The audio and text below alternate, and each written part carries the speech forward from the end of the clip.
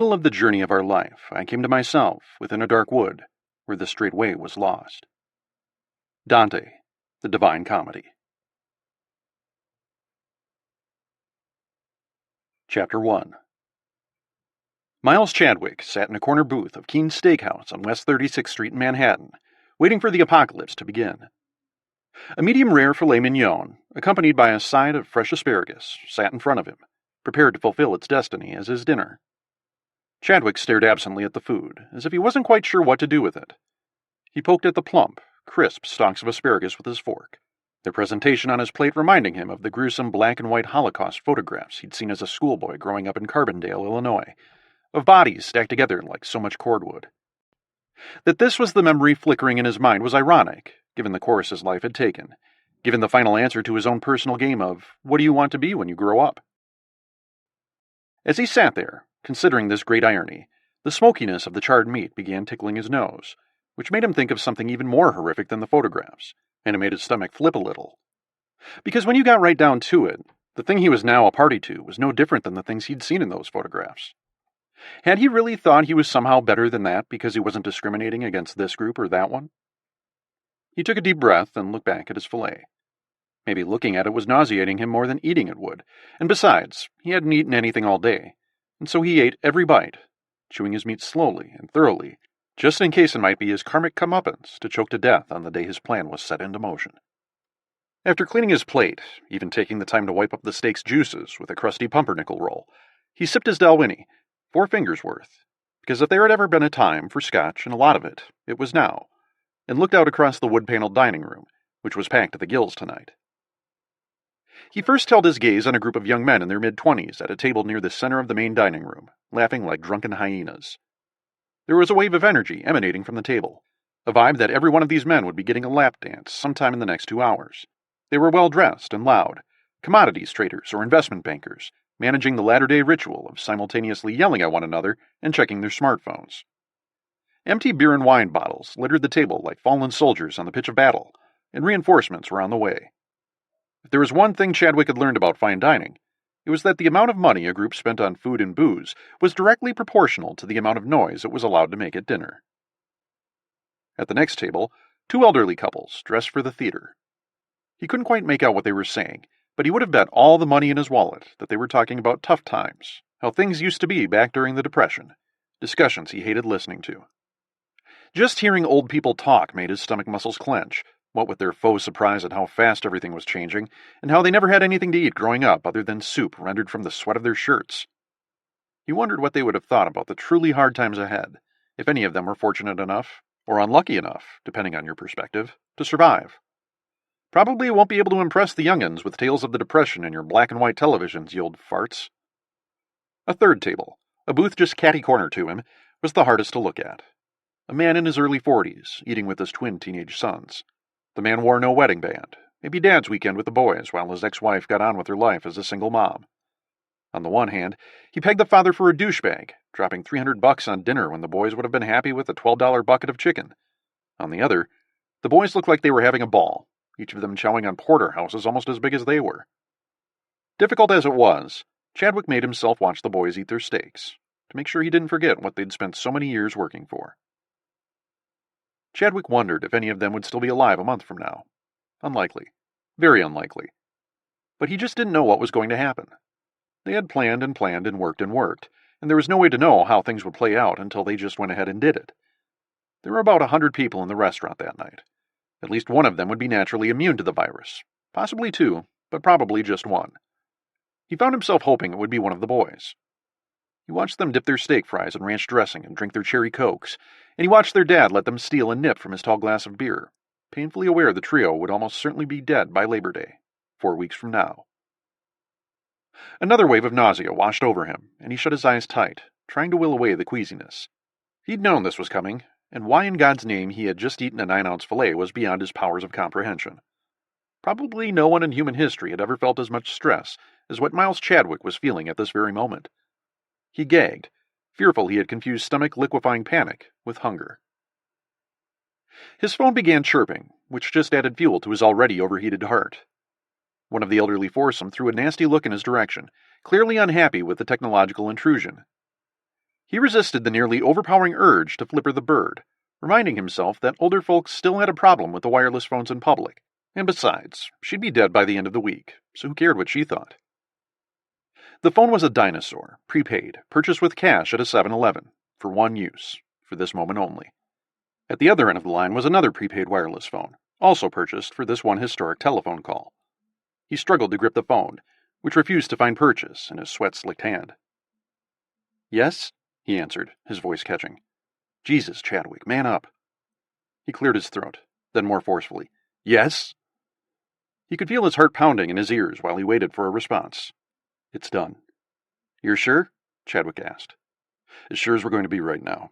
All canisters were deployed without issue or interference."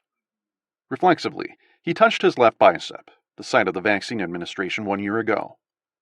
He would have bet anything that the caller had just done the same thing. Now they'd see if things unfolded as they predicted.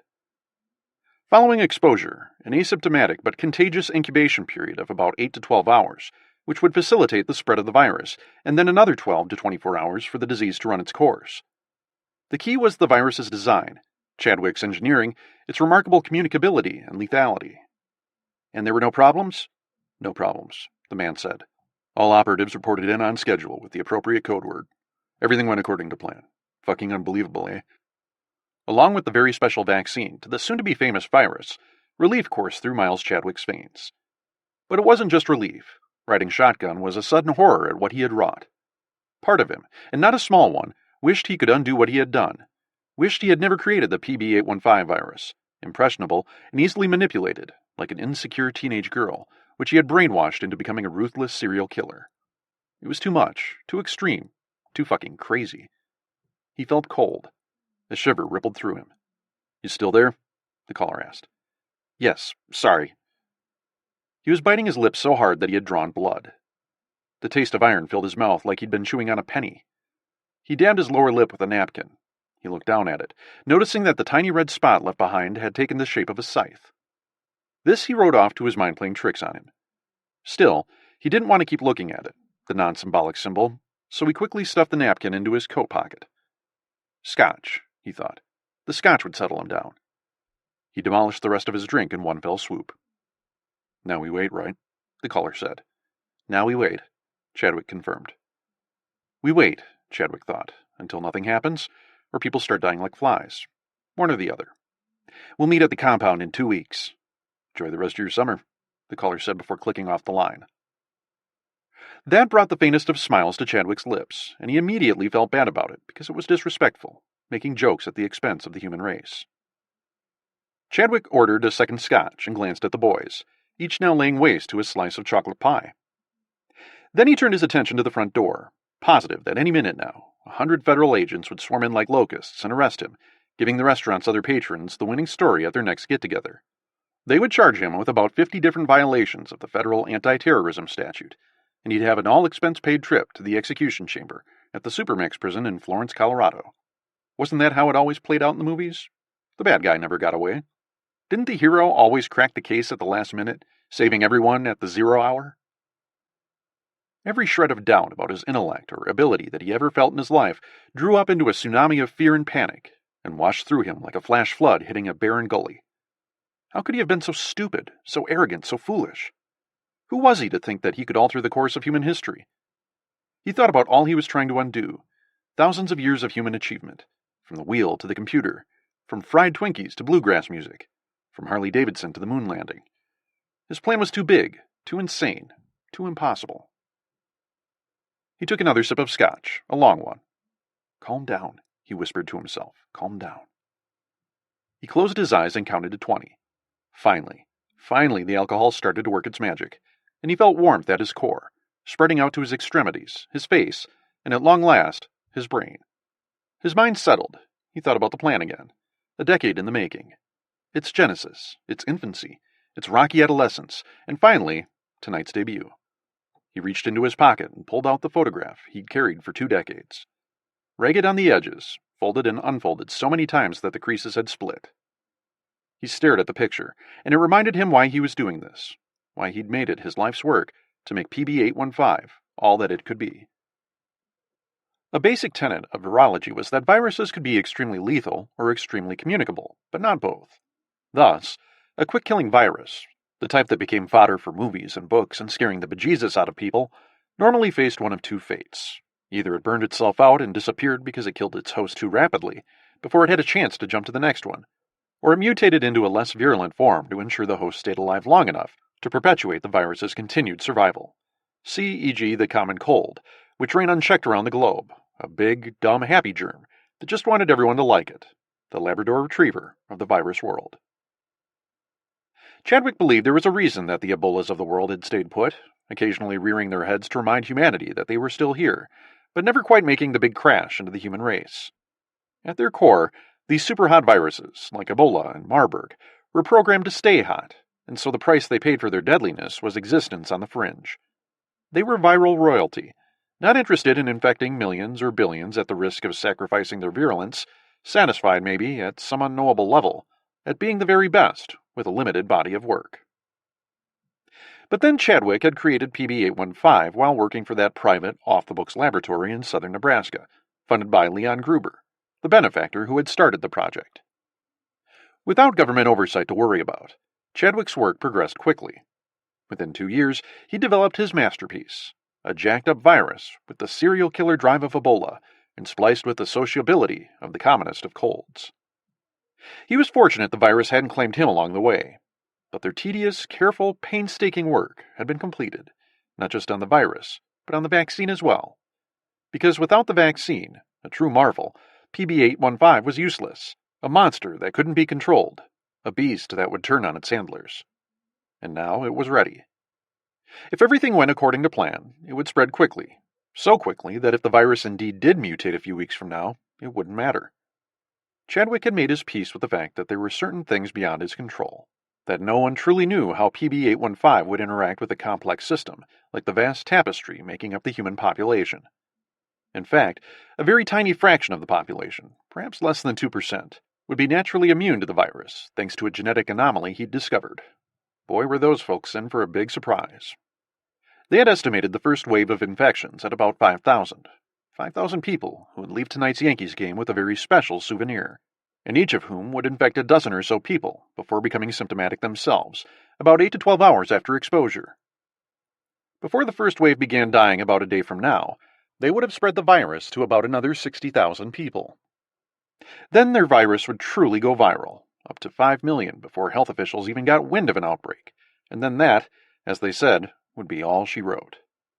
And he wasn't even counting the supercarriers, the ones who would board airplanes and buses and trains and subways and expose hundreds, if not thousands of people in one fell swoop, and send the virus to the 4 points of the compass, aboard the transatlantic flights to London and Paris and Johannesburg, the westbound airliners to Tokyo and Sydney and Beijing, on the morning shuttles to Chicago and Washington and Los Angeles and Houston, cutting any effective quarantine attempts off at the legs. Miles Chadwick held up his tumbler of scotch and silently toasted the noisy dining room, a eulogy for a world that had ended at Yankee Stadium during the second of a 3-game series between the Bombers and the Red Sox. The teams tied for first place, with 8 weeks to go in the regular season, the baseball universe in its proper order. Chapter 2.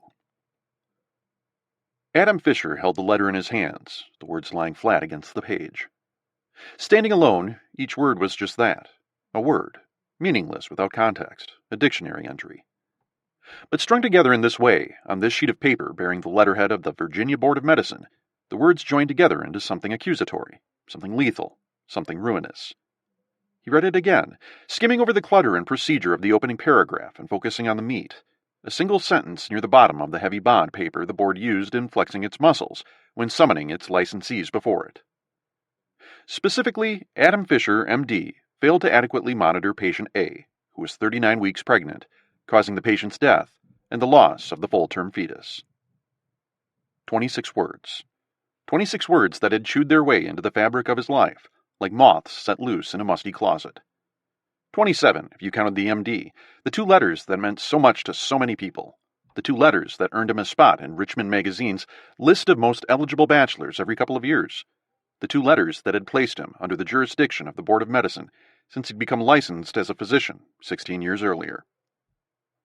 He set the letter down on his blotter and leaned back in his chair. He was in his private office at the Tuckahoe Women's Center, on the campus of the Henrico Doctors Hospital, a few miles west of downtown Richmond, Virginia. It was early, a little after 7, and the office was still quiet. The day promised a full slate of expectant mommies, menopausal grandmothers, teenage girls embarrassed by their mothers, hell-bent on getting them birth control. Adam hadn't slept since the letter from the board had arrived in yesterday's mail. Of course, he'd known it was coming since that awful day the previous November. It was like waiting 8 months for a punch in the stomach, a punch you knew was going to drop you and take your breath away, but one that you couldn't do anything about. His gaze drifted up to the large corkboard pinned to his wall, every square inch covered with photographs, the faces of countless babies staring back at him, children he'd shepherded into the world. He'd never planned to start the baby board, as it was known in the office, but early in his career, following a patient's difficult but successful delivery, the new mom had sent him a photo of her healthy baby. Not knowing what to do with it, Adam pinned it to the new corkboard, an office accoutrement he hadn't found a use for yet. A week later, another patient saw the picture during her last office visit before delivery, and she too sent a photograph of her newborn, and it grew from there. Not every patient sent in a picture, but many did, and in 16 years, the board had filled up, getting more and more crowded until it looked like a giant group shot of a baby rave. Adam started each day with a quick look at his body of work, at the chubby babies, the skinny ones, preemies, late arrivals, the Down syndrome babies, the healthy babies, black babies, white babies, Asian babies, Latino babies. The oldest, the very first picture on the bulletin board, was in high school now. The newest photo was of a little boy born about 3 weeks ago. 2 of the babies on the wall had since died, one of leukemia at the age of 9, the other in a car accident before her first birthday. Neither mother was his patient anymore. Adam didn't know if it was appropriate to keep those photos up, but he couldn't bear to take them down, and so there they remained. He thought about patient A again, who said at her last appointment that she couldn't wait to send in her picture for the board. At 7:45, he changed into a spare pair of khakis and button-down Oxford he kept at the office, and eyed the worn couch in the corner, a holdover from the old apartment he lived in during med school. He'd been up for 24 hours, but Adam had never needed much sleep, a useful skill for a doctor. It would be more for the brief escape from this new reality of his. He rubbed his eyes, ran his hands against his closely shorn hair, decided against the nap. He sat back down and read the letter again. For the 100th time? The 1000th? He didn't know. A knock on his open office door interrupted him, and he felt a burst of heat run up his back, as if someone had caught him looking at internet porn. He briefly debated stuffing the letter in his desk, but then it would look like he was trying to cover what he was doing, and then it would look like he was admitting he was guilty of the terrible thing the letter was accusing him of, that he had, in fact, failed to adequately monitor patient A, which, of course, was a euphemism for killing patient A and her unborn baby, who had been doing just fine, thank you very much, until Dr. Adam Fisher had gotten his incompetent hands on them. During a professional ethics class he'd taken his last year in medical school, one of those weekly classes he frequently skipped, Adam had been required to observe a hearing before the Board of Medicine. It was a scared straight sort of thing, designed to remind these fledgling doctors that they should avoid the board offices, unless they'd made the right kind of friends and gotten themselves appointed to the board itself. Adam couldn't even remember what the respondent, an oncologist, or was it a cardiologist, had been charged with. He'd gotten there late, a little hungover, and could barely manage to stay awake during the interminable hearing. He remembered very clearly thinking that would never happen to him, feeling a certain detached pity for this poor sap before the board. 4 doctors and 1 chiropractor. A chiropractor, for God's sake. Medicine's equivalent of a snake oil salesman, second-guessing his life's work. He looked up and saw Joe McCann standing in the doorway. He was a large man, and despite having rounded the turn toward his 70th birthday, he was still blessed with a shock of thick red hair topping his huge dome. This was his medical practice, now in its 4th decade of serving the Richmond area. He didn't work a full schedule anymore, but he still had his finger on the pulse of what his 6 physicians were up to. "Morning," Adam said. He didn't try to put on airs or pretend like nothing was wrong, because Joe would have sniffed it out in a heartbeat. Worse, he would have felt like his intelligence was being insulted, and there was nothing the man hated more. "How you doing, son?" McCann asked. So he knew. Of course he knew. Did Adam really think he wouldn't know? McCann had friends everywhere in the medical community, including, but not limited to, the Virginia Board of Medicine. Besides, there was nothing secret about the board's notice for Adam L. Fisher, M.D., to appear on September 9th, some 5 weeks hence. It was public record, out there for all eternity. So even if Adam was fully exonerated, that notice would be out there for all to see. A little whisper in the ear of a prospective patient who decided to check Adam out, telling her the terrible story of patient A. Adam was a little relieved McCann knew. It was out of the way, and Adam was spared the humiliation of having to knock on McCann's door like a kid who'd smashed his neighbor's window with an errant baseball. Adam took a deep breath and let it out slowly. "I've been better," Adam said. "I know, son," McCann said. He addressed each of his 3 male doctors as son. "We'll get through this. It's a bullshit charge, but you can't let it eat you up like this." "I'll be okay," Adam said. "The work will keep my mind off of it. We're loaded up with Amanda on maternity leave." McCann closed the door and dropped his big frame down on Adam's couch. He leaned forward, propping his elbows on his knees. "Here's the thing," McCann said. "I've been thinking about this a lot. I want you to take a little time off so you can deal with this thing. Get your head straight. I have every confidence the board will clear you, but you're no good to me while you replay every moment of that night, every minute of the day." Adam looked at his boss, his mouth agape. "Are you firing me?" Adam asked, his voice small.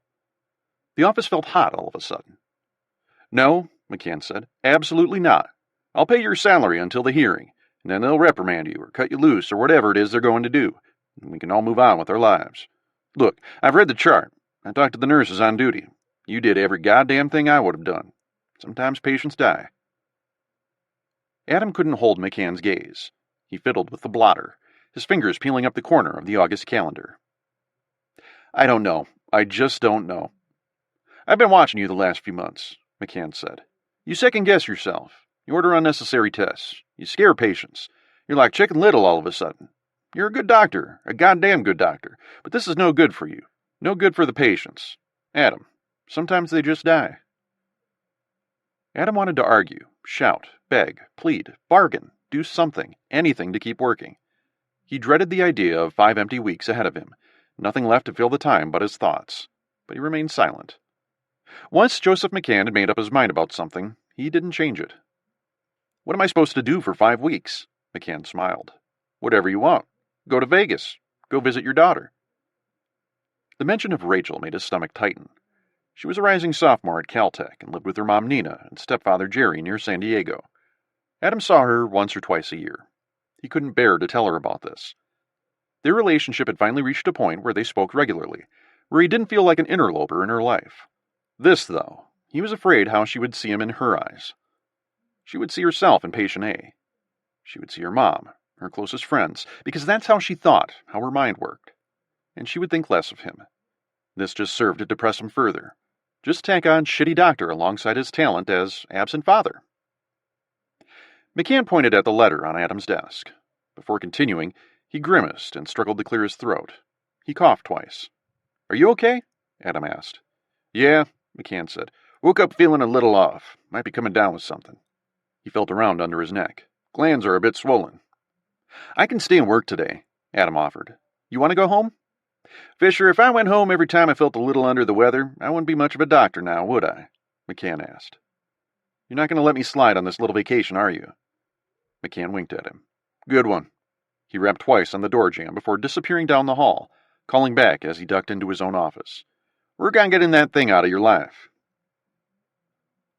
He drove home slowly, sticking to the city streets, thick with rush hour traffic headed toward downtown Richmond, for another workday under the broiling August sun. This time of year, the traffic was made up of 2 groups of people, those who'd already been on vacation and were already missing it, and those who'd yet to escape on their summer getaway. Adam turned south on Robinson, rolled by Buddy's Bar and Grill, one of his old med school hangouts, when life had been so much easier, his whole career ahead of him. Traffic slowed at Robinson and West Gray Street, and Adam coasted to a halt. The oscillating lights of emergency vehicles in the intersection flickered silently in the morning steam. 2 paramedics worked to load a stretcher into the ambulance bay, and a police officer directed traffic down a side street. In the middle of the intersection, the mangled remains of a motorcycle and the spider-webbed windshield of a Ford Taurus parked at a crazy angle. Adam rolled down his window as he approached the officer. He was stoutly built, his beefy arms straining against the short-sleeved police uniform. "I'm a doctor," Adam said to the man. "Need any help?" "Nah, thanks," the officer said. "Car versus motorcycle. Dumbass wasn't wearing a helmet. DOA." Adam sighed. Callous as his words might have been, the officer was correct that the biker had been a dumbass. Sorry to hear it, Adam said. Thanks anyway, Doc. Another block south, he turned right onto Floyd Avenue and found a spot just in front of his 2-story brownstone. The premier parking spot was, to Adam, a pretty shitty attempt at evening the cosmic scales. Yeah, so your career is on the line and you just drove by a fatal car crash, but how about that primo parking spot, Big A? Still, if that was all that the universe was prepared to offer him today, then he would take it. Maybe, just maybe, this good parking spot was the bloop single, triggering a long streak of good fortune. He checked the mail and made his way up the front walk, past a small yard, roasted to a burnt orange, the product of another hot, dry, merciless summer in central Virginia. Maybe the planet was warming, and maybe they were all roasting themselves 1 barrel of oil at a time. Or maybe it was because the world was such an angry place these days, and a hot, angry planet was just what mankind deserved. He'd bought the place just after finishing medical school, when he learned he'd been matched with the Virginia Commonwealth University Hospital in downtown Richmond for his OB-GYN residency. After a childhood spent in Culpeper County, a rural stretch of horse farms and not much else in central Virginia, he'd grown to love city living, in no small part because his father Jack, an accomplished computer scientist and giant prick, hated it so much. His house was in a historical neighborhood of brownstones and Victorian-style mansions called the Fan, so named because of how its half-dozen or so main streets fanned out from a center point near the VCU campus. He liked its feel, of sitting on his porch and drinking a cold Sam Adams when he wasn't on call, smoking the occasional cigarette, even though he was a doctor and, of course, he knew better. In the evenings, he liked walking around the corner to pints and pies and eating pizza while listening to the local music scene. Sometimes, he'd make the acquaintance of a young lady, and that would last a few weeks or a few months, long enough to make him realize she wasn't the one either. He liked his strange hippie neighbors, the poet on his left, the alternative fuels guy on his right. As he let himself in, he took note of how quiet it was. He wasn't here often on weekday mornings, and so he wasn't especially tuned in to the neighborhood's weekday rhythms. The whole neighborhood was ghost-like, a shadow of its normal self. He didn't see any joggers or stay-at-home moms pushing their strollers like he expected. It unnerved him a little. Quiet mornings in the beach cottage, those were different, when the lines on the calendar dissolved. The silence spurred him on, urging him to pack quickly. He threw clothes and toiletries into an overnight bag. A stack of unread novels stood precariously on his nightstand, books he'd collected during his trips to the various local bookstores, and he imagined himself sitting at the water's edge, lost in a long book, his feet buried in the wet, shifting sand.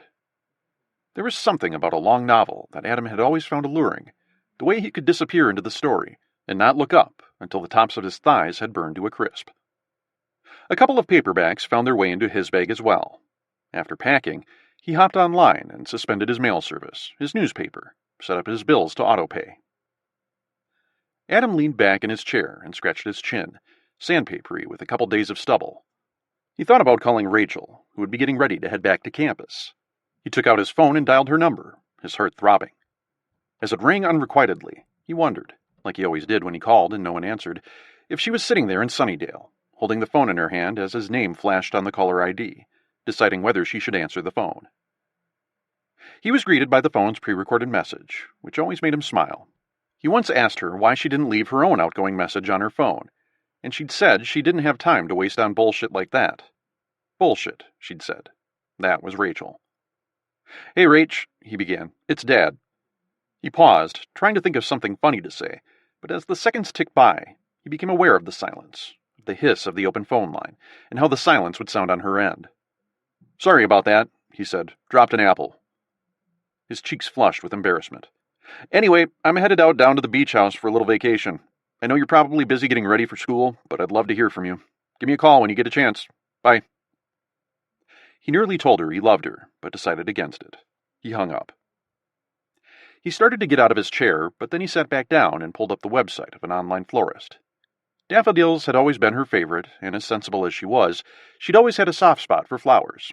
He found an arrangement he thought she would like, cursed at the outrageous price. Really, $79 for 8 flowers in a cheap glass vase? He raced through the order, pausing at the screen asking for a personalized message. "Rach, I know you'll do great this year. Love, Dad." He left it at that. Adam left Richmond a little after noon. It was about a 5-hour trip, taking him south-southeast through tobacco country for about 175 miles before doglegging east toward Wilmington on Interstate 40. It rained lightly, off and on, for most of the first half of the drive. Adam passed the time by imagining where each driver was headed. He stopped once, just east of the I-95 I-40 junction, for fuel and a gas station hot dog, a guilty pleasure he admitted to no one. He ate in the shade of the pump island as the nozzle delivered its payload into his gas tank. The concrete shimmered in the heat, cooking the scraggly weeds poking up through the zigzaggy cracks here and there across the tarmac. A tired-looking banner strung across the building's facade announced the sale of a $50,000 Super Lotto ticket, and Adam wondered about the type of person who would be swayed to buy a lottery ticket by the display of such an advertisement. The crumpled-up remains of his lunch flew into the wastebasket. He imagined himself burying a three-pointer to bring the Wizards their first NBA title since the 1970s, and he got back on the road. It was murderously humid, the sky a hard blue, the kind of day that would fire up big thunderheads by dinnertime, scaring the beachgoers off the sand and into their cottages and condos, the ones with any sense anyway. Even on full blast, the air conditioning strained to keep the car cool, and he grew impatient, the little boy in him wondering when the hell they were going to get there already. Traffic was relatively light as he made his way southeast. The southern North Carolina beaches were still a relatively well-kept secret, and the easy access always made for a relaxing start to a vacation. A little after 5, he turned east off Route 17 and rolled past the vegetable stands and crumbling post-war ranch houses toward the coast. A few minutes later, the white causeway leading to the skinny island of Holden Beach arced up in Adam's windshield. To the west, the sky had darkened, a line of purplish clouds with mayhem on the brain. They looked like a giant bruise on the sky, a harbinger of atmospheric violence to come. He stopped for groceries and supplies at the big store just before the causeway. Might as well get it out of the way, he thought. He bought steaks, chicken, ribs, sausage. He scoured the less than impressive produce aisle because after all that meat, he'd need something to keep the plumbing clear. He stocked up on chips and cookies and beer. As he made his way up and down the aisles, grabbing batteries and pancake mix and bacon, magical, delicious bacon, and whatever his heart desired, his body loosened, his mind decelerated. His Explorer stocked with groceries, Adam climbed the causeway slowly, taking in the Atlantic Ocean ahead, gray and choppy on this summer afternoon. Humid air wafted through the open windows, the salty brine tickling his nose. He could hear the waves, the sound of the ocean, of this monolithic thing, forever there, and he could feel his blood pressure drop. Once he was on the island, he picked his way past the quaint post office, past the sign announcing Turtle Patrol Thursday night, 7 p.m., before turning west along Ocean Boulevard. Since it was a weekday, not a turnaround day, the traffic was light on the island's main drag, and he covered the remaining miles to his cottage in the blink of an eye. He was careful not to speed, though, because if there was anything the Brunswick County Sheriff's deputies loved doing, it was ticketing speeders. Folks who would never come back to contest the charge 6 weeks later, long after the vacation had ended, and they were knee-deep in the routine of their everyday lives. The house was one of the older ones, a gray, weather-beaten A-frame, right on the beach, built in the 1960s by Adam's grandfather, Donald Fisher, plank by plank. He had died when Adam was 5, leaving the house to Adam's father. And because Jack Fisher, a computer scientist by trade, was nothing if not thrifty, Adam had spent many summer vacations and spring breaks and Christmases here as a kid, so many that he began to resent the place, because would it have killed his dad to take him to Disney World or Hawaii or California just one time? Jack Fisher was a difficult man who never recovered from the sudden death of Adam's mother, and he used the house as a drinking oasis, a place for him to escape the disappointment that was his life. He brought Adam here because he could let him run on the beach while he sat in the rickety old rocking chair on the deck, drinking can after can of Pabst Blue Ribbon. As he got older, Adam grew to appreciate Holden more, and when he got his driver's license, he started coming down here on his own and taking care of the place, which was fine by the senior Fisher.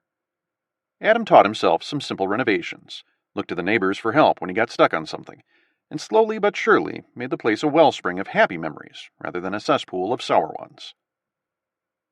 After turning on the water main at the front of the house and a quick exterior inspection, Adam let himself in, finding the house to be in relatively good shape, if not a little musty. He went from room to room, checking window seals, looking for yellow stains in the ceiling, the telltale sign of water damage, finding none. A few bulbs had burned out since he'd last been here, but otherwise, the place just needed a good airing out.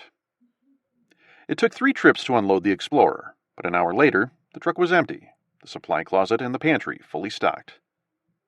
The approaching thunderheads had dissolved, leaving behind a checkered sky of clouds and sun. Adam stretched out on one of the weather-beaten Adirondack chairs on the back deck, looking out over the ocean, cold beer in his hand, a portable cooler stocked with a six-pack next to him. He'd brought a paperback out here with him, the latest Dennis Lehane, but he was content to watch the ocean and the sunbathers dotting the beach like brightly colored hermit crabs scampering across the sand. He stayed out on the deck all evening, drinking his beer, slapping at the lazy mosquitoes droning around him. For the first time in nearly a year, patient A seemed very far away. Chapter 3. "It's over, Freddie," Richie Mattis said. "You understand what I'm saying, right?" Freddie Briggs was seated on the ridiculous rattan couch in their sunroom, barely aware of his wife Susan's hand at his back, caressing him, trying to calm him down.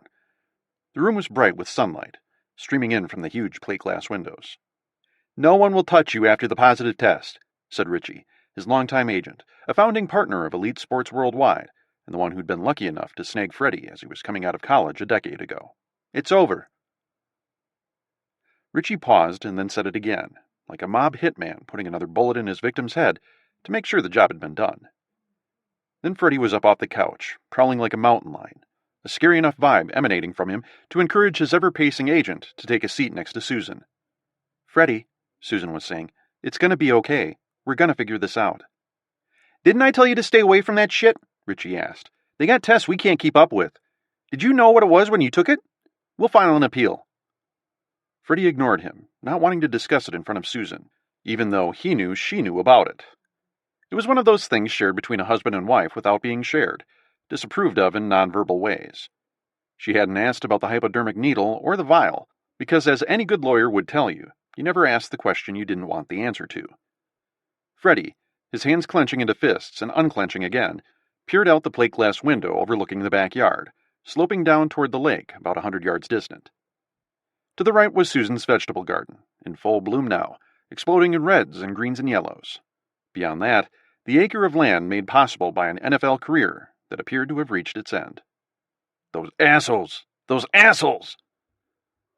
He never thought he'd be the guy to get busted, but there he was, 32 years old, trying to make it back from his second reconstructive knee surgery, on the same knee no less, in 3 years. He wanted to tell Richie and Susan that the trainer he'd hooked up with in February had told him that they didn't test for that substance, which helped him recover from workouts faster. But the truth was that the guy had said that they couldn't test for it. And Freddie just wanted to believe him so badly, because the only thing that was going to get him another chance with the league was to make his body as hard and fast and strong as it had ever been. Then they pulled him for a random urine screen, 2 weeks ago, just before the camps were about to open, just before he expected to get a call from Richie telling him that it was going to be Chicago, or Houston, or maybe New York, that wanted to bring in the great Freddie Briggs to shore up a defensive line. And Mattis had called, this morning, in fact, saying he was in Smyrna, meeting a potential client, and that they needed to talk. When he got to the house, there was no indication that there was anything wrong, even though he was pacing, because he was always pacing. No clue he was planning to tell his most famous client the news he didn't want to hear, the professional athlete's equivalent of finding out the mass was malignant and that there wasn't anything else that could be done. Freddie picked up an empty rattan chair and swung it around like an Olympic hammer before launching it through the sliding door. The door exploded like a starburst, shards and splinters of glass blowing out onto the composite deck. "Freddie!" He left them there, the sunroom silent but for the tinkling of the broken glass, back through the galley kitchen, the office, and through the family room, past his girls Caroline and Heather, sitting on the couch watching Tangled, oblivious to what was going on around them in the way that kids were. He stopped at the front door, his hand on the knob, and debated just sitting with them as they watched their movie, but he couldn't. He couldn't breathe in here. He climbed into his truck and drove off. He rolled past the huge homes in the subdivision, occupied by doctors and bankers who were good enough neighbors and had long ago gotten used to the idea of the NFL star next door. He wasn't sure where he was going, only sure he couldn't be inside his house anymore, in front of Richie, in front of Susan, who would be so disappointed in him for cheating, because she told him many years ago that she hoped he never thought he would need to do that. Near the center of town, he turned down Walker Street and into the gravel parking lot of the Ugly Duckling, wedging his mammoth SUV next to a Ford F-150 with the naked lady mud flaps, super close, almost hoping its owner would give him a hard time for parking so close to his beloved pickup, because it had been a while since Freddie had been in a good fight. Freddie stamped across the dusty gravel parking lot and burst through the front door, feeling every bit the cliché of a man seeking to drown his sorrows in drink. His size and presence always drew stares, even from people who'd known him for years. He strode up to the Long Oak Bar and asked Sal, the proprietor, for the wild turkey.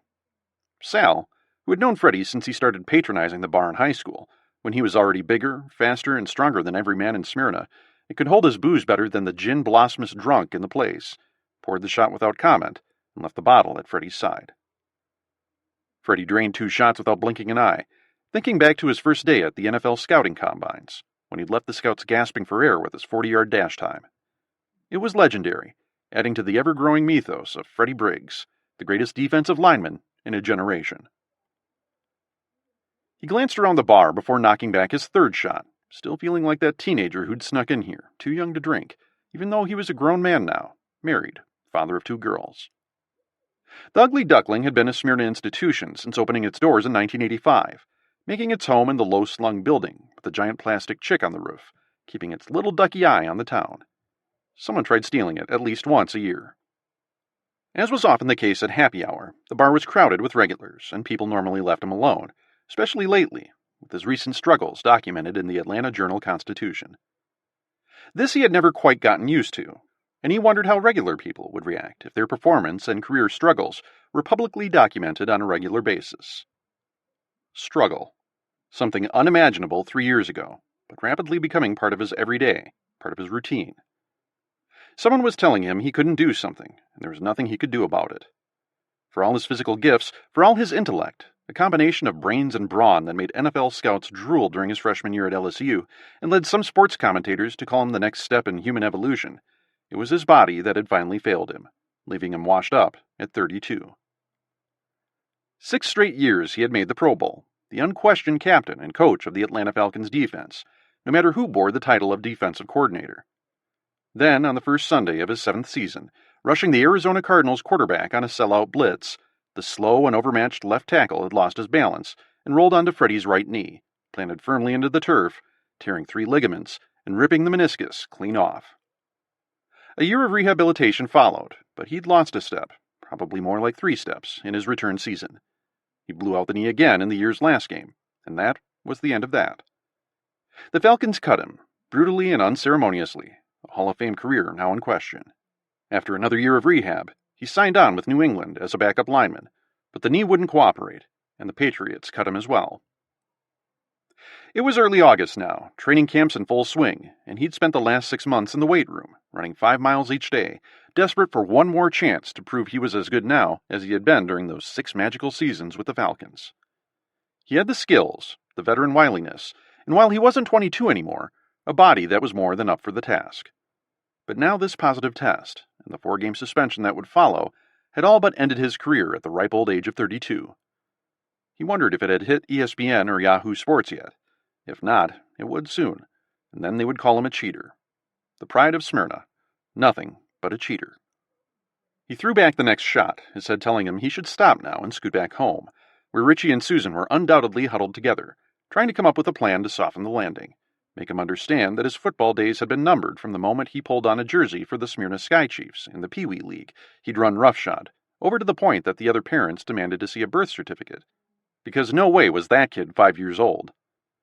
They would tell him a pro football career had a half-life, that there was life after football, and he should be thankful he was leaving the game with nothing worse than a couple of bum knees. He took a deep breath, slightly buzzed now, fully aware of the cliché he'd become. The ex-jock unable to let go of his glory, marinating his sorrows at the local watering hole. The reality was he didn't even need to be here to get drunk. He had a fully stocked bar in their media room, where he'd studied game film. But he couldn't be at the house anymore. Just being inside its walls was suffocating him, as if the oxygen had been sucked clean out of the house. Freddie became aware of a presence beside him. Another bar patron perched atop the cracked vinyl, covering the ancient bar stool, rotated just so, his right elbow propped up on the bar. From the corner of his eye, Briggs took in his new neighbor, and his heart sank. It was just not going to be his day. It was Randy Ferguson, Campbell High School's ex-assistant football coach. He'd lost his job a year ago, after he'd been found in the back of his van with a cigar box full of weed and a 15-year-old cheerleader in an inappropriate stage of undress. Ferguson had been another one of Smyrna's shining football stars. Not the wonderkin Briggs had been, but Division I material nonetheless, an outside chance to make it to the NFL as an offensive lineman. That dream had ended when he'd fractured 2 vertebrae in his neck during his sophomore season at Alabama, and Ferguson had never quite made his peace with that. His hand was wrapped around a bottle of Coors Light, sweating condensation, the droplets catching the light from the bar just so. He was taller than Briggs and heavier, although Ferguson's current mass owed more to beer, pizza, and cheese fries. Over the years, he developed a reputation as a bit of a brawler, but the fights always went one of 2 ways. He either knocked his opponent down with one swipe of his meaty mitt, or the brawls degenerated into a slow dance to nowhere. "So, Freddie," Ferguson said, "how's the comeback going?" Freddie rubbed his eyes slowly, cursing his luck. If there had been a list of fucking people he didn't feel like dealing with, Randy Ferguson would have been near the top of it. And he'd have to just sit here and take it, because getting up and walking out would be just what Randy Ferguson would want. It would signify that Ferguson had won some battle in the eternal war between the 2 men, a war waged exclusively in Ferguson's head. Freddie and Ferguson had passed each other on the ladder to success, and Ferguson had never forgotten it. "Fine," Freddie said. He poured another shot and threw it back. "Been seeing you out running," Ferguson said. "Yeah, putting in the miles, but let me ask you this. Ain't training camps already started?" Ferguson was drunk, talking loudly, his cheeks flushed, and his southern accent even more pronounced than usual. The volume was due in part to the booze, but it was intentional on a certain level, because Ferguson wanted nothing more than for Briggs to crash and burn, for his star to burn out, and he wouldn't have to hear about Freddie Briggs anymore. Another shot. Freddie's head started to swim a little bit. He hadn't touched alcohol in 6 months, and it was hitting him harder and faster than he'd expected. He took a deep breath and let it out slowly, scanning the crowd in the mirror mounted behind the rows of bottles, standing a vigilant watch. Every single person was watching the confrontation unfolding in front of them. All knew there was no love lost between the 2 local legends. "You know they've started," Freddie said. No point in dancing around the issue. Maybe he'd take the wind out of Ferguson's sails, and the loser could get back to drinking himself to death, or selling meth to underage girls, or whatever it was he did all day. "But I thought this was the big comeback year," Ferguson said, his observation coated with ice and snark. "Hometown hero makes good." "Go fuck yourself," Freddie said, his own voice booming. He poured another shot and held the glass up to Ferguson. "Cheers." "Go fuck yourself," he repeated. Ferguson spun around to face the crowd, his beefy arms spread out theatrically. Beer sloshed over the lip of his glass, splashing Freddie's arm. "Everyone hear that?" Ferguson said. "Smyrna's golden boy has forgotten his manners." He turned back to face Freddie, close enough for Freddie to feel Ferguson's beer-soaked breath breaking across his face like a fetid tropical wind. "Is that it?" Ferguson asked. "Have you forgotten your manners?" "Not today, Randy," Freddie said, turning back away from his tormentor. "Oh, I think today is a perfect day for it," Ferguson said, poking 2 meaty fingers into Freddie's shoulder. "Perfect day to teach you some fucking manners." Freddie refused to look at the man, focusing his gaze on the beer taps in front of him, trying to ignore the growing heat in his belly. "You listening to me, fuckstick?" Randy said, another poke in Freddie's shoulder, this one more forceful. "Or are you Hall of Fame types too good for us regular folk?" Freddie's right hand, palm open, exploded into Ferguson's sternum, knocking the drunk man off balance. Ferguson toppled over and hit the floor with a huge crash. The floor shook like a minor earthquake had hit the place. The big man climbed back to his feet, more quickly than Briggs had anticipated, and, perhaps emboldened by the day's consumption of beer, rushed Freddie's right flank like an angry bull rhino. Ferguson connected solidly, and this time both men sailed to the ground in a heap. Freddie landed first, his left arm extended as Ferguson's mass drove him to the floor. The men rolled around, their arms and legs entwined like giant sequoias tangled together. They crashed into small 2-top tables, sending pitchers of beer and glasses to the floor, where they shattered in a tinkling symphony. The heat in Freddie's belly exploded, like leaking natural gas catching a spark. He could feel the big man tiring. As big as Ferguson was, he was woefully out of shape. His rapid punches grew exponentially weaker, and Freddie could feel him gasping huge lungfuls of air. Freddie wrapped his good arm around Ferguson's midsection, flipped him over like a side of beef. Then he leapt astride Ferguson's midsection and delivered a right cross to the man's face, his big fist slamming down like a pile driver. The punch crashed into Ferguson's nose, squashing it like an overripe tomato. Ferguson grunted as a tincture of blood bloomed outwards from his face, holding its shape, a crimson rose, for an instant, before raining down on his shirt in a messy splatter. Freddie reared back to deliver another blow when he heard a commotion behind him. A quick turn of his head, some movement in the corner of his eye, and that was when he felt a sharp burning sensation at the back of his neck. His entire body seized up, like his brain had issued his muscles a lockdown order, and that was when the world went dark. Interlude. From selected Twitter accounts. #flu. August 6, 1:16 p.m. to 1:18 p.m. Eastern Daylight Time. @RoseLover. Worried about my neighbor. He was CO flu symptoms yesterday. Ambulance came today. Hope he's better soon. #Bronx. #influenza. @Abby Weinstein. I live in the Bronx. A lot of my neighbors are really sick. Maybe #flu? @New York Hot Mama. Boss is sick with flu. Got to leave work early. #booyah. #Philly. @Big Rigger. This flu's hitting me hard. Scheduled to head out on long haul tomorrow. Wish I could rest up, but gotta work. @GoYanks55. Feel like shit. Thought it was too early for flu season. LOL. @LovePS3. Summer school canceled this afternoon 'cause Teach is sick with flu. Hells to the yeah. @Tom Zapata. #doctors out there. Saw a weird strain of flu-like illness in Queens last night. Hit me with that reply if you've seen it. @BloggingBobby. Rest in peace, Carl Hubbard. My uncle died today of the flu. Came out of nowhere. From CNN's Facebook page. August 6, 3:31 p.m. to 3:33 p.m. Eastern Daylight Time. CNN is tracking a possible outbreak of influenza in the Northeast. Do you or does someone you know have the flu? Leave a comment. Louis Beltran.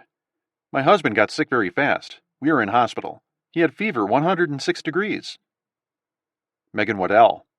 I'm an ER nurse in the Bronx. We were slammed overnight with patients. High fevers, pneumonia-type illness, multiple deaths. Scared.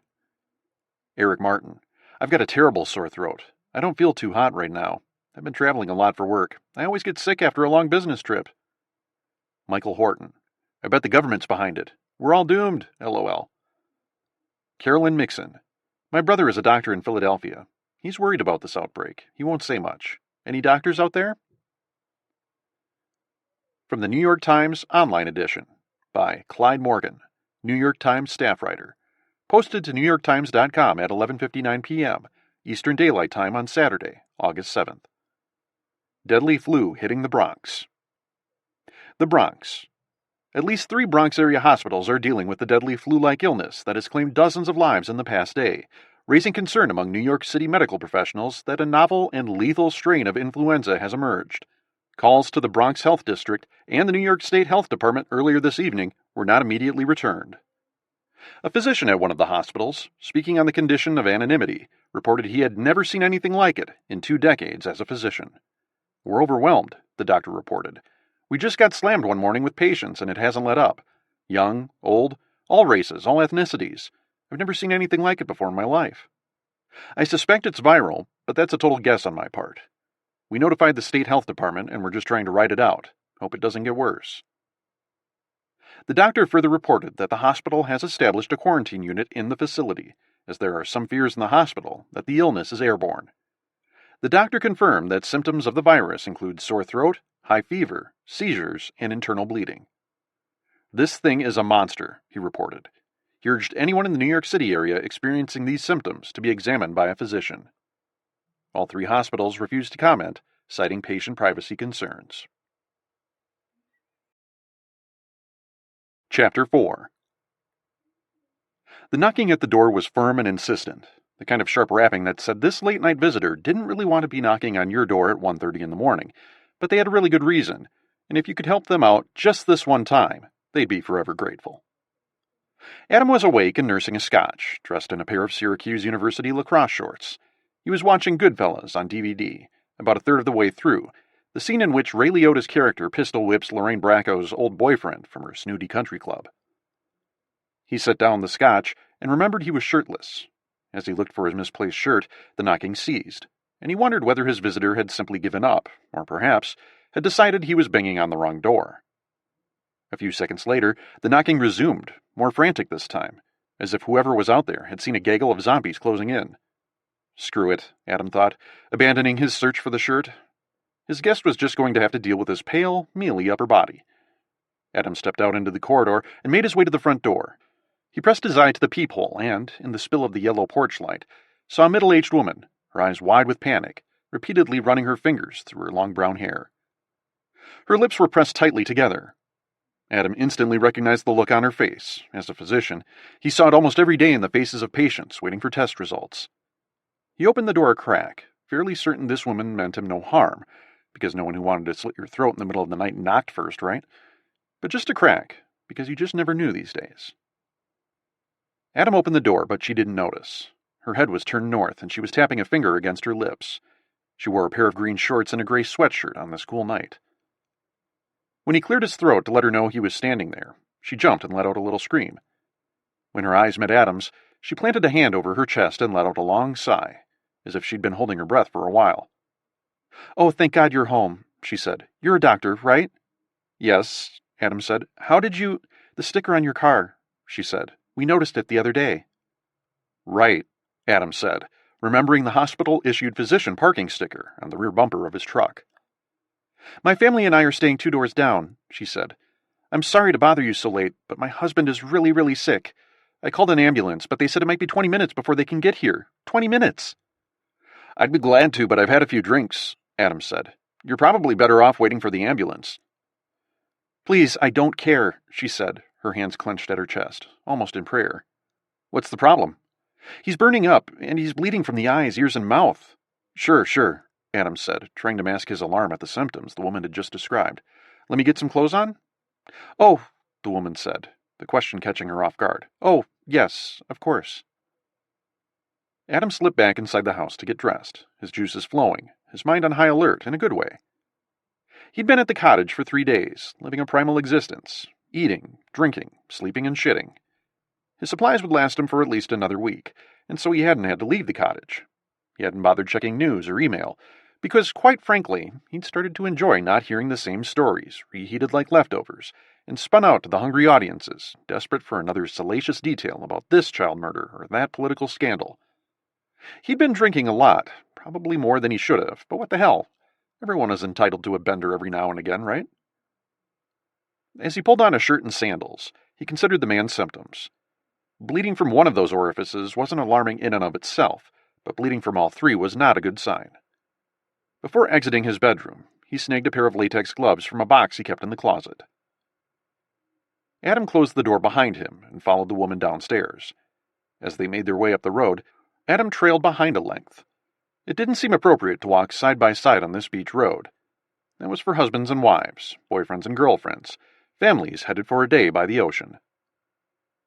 They walked in silence for another 20 yards, and she turned up a wide driveway leading to a large home, her pace quickening as she slalomed around a Toyota Sequoia parked in the carport. The home was set closer to the water than Adam's cottage, and it provided a spectacular vista of the ocean. The moon was full tonight, a large coin hanging in the inky blackness of space, its shine cutting a long, shimmery path across the top of the water. The night was awash in the crash of waves against the beach, just a little bit to their south. By the time they'd made it up to the expansive front deck of the house, she was weeping, her shoulders heaving up and down. "What's your name?" Adam asked as she swung the screen door open. "Katie," she said. "Katie Sanders. We're from Annapolis." "I'm Adam Fisher," he said. "It's nice to meet you, Dr. Fisher," she said. "Hey, we're on vacation," he said. "You can call me Adam here." This earned a smile, Adam was relieved to see. He had no idea what was in store for him on the other side of this door, but things would go a lot more smoothly if Katie Sanders remained calm. "Sorry for busting in on you like this," Katie said. "I just didn't know what to do. He started getting sick at lunchtime. It seemed like he was just coming down with a cold, and then things just went down from there. I've never seen him so sick. I've never seen anyone so sick." Adam nodded. "Let's go in and have a look." Adam knew things were bad, possibly even worse than Katie Sanders from Annapolis had feared, as soon as they stepped inside. They were in the kitchen, quiet but clean, bright and awash in fluorescent light. Peninsula-style countertops separated the kitchen from an eat-in area and served as the home base for the array of snacks fueling any good beach vacation. A large bag of potato chips sealed shut with a plastic chip clip that looked like a pair of bright red lips. 2 trays of store-bought cookies were stacked at the edge of the counter, a 6-pack of bottled water, and 2 bottles of wine. Despite the home's outwardly cheery appearance, the air was stuffy and rank, the sweet stench of something that has just turned over hanging thickly in the air. He hated the smell, not because it nauseated him, because it didn't, but because it meant he had already lost. He knew the smell from his hospital's intensive care unit, where his patients occasionally ended up and often never left. It was subtle, like a woman's perfume dabbed on the inside of her wrists, easily missed. It was the smell of death. "He's over here," Katie said, pointing toward a room around the corner from the kitchen. Adam crossed through the living room, where 2 teenagers sat on the floral print couch. The older one, a girl, had her knees drawn up to her chest and was chewing her nails. Her brother, maybe 13, was sitting next to the girl and was staring at his hands. The television was on, tuned to CNN, but the volume was muted. "These are our kids," Katie said. "Lee and Chris." Adam nodded toward them. He didn't see the need to dispense empty pleasantries. They nodded back, in simpatico with Adam's desire to remain silent. A pathetic moan from the bedroom broke the silence. The girl drew her knees in even more tightly, as if she was trying to make herself disappear, and tears began streaming down her face. The boy sat stone still, his eyes down, his hands folded on his lap. "Is he going to be okay?" the boy asked, never looking up from his hands. "I'm here to help," Adam said. He had not answered the boy's question, defaulting instead to a weak platitude that didn't mean a whole hell of a lot. He didn't know what else to say. Maybe something stronger, a potent elixir of encouragement that would have eased these kids' worrying, but he couldn't bring himself to do it. "Doctor?" she said softly, dipping her head toward the closed bedroom door. She rapped twice on the door and called out, "Terry? Honey, I've got a doctor here to see you." She swung the door in toward the bedroom. From his vantage point at the threshold, Adam could see a figure prone on the bed, buried under about 10 blankets. The odor was stronger here, a sourness in the air. Adam pulled on the latex gloves and approached his patient. "Terry?" Adam said, sitting on the bed next to the man. "I'm Dr. Fisher. Your wife says you're slacking off on the chores, wants me to make sure you're actually sick." The man did not respond, but it did draw a half-chuckle, half-sob from Katie Sanders. It never ceased to amaze Adam.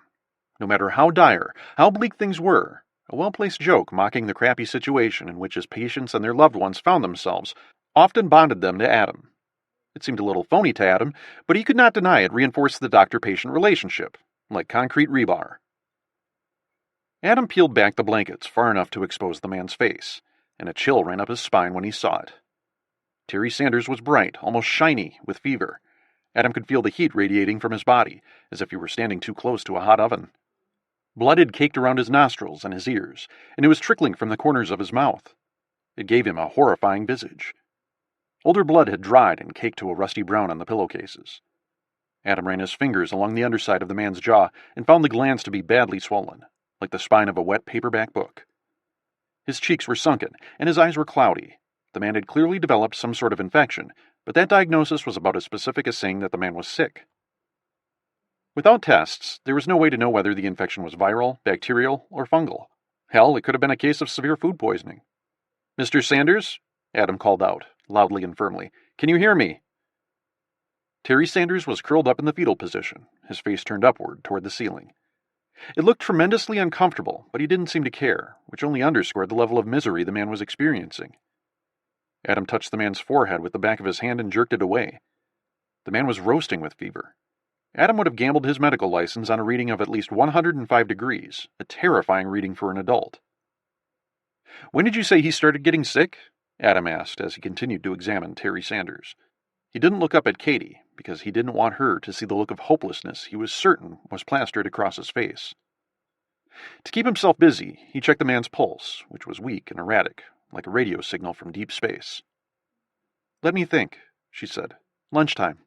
He mentioned he had a sore throat, chills, that kind of thing. He napped most of the afternoon and evening, and then he started coughing up blood about an hour ago." Adam did the math. 12 hours from the onset of flu-like symptoms to death's door. He racked his brain, trying to remember what he knew about infectious diseases from medical school and the random conference where he was trying to catch up on his continuing education requirements. This wasn't his specialty. "Anyone else sick?" he asked. "I don't think so," she said, her voice growing louder with each successive word. Is it contagious? What's going on? I'm just asking right now, Adam said. First things first. We need to try and get his fever down a little. It's not good for it to be this high. Why is he so sick? What's wrong with him? Adam took a deep breath and let it out slowly. I don't know, Adam said. I need you to get me a wet washcloth. Cool water, not too cold. We need to bring it down slowly. And some ibuprofen or Tylenol. I gave him some Advil an hour ago. Jesus, Adam whispered to himself. Any antibiotics in the house? She shook her head. The washcloth, then, he said. Katie Sanders nodded, pressing a tight fist against her lips and closing her eyes. Adam could tell she was trying to keep her wits about her, even as her psyche was fracturing like glass. She left the room, leaving Adam alone with Terry Sanders. He could hear a brief discussion in the living room as the children sought a status update on their father. Adam took in the room while he waited for his putative nurse to return. It was a standard beach cottage bedroom, sparsely furnished with a rarely used chest of drawers and a flat-screen television mounted in the corner. A penciled rendition of a Holden beach map hung over the bed.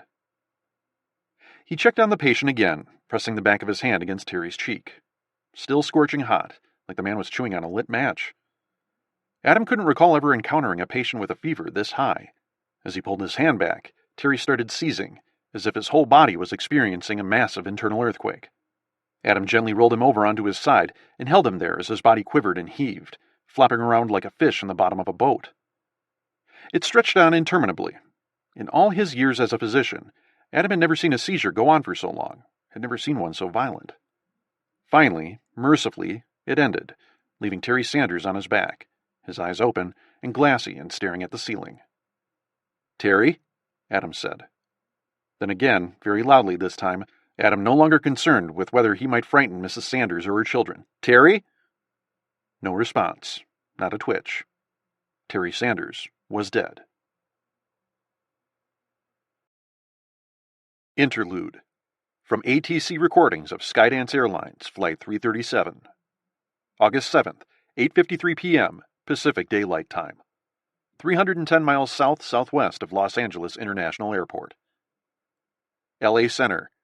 Skydance 337 Heavy, we're going to have EMS out to meet you. Skydance 337. 337 LA Center, it's getting worse. LA Center. Repeat that, 337 Heavy. Skydance 337.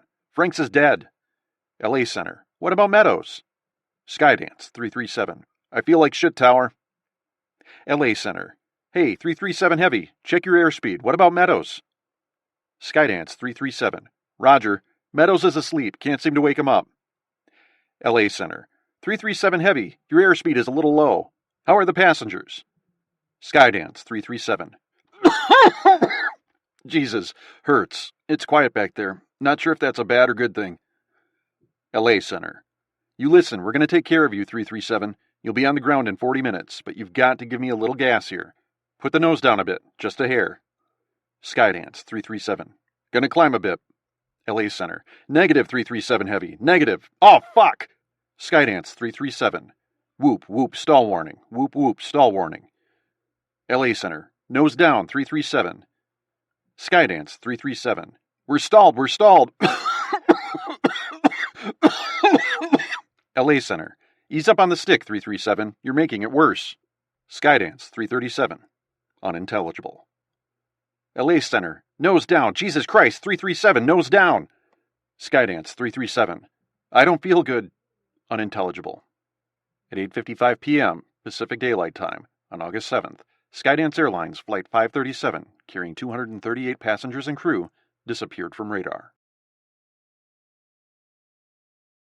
Chapter 5.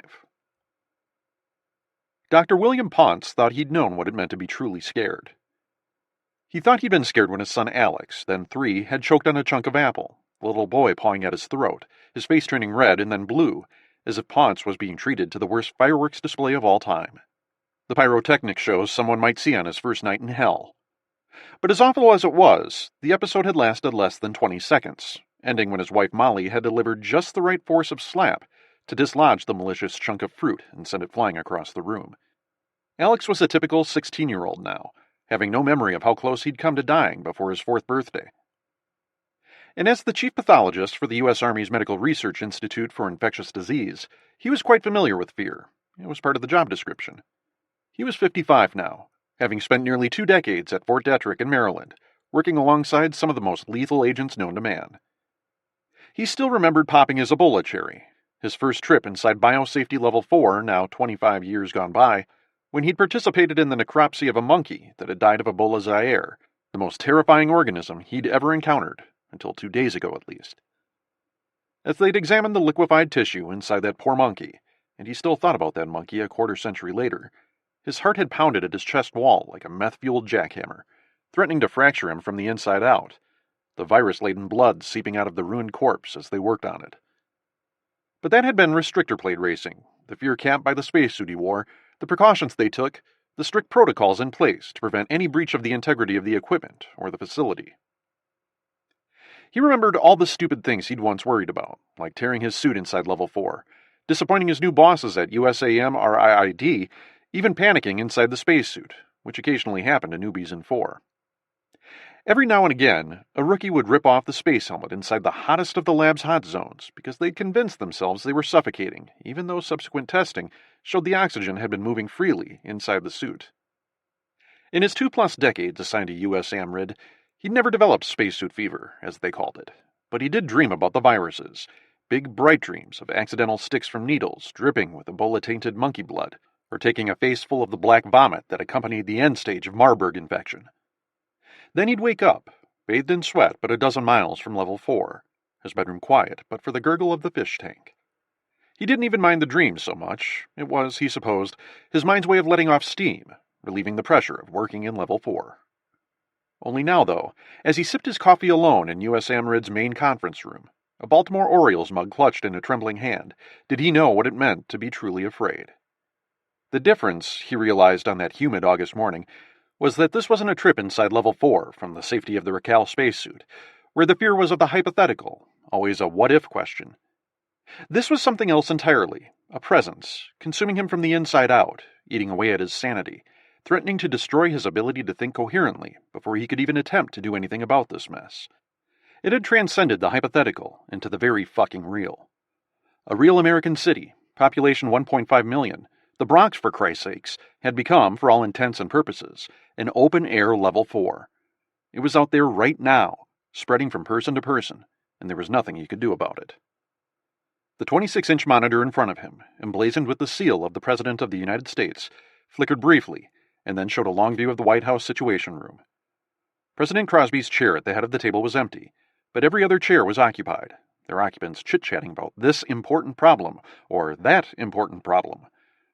He recognized some of the faces from their appearances on the various cable and online news outlets, but the only person he knew by name was Kevin Butler, the White House Chief of Staff, seated just to the left of the president's chair. Butler was leafing through a dossier that had been delivered to the White House in a screaming caravan of black Suburbans, hand-carried by the USAM RID director himself. Ponce could just make out his reflection on the screen, and it was not a flattering one. He hadn't shaved in 2 days, and he haired up like a yeti. The circles under his eyes were dark and getting darker. Exhaustion held him tightly in its grip, but the fear kept him awake, a never-ending electric charge. As he took a deep breath to calm himself, he heard the sound of a door opening. All 12 men and women around the conference table leapt to their feet as President Nathan Crosby swooped into the room. Crosby cut an impressive figure, well over 6 feet tall, still handsome despite 3 rough years in office, his only concession to the advancing years a bit of gray edging up his temples. Ponce didn't like him, thought he was a dipshit, someone who'd cruised office on a relentless wave of campaign ads blasting his predecessor for what he had been unable to do, not anything Crosby had actually planned to do. Ponce didn't hold politicians in very high esteem to begin with, but this guy, the former governor of Oklahoma, really took the cake with his anti-vaccination stance, his tirades against evolution, his general tolerance for stupidity, because Ponce believed stupid people had put Nathan Crosby into office. Not that his predecessor had been any better. When you got right down to it, the country was a bit of a mess, wobbling from one recession to another like a lost child, even though no one wanted to use the word depression. Crosby was up for re-election in November. He was in a statistical dead heat with a scrappy Democratic opponent. The president leaned over to Butler and whispered something. Both men laughed. This made Ponce's blood boil and all but confirmed what he was worried about. They were not taking this outbreak seriously. "Dr. Ponce," Butler said, "President Crosby will hear your report now." "Good morning, Mr. President," Ponce said, clearing his throat. He pressed a button on a small remote, transmitting the three-dimensional scan of the virus to a 50-inch LED screen in the Situation Room, adjacent to the video conference screen. The virus, which they had codenamed Medusa, looked like a long curlicue, not terribly dissimilar to a snake, coiled and ready to strike. "I wish I had better news, sir," Ponce said. "This is the Medusa virus you see on the monitor, magnified about 50,000 times. The mortality rate is in excess of 95%, perhaps even higher. We've got 56 confirmed cases. 51 are dead, and the other 5 are circling the drain." "How far has the outbreak spread?" Butler asked. "We're not entirely sure about that," Ponce said. "The CDC is tracking unconfirmed reports of the illness in 11 states, but the epicenter of the outbreak appears to be in the Bronx. Until we can confirm that, probably in the next day or so, the CDC and US AMRID both recommend quarantining the affected areas. There's still time to limit the loss of life.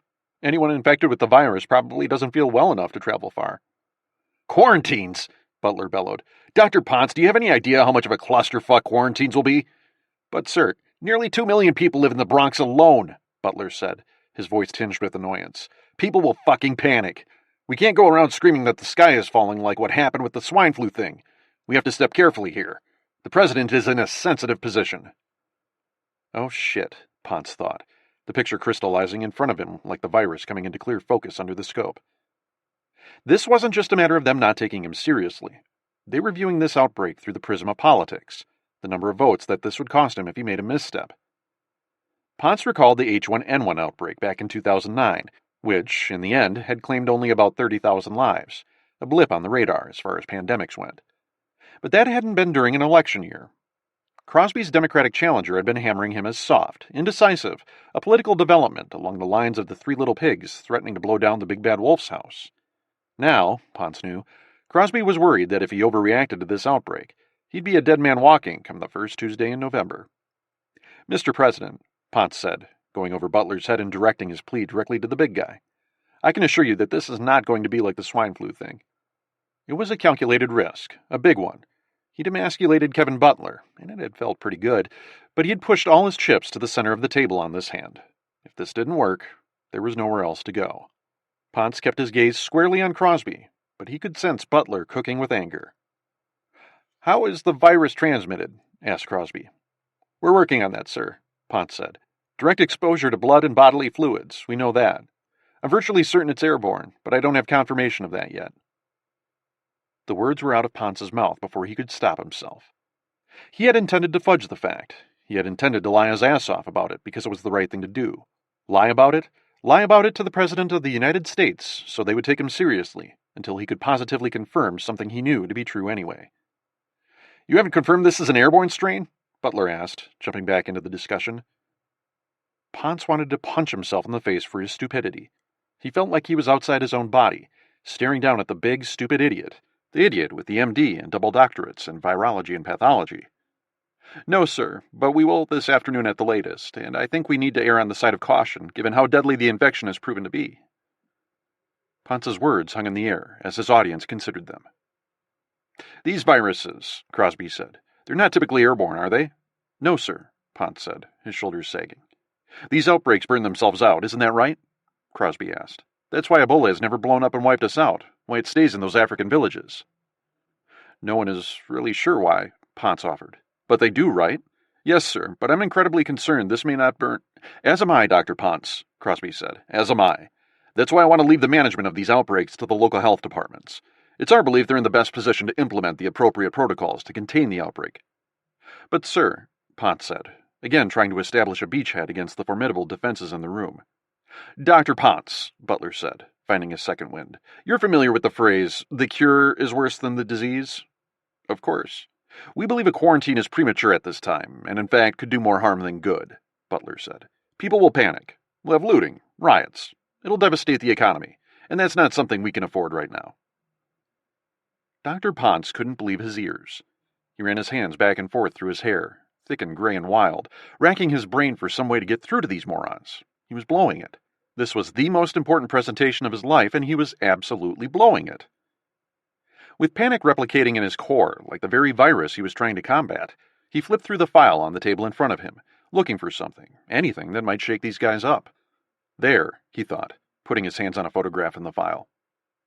"Look here," he said, holding the 8x10 photograph up to the camera. "Look at this. This is Dr. Amanda Rutledge. She was on staff at the New York City Health Department in the Bronx. Her husband, Peter Rutledge, worked for the Yankees. 3 days ago, Mr. Rutledge began showing symptoms of Medusa and died 12 hours later." The president held up a finger as if he were going to say something, but he remained silent. "When they opened him up," Potts continued, "they discovered evidence of tremendous hemorrhaging and organ liquefaction. His lungs were a mess, just totally fucking vaporized."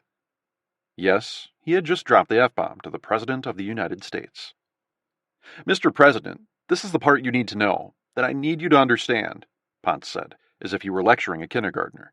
He had probably crossed the line over to insubordination, but he didn't care. He could have told President Crosby that Dr. Rutledge's boss, the director of the Bronx district, had died this morning, or he could have told him the 2 CDC doctors who had traveled to New York were both infected with Medusa and would be dead by lunchtime. He could have told them they'd be burying millions of Americans in the next month, but that seemed too surreal, too much to grasp. Instead, he zoomed in up close. All politics are local. "Dr. Rutledge died yesterday, as did her 3 children ages 9, 11, and 15, Potts said, his eyes squarely on the president, ignoring everyone else in the room. It no longer mattered what they thought. All he had to do was convince Crosby, the big kahuna. Crosby had 2 boys of his own, roughly the same age as the elder Rutledge children. If Potts couldn't penetrate the formidable political armor, perhaps he could get through to the man as a father. It was the last arrow in his quiver. "They all died horrible, horrific deaths," Potts said, panicked. "Scared shitless, begging for their mom, who they didn't even know was dead. Screaming, burning with fever, coughing up blood and lung tissue, bleeding from the eyes and ears until they had seizures, big, massive seizures that all but fried their central nervous systems." For a moment, like a flash of heat lightning in the distance, Potts thought he saw the tiniest crack in the president's political visage, the ordered and carefully prescribed face of calm and leadership that he showed the world.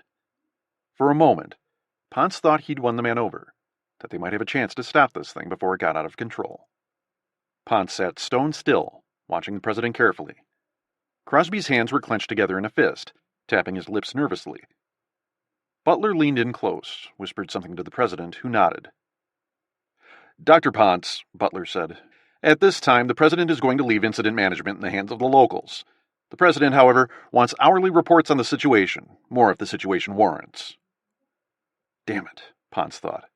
They'd known all along what they were going to do, and now they could use the CDC's inability to confirm the airborne spread of the virus to massage the crisis so it fit their desired outcome.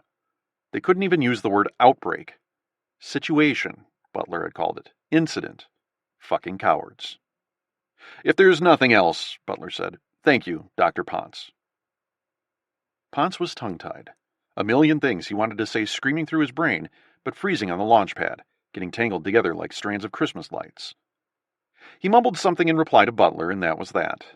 The link to the Situation Room was severed, and Potts found himself looking at the presidential seal again for a moment, until that too vanished. He stared at the blank television screen for a very long time. Chapter 6. Adam sat on his deck, drinking coffee and smoking cigarettes from a crumpled pack he'd found in his car. He didn't smoke often, but the thing with Sanders' family had rattled him badly, and had been playing on a constant loop in his head for the last 3 days. A gnawing sensation tickled his gut like a termite, chewing away a wooden floor joist, telling him he'd screwed something up again, that he should have handled the situation differently. As Adam delivered the bad news to Katie Sanders, he could hear water from the cool, not cold washcloth in her hand dripping onto the carpet in wet, squishy plops. She'd become hysterical, collapsing to the floor, wailing and crying. When the ambulance arrived some 5 minutes later, Adam spoke with the paramedics, told them he was a physician, tried to explain what had happened, even though he wasn't entirely sure what that was. Katie and her 2 children followed the ambulance in their car as it made its way east on Ocean Boulevard toward the causeway, leaving everything behind as if they'd just gone up the road a piece to hit island mini-golf for 9 holes under the oversized gorilla and grab a soft-serve cone. He'd stood on their deck, alone, for nearly an hour before he ambled back to the house, a healthy dose of shock wrapped around him like a beach towel. Adam fixed himself his 3rd cup of coffee, or maybe it was his 4th, and settled back into the Adirondack chair to watch the sun start its daily journey into the sky. Daybreak started as a glimmer of light, as if the morning gloom had sprung a leak around its bottom edge, before exploding into every corner and crevice, every nook and cranny, jolting the East Coast back to life. The ocean air was already swampy and thick with brine, It was going to be a hell of a hot day. He found it indescribably and ludicrously sad that this terrible thing had happened to the Sanders during their vacation, as if it would have been any easier on them had Terry been good enough to wait until they'd gotten home to drown on his own blood, after the suntans had faded, after the inevitable seafood feast, its newspapers spread out for the mess left behind by the crab legs and lobster claws and shrimp cocktail. He thought about all the shit Katie Sanders would be facing upon their return to Paramus or Redding or Timonium or wherever it was she said that they were from, piled on top of her excruciating grief. The phone calls to stunned relatives and friends, the planning of a funeral, preparing for a life without Terry, when her biggest concern had once been that Terry's little bug might put a little crimp in the family's vacation schedule. Unexpected death was brutal in its assault on the lives of the survivors, the permanent rupture of happiness twinned with the cold machinery of death. It was the ultimate inconvenience. Adam's eyelids drooped. The caffeine and nicotine kept his synapses firing, artificial adrenaline, but he didn't think it was doing much for him. No more good than paddles applied to a non-responsive heart. He felt the exhaustion deep within his core.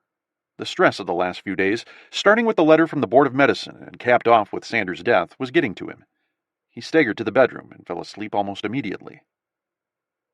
He woke up around 2 in the afternoon, amazed he'd slept as long as he did.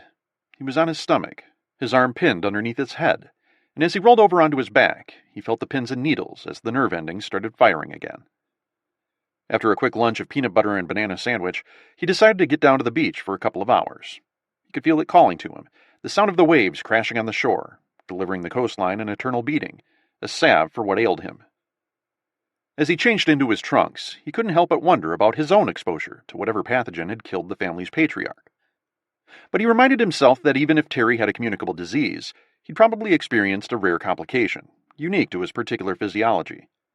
It was entirely possible that Terry Sanders died of garden-variety influenza, that he just pulled a rotten card, winning the kind of lottery no one wants to win.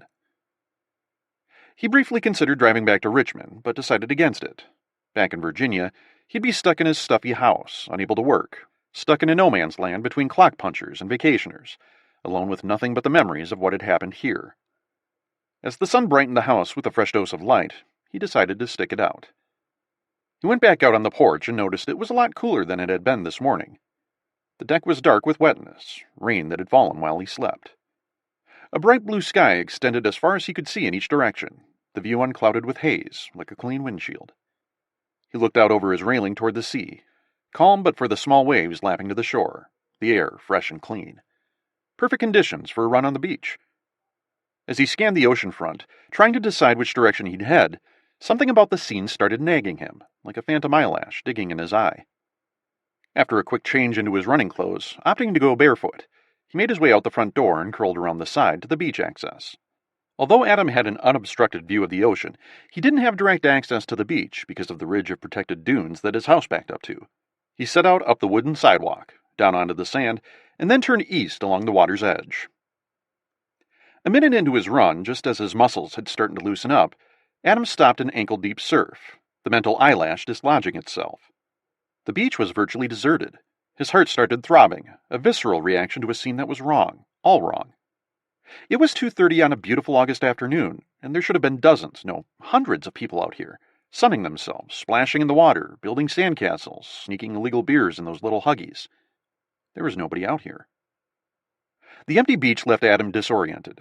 It was as if his mind was straining to see what should have been there, what he, in his medical practice, would call within normal limits. As the unease grew inside him, his eyes bounced from water to sand to the cottages lining the ocean front, and then back to the water. A bit farther down the beach, he saw a group of empty beach chairs, set up in a semicircle, but no one around them. The image of Terry Sanders dying in his beach cottage slammed into Adam's head like a drunk running a red light. He looked at the houses up and down the ocean front, from the small cottages to the big 10-bedroom jobs with wraparound decks on each floor, and pictured Terry Sanders in each of those houses, coughing up blood, seizing, his organs frying inside his overheated body. He picked up a flicker in the corner of his eye, and he turned to face it. Maybe 100 yards away, 2 people were walking toward him. From this distance, he couldn't make out their gender, age, or really anything about them at all. Still, it was something. With his heart pounding, he walked, accelerating to a jog before breaking into a full sprint in their direction. As he approached them, the pair started coming into focus. A heavy-set guy, maybe in his mid-40s, a tall, skinny teenager trailing behind him. The older guy wasn't walking as much as he was staggering across the sand like a drunken pirate who'd forgotten where he'd buried his treasure. The boy, trailing behind, didn't seem terribly concerned with the older man's behavior. "Excuse me," Adam called out. "Are you guys okay?" The man stopped and looked at Adam, his mouth opening and closing but not making any sound. He was wearing dark red swim trunks and nothing else, his large gut stretching the waistband of his suit. His arms and legs were deeply tanned, but his chest and neck were fiery red with sunburn. It was quite the contrast, the reddish pink of burnt flesh juxtaposed against the leathery skin of his extremities, brown from years in the sun. That was when Adam noticed the man's mouth was stained red, almost like he'd been eating a cherry snow cone. "No," Adam heard himself saying, feeling his body go weak. "No, this can't be happening." His legs buckled and he dropped to his knees. Adam and the man stared at each other a bit longer, up until a coughing spasm grabbed the man in its clutches. He doubled over at the knees as his body fought to clear out whatever obstruction was stopping up his lungs. The first spasm ended, giving the guy a chance to catch his breath before a second one exploded, this one far worse than the first. Blood sprayed from his mouth like he'd been shot in the throat, and he dropped to his knees as well. Adam's training took over, and he pushed himself to his feet. "You," Adam said, pointing at the boy, whose face was blank. "Is this your father?" The boy nodded vigorously. "What's your name?" "Ethan," the boy said. "Ethan De Silva." He was tall and thin, and sported a thick mane of greasy black hair. He was fair-skinned, but his current complexion looked much worse, an almost grayed-out pallor. "And your dad?" "Robert De Silva." "What's going on?" Adam asked. "How long's he been sick?" "Since last night, I think," Ethan said, stifling his own cough. Adam helped Robert down to his seat. He looked up at Adam, his eyes virtually pleading for help. Adam ran his fingers along Robert's jawbone and found oversized glands engaged in a desperate war to fight off a pathogen. Typically, Adam would listen to a patient's chest, but that wasn't necessary here. He could hear the rattling in Robert's chest even over the small waves lapping at the shore. "Just you two down here at Holden?" "No," Ethan said. "My mom and two sisters. We're all feeling pretty bad. I've got a fever and chills. An hour ago, he just up and bolted out the front door." "How far up the beach are you?" Ethan looked over his shoulder and stared into the distance. When he looked back, his eyes were glossy with tears. "I don't remember," Ethan said. "I really don't feel very good." Adam scraped a nail against his chin rhythmically, almost like a metronome. "My cottage isn't far from here," he said after a minute. "Let's get you guys to the hospital. I'm going to need your help to get your dad there." It took them 20 minutes to cover the 200 yards back to Adam's cottage. Robert was unable to stand up on his own, his body ravaged by a series of innard-shredding coughing spells. Ethan was weakening by the minute. He began yelling at children who weren't there, telling them he knew they'd been the ones who TP'd his house. By the time they'd made it back to his driveway, Adam's legs were burning, and sweat had glued his shirt to his chest. Adam deposited his companions at the steps and then stopped to catch his breath and check on his patients. Robert looked like he was clinging to life by the slimmest of threads. He'd coughed and hacked for most of the walk, leaving a trail of bright red blood behind them. Ethan was lucid again, asking for water and wanting to know how far the hospital was. "Let me grab my keys and I'll get you some water," Adam said. "I won't be long." Ethan sighed and nodded, seemingly content with the brief respite on the stairs. As he climbed the stairs to the front door, Adam took a moment to acknowledge his own fear, his own biologically programmed survival instinct. Whatever it was Terry Sanders had died of, whatever it was these two perfectly nice people had, Adam did not want to catch it. His primal self, the one lingering deep in the DNA he shared with his ancestors and their ancestors, wanted to run, wanted to leave these guys to die, and his primal self didn't feel the least bit bad about it. The fear was huge, careening through him like a wrecking ball, and he felt it growing with each passing moment. He let that part of himself have its fantasy, state its case, and then he bottled it up. When he was in medical school, it had taken him a little while to adjust to the fact that he was going to be frequently exposed to all manner of dread illness. Then, as a first-year resident, doing a rotation in the emergency room one cold December night, he'd experienced every healthcare worker's worst nightmare, an errant needle stuck in the soft flesh between his left thumb and forefinger while he'd been treating an HIV-positive drug addict. He underwent the prophylactic drug treatment provided to healthcare workers who'd suffered accidental pokes and submitted to HIV tests every 4 weeks for a year, all of which came back negative. Shitty as it was, the experience had made him a better physician. He knew what patients were thinking about while waiting for test results to tell them what was causing the headaches, the vaginal bleeding, the abnormal ultrasound. It expanded his reservoir of patience, something he'd been in short supply of in the first part of his residency. And since the needle stick, he'd been able to compartmentalize the fear, lock it away in a place where it couldn't overwhelm him. But he always acknowledged it. He didn't want to get sick. He didn't want to die. He was no different than anyone else. And there were times, like now, where the fear threatened to break free and paralyze him. If Robert and Ethan had what Sanders had, then Adam had suffered 2 major exposures. He accepted that he was scared beyond any plane he'd ever imagined, and then crammed 2 tons of ball-shrinking terror into a 5-gallon bag. He thought about Rachel and found himself glad that she was 3,000 miles away, far away from this, whatever this was. He refocused his attention on Robert and Ethan. He took the steps 2 at a time, but it wasn't fast enough.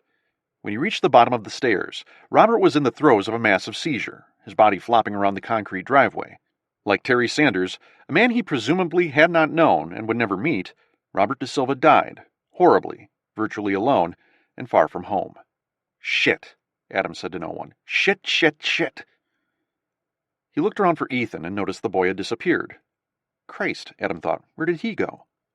Ethan, he called out. Son, are you there? He heard a soft moan coming from behind him, deeper into the carport under the house. He edged his way around his car, his heart pounding. A smear of fresh color caught his eye toward the back corner of the driveway. Adam followed it to the shed where he stored a grill, boogie boards, half-empty paint cans, the byproducts of life of a beach house owner. It was cool and dark here. The boy was sitting cross-legged in the corner, his back against a stack of boogie boards. He looked up at Adam, a sheepish look on his face, as though he'd been caught breaking into the place. Ethan, it's me. My name is Adam. How's my dad? Adam didn't lie to patience, and he was not going to start now. He responded with an almost imperceptible shake of his head. Ethan leaned his head back against an old, cracked boogie board, a faded blue thing, stenciled with the words Wave Destroyer in a repeating pattern down the surface of the board. The news didn't seem to affect Ethan one way or another. I don't suppose you knew the Sanders family? Adam asked. They were staying next door to my house? Ethan shook his head.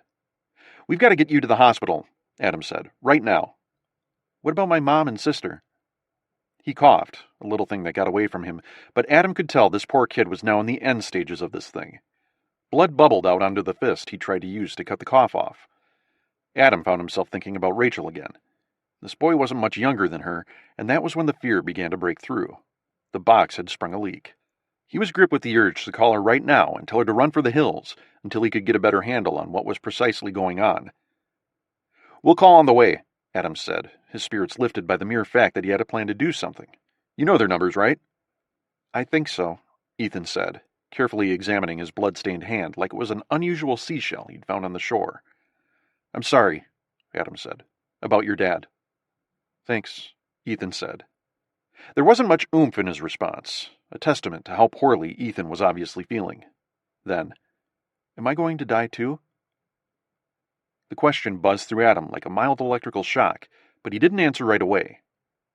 As he considered Ethan's impossible query, he helped the boy into his Explorer, and they began making their way toward the causeway. A few miles east, he began to hear a car horn honking in the distance.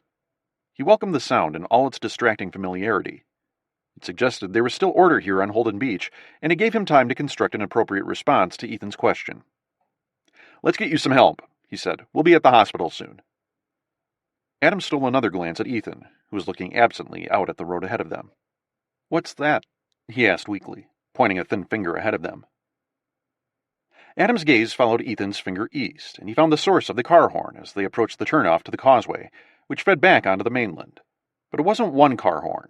It was many, and it looked like a parking lot had metastasized in the middle of Ocean Boulevard. There were dozens of cars jammed together, all facing east, people honking over one another, no one moving an inch. Adam slowed to a crawl and came to a stop about 100 yards short of the intersection. Pockets of people milled about here and there, a few smoking cigarettes, most pointing and talking. Wait here, Adam said. I'm going to see what's going on. Ethan nodded, and Adam alighted from the car, his heart pounding.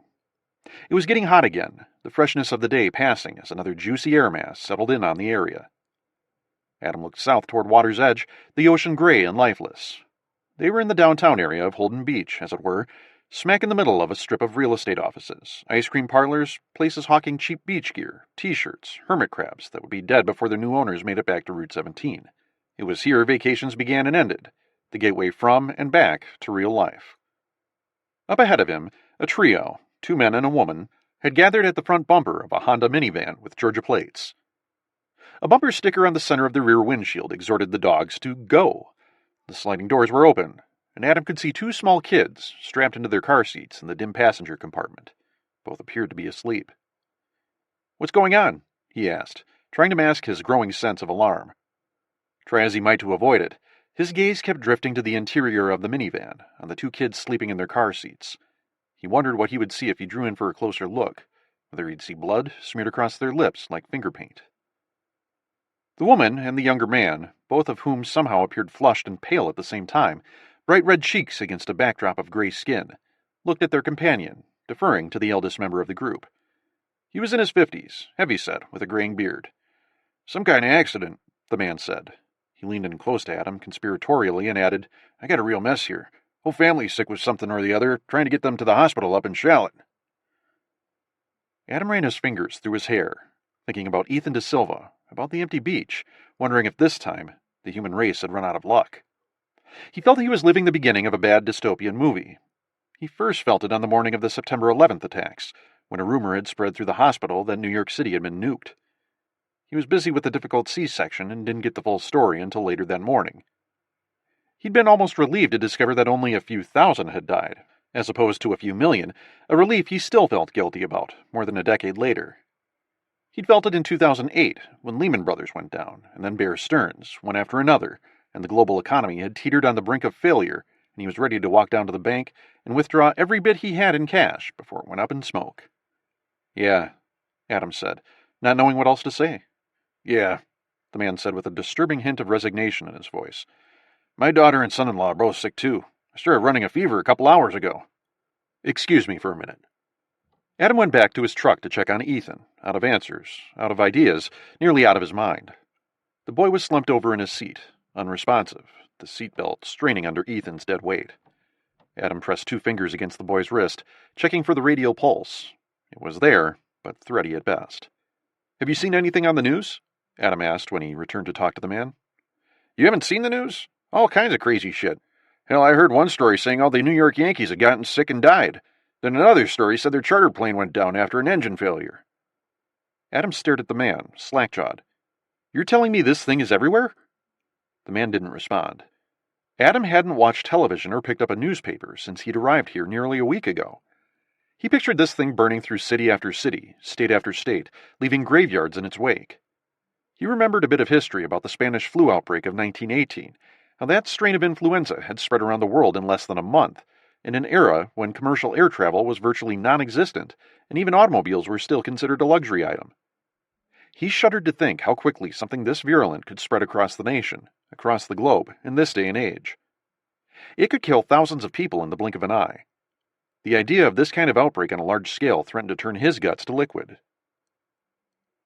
While Adam processed this new bit of information, his news source began coughing. It was a protracted affair, yet another incident that again left Adam feeling as helpless as he had ever felt in his life. The cough brought the man to his knees, and Adam stepped forward and placed a hand on his back. The man was baking with fever, a hellish heat that Adam was becoming far too familiar with. As the smell eased up, the man turned to the side to pat his mouth with a handkerchief. Adam appreciated the man's discretion, but there was no hiding what was happening. Taking the hand Adam offered him, the man struggled back to his feet, one at a time. A storm was rolling in from the west as Adam made his way back to the cottage, having given up on the hospital. A purplish ridge of clouds was easing in, almost like a shroud over the area. Adam turned on his wipers as the fat drops of rain began spattering the salt-crusted windshield. He was briefly soothed by the familiar whip-whoop of the wiper blades slicing across the glass. As the wind freshened, the skies opened up, forcing Adam to let up on the accelerator. He switched on the headlights, but they did little good against the volume of rain unleashed in the monsoon. Within seconds, his visibility had dropped to 0, and so he carefully edged over to the side of the road, more up on the sidewalk than not, and stopped in front of an undeveloped expanse of marsh. As he braked, Ethan's failing body listed toward him, close enough that he could smell a perverse combination of Old Spice and sickness emanating from the boy. Panic surged through him like electrical spikes. More cracks were forming in his box now. He was unsure how much more he could take before it ruptured, like the bulkheads on Titanic after its kiss from the iceberg, before the fear got big enough to pull him under. He found himself swallowing frequently, his hands brushing against glands, on high alert for the slightest sign of infection. Then, the seizure hit. Ethan flopped around the passenger seat, his shell of a body spraying blood across the seats, the dashboard, the windshield, as if the pathogen was intent on perpetuating itself in every way possible. He wrapped his arms around the boy and held him close. The seizure was massive, powerful, a magnitude that Adam had never experienced before. It was like a bolt of lightning had dropped from the heavens and struck the boy. Adam held on for the entire duration of the seizure, refusing to let the boy die alone, tears streaming down his cheeks.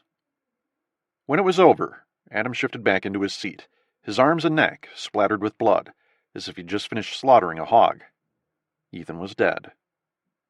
Tears ran silently down Adam's cheeks, the byproduct of a hot stew of anger and fear and sadness fermenting inside him. It was like he was being made to relive that terrible day with patient A over and over again, on a much bigger stage, the only constant being his total and complete incompetence, his inability to do one single solitary thing to help these people. This was off the charts, the kind of thing discussed hypothetically, maybe joked about in the CDC cafeteria. An invisible tidal wave, wiping the cities clean of life, leaving graveyard after graveyard in its viral wake until it burned itself out. He dug his smartphone out of his pocket and tried accessing the mobile internet application. As he waited, he noticed the squall was easing up. He checked the screen again, but it remained blank, the page still trying to load. He shifted back into gear and nosed his way back out onto Ocean Boulevard. Water had ponded in the typical lower-lying spots, and he slalomed around those dark, brooding puddles. Back at the house, he set Ethan's body next to his father's and covered them with a tarp. Then he retreated to his bedroom with a bottle of scotch and a heavy glass tumbler, his initials etched on the side, and, for reasons he couldn't explain, locked the door behind him. A check of his watch told him it was 6:15, almost time for the news. While he waited, he conducted another systems check. No fever, no sore throat, no nasal congestion, no unusual skin rashes or lesions, and most welcome, no swollen glands. He started to dial his office, but then remembered that it was after business hours.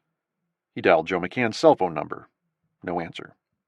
He dialed his friend Mark Zaleski's number. No answer. He dialed his old girlfriend Stephanie Hartman's number. No answer. He scrolled through his contacts and paused on Rachel's number for 5 full minutes before he could muster the courage to call her.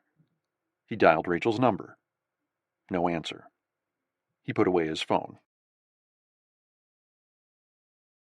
Interlude. Bulk emails sent to 3.2 million unique email addresses. From cheapmeds@projectblue.com. Date, August 9. To unidentified recipients. Subject, Medusa vaccine. Don't be a victim. Medusa is a deadly disease sweeping the world, but you can keep your family safe. 100 easy swallow tablets of antiviral for $29.95. Double money back guarantee. Chapter 7. Briggs! Freddie turned his head toward the voice, coming from the brightly lit corridor, deep in the cinder-block bowels of the Smyrna City Jail. He'd been lying on his back on the thin bedroll, staring at the ceiling, marking time since he'd been arrested 3 days ago. It had been a Friday afternoon, too late for a bond hearing, and since it was a malicious wounding charge, they wouldn't let him out on his own recognizance. Due to his celebrity, the sheriff had assigned Freddie to an isolation cell, the one in which they stuck the potential suicides, rather than risk a cafeteria riot over the fact that Freddie had played for the Patriots instead of retiring with dignity as a Falcon. The cell had been sanitized of anything an inmate could use to harm himself. No sheets, no metal bed frame. Just bars, concrete, and time. After coming to, he quietly followed the arresting officers, 3 of them, out to the police cruiser, waiting in the parking lot of the Duckling, the memory of his little bar brawl with Randy Ferguson still fresh in his mind. He shook his head when the officers asked him if he was going to give them any trouble. They all knew who he was, of course, and they appeared terrified, although he wasn't sure if that was because of his celebrity or because they were worried he might try to eat them. No, he hadn't given them any trouble. In fact, he hadn't uttered a word since the last dumb shit thing he'd said to Ferguson before they'd done their dance. Instead, he kept asking himself the same question, over and over, wondering why he'd let that loser push his buttons the way he had. He hadn't come up with an answer, and now, with the bond hearing done, it was time to go home and face his family. His heart began pounding, harder and harder as the footsteps drew closer, and he felt a little silly, like a little boy afraid of being punished. He took quick stock of his cell. It was a small cell, about 8 by 8 square, steeped in a pungent stew of urine and sweat and body odor. Pathetic as these environs were, and as happy as he was to be taking his leave of them, they had given him some time to think. About football, about Susan, about the future, about the next step. First, there was going to be hell to pay at home. In a strange bit of irony, nothing drove Susan batshit crazier than Freddie's temper. Fine, he thought. It was time to grow up. Time to be a man. "Briggs," the man said when he arrived. He was black, tall, and thin, his posture and demeanor suggesting a stint in the military. "I'm Captain Alan Freeman. You'll be due in court on August 22nd on a charge of disorderly conduct, drunk in public, and malicious wounding." Richie Mattis, Freddie's agent, trailed just behind. Mattis looked pale, his thin face drawn tight, like a robe on a cold morning. This struck Briggs as odd. Mattis represented a number of athletes, and this was not his first time bailing one of them out of jail. Part of the job description, he once commented to Freddie. Freddie stood silently, frozen by embarrassment. It wasn't the first night he'd ever spent in the clink, but it hadn't happened since his freshman year at LSU. Susan had always warned him he'd end up there again if he wasn't careful. "Oh, you one, Richie," Freddie said. "Listen, Freddie," Mattis said. "We need to get you home. Something's wrong with Susan. I drove over this morning to pick her up to come get you, and the girl said she was really sick." "What the hell are you talking about?" Freddie asked. Mattis was walking quickly, almost jogging up the corridor to the booking area, where Freddie would be able to retrieve his personal belongings. The deputy processed Briggs out of the jail as quickly as he could, which, for Freddie, wasn't nearly quick enough. He and Mattis raced back to the car and set out for the Briggs home, in a ritzy development on the north side of Smyrna. They rode in silence, Richie unwilling or unable to relay any information other than that Susan hadn't looked good. Freddie had tried calling the house, but no one answered. About 5 miles out, Freddie's cell phone, which was still in his hand after he'd retrieved it from the jail inventory, began ringing. "Dad?" a tiny voice said. "Sweetie, it's Daddy. What's wrong?" "It's Mom," Carolyn said. Her words were choked with phlegm, as if she'd been crying. He pinned the phone against his shoulder and tapped Mattis on the right shoulder. "Hurry up," Freddie said. "Something's wrong." He put the phone back to his ear and took a deep breath, hoping he could stay calm for the sake of his hysterical daughter. "What is it, sweetie?" "She lay down on the couch for a bit. She said she was too tired to get upstairs," Caroline said, her voice cracking. "Then she started coughing, and there's blood everywhere." Now each of Heather's words was punctuated with a sobbing heave. "Caroline, listen to me very carefully. Stay with her," Freddie said. "I'm calling an ambulance." Freddie killed the line and called 911. Strangely, it took 3 tries to get through. The line clicked open and Freddie started to speak when he was interrupted by a recorded message. "Thank you for calling the City of Smyrna's Emergency Operations Center. All of our dispatchers are busy assisting other citizens. Please stay on the line, and your call will be taken in the order it was received." "What the fuck is this shit?" Freddie bellowed, as the message began to replay. "What?" Mattis asked. Freddie pulled the phone away from his ear and pressed the speakerphone button. "On the line, and your call will be taken in the order it was received." It began to replay again. "What the hell?" Mattis said. "Put on hold by 911? Freddie said, looking over at Mattis. Mattis shrugged and pushed down on the gas, determined to get them back to the Briggs house as fast as possible. As they hurtled north around Smyrna, they heard the message twice more in its entirety, and most of a third time before a dispatcher came on the line. 911, what is your emergency? A gruff voice barked at him. He told the dispatcher what he knew. I'll dispatch an EMS crew, sir, but you should be aware we've had an unusually high call volume this morning. Freddie tried to say something, but the words weren't there. He looked over at Mattis, his hands spread apart, unsure of what to do. Just send the fucking ambulance, Mattis barked into the phone. Thanks, Freddie said, hanging up. Fuck it, Mattis said. If the ambulance isn't there, we'll take her ourselves. Freddie nodded, the panic rising, filling him like a balloon and making it difficult to breathe. Richie Mattis, God bless him, pushed down the gas of his rented Audi as far as it would go, determined to make the 10-minute drive home in 3. The jail was in the southern part of Smyrna, in a beaten-down industrial area about as far as one could get from the northern suburbs, where Freddie and Susan had made their home, and still be in Smyrna. Freddie and Susan had bought the 6,000-square-foot home about a year into his career, after they'd gotten used to the idea of having millions of dollars in the bank, gotten used to the idea of not ever having to worry about money again. Freddie and Susan had both come up poor, and they'd never forgotten the pain of growing up in Smyrna's trailer parks, which was where they'd first met more than a dozen years earlier. They were scrupulous savers. Freddie loved teasing her for clipping coupons on Sunday mornings, which she said she did to keep her mind off the game, worried sick as she was of watching him end up paralyzed or worse. The house was their sole extravagance. They wanted a place that would be home forever, where they would raise their girls, 12-year-old Carolyn and Heather, a month shy of her 8th birthday. They wanted a place where they could grow old with the neighbors, where they could take refuge, a sanctuary away from the madness accompanying life as an NFL superstar. A few minutes later, the turnoff into Freddie's subdivision came into view. As Mattis slowed to turn onto the private drive feeding into the subdivision, Freddie heard the ambulance screaming toward him. "Quick, get up to the guardhouse," he said to Mattis. A moment later, the ambulance appeared in his rearview mirror, screaming its frantic howl. The guard waved them through, and the ambulance rumbled down the wide avenue, now less than a mile from its destination. Mattis fell in behind the ambulance, close enough to cross that line from tailgating to drafting, fully flaunting the admonition that he should keep back 500 feet. They covered the mile in about 45 seconds. The ambulance slowed briefly, dipping right into the Briggs semicircular driveway, and then came to a halting stop at its midpoint. Mattis lagged behind a couple car lengths and met the crew at the ambulance's back door. 2 paramedics, a young woman with close-cut blonde hair, and a tall, heavy-set black guy, got to work unloading their gear. Freddie recognized the man as a teacher at Carolyn's school, Mr. Rowe or something like that. He must have been a part-time EMT. Both were wearing powder blue surgical masks. A handful of neighbors milled about, gathered in small clumps, whispering, pointing. "Please hurry," Freddie croaked as he met the paramedics. They ignored him as they unloaded the stretcher and their gear from the back of the truck. As he passed the open doors of the ambulance bay, Freddie realized with horror that 4 other people were in the back, looking flushed, looking very sick. He put them out of his mind and led them inside. As he made his way down the corridor, he heard Susan coughing, a deep, guttural, hacking cough. He'd never heard anything like it in his life. "Susan? Girls?" No response. "Susan?" He turned the corner beyond the sunken living room and stepped into the galley-style kitchen, where his shoes slipped out underneath him. His big frame crashed to the floor, and he felt a sharp pain shoot through his right knee. Oh no, he thought. Thoughts of all the time he'd spent rehabbing the knee came roaring up inside him, followed by a scorching chaser of guilt. He rolled over on his side and started to push himself up on the fresh, bright red blood slicking the floor.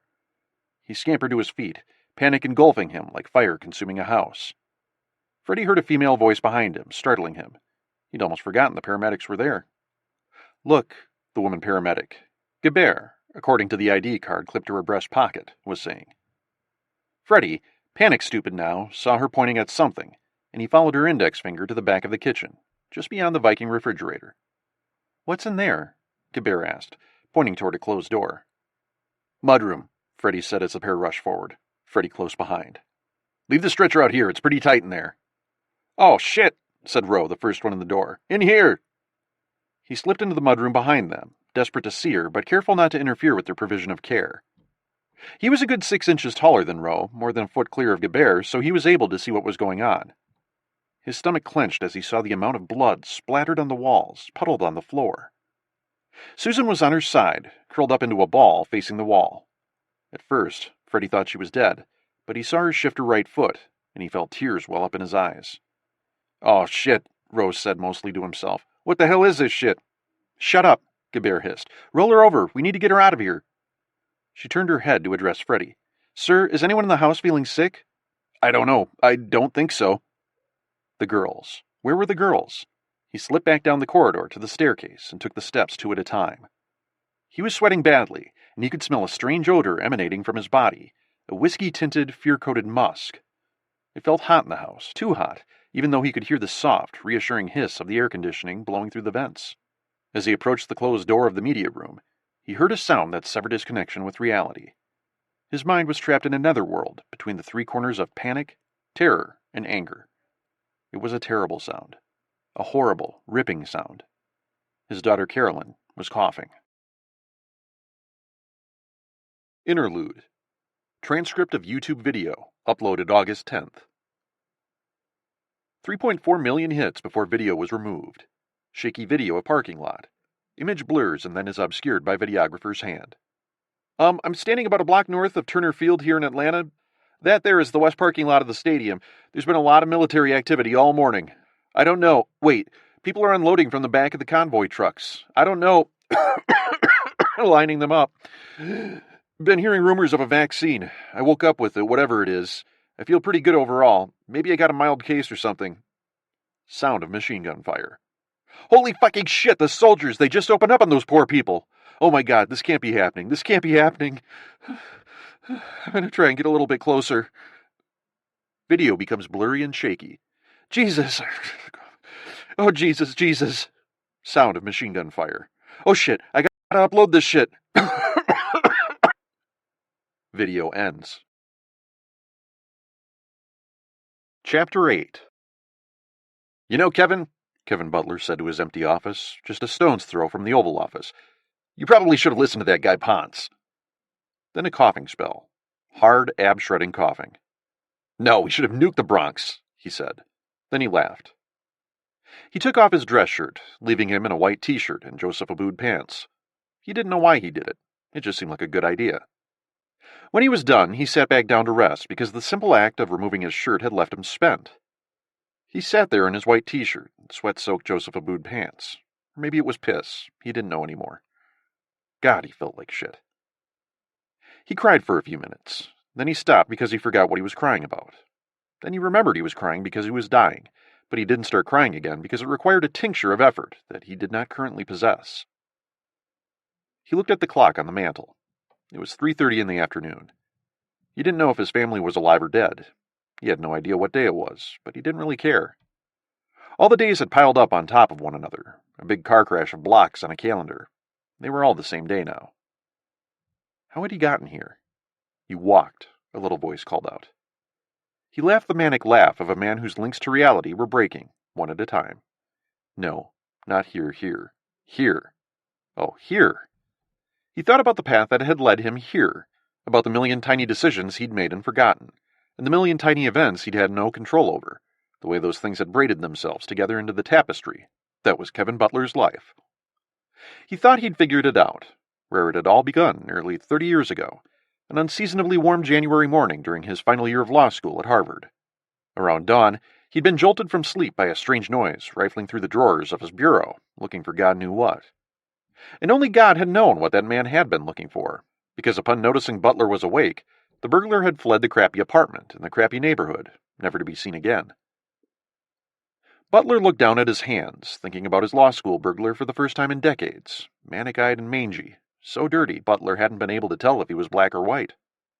The experience had convinced him to abandon corporate law and sent him down a much different path, starting as an assistant district attorney in Texas, where he took special joy in prosecuting home invaders through the state attorney general's office to the U.S. Senate before his old buddy Nathan Crosby, then the governor of Oklahoma, had tapped him to serve as his campaign manager for a presidential run.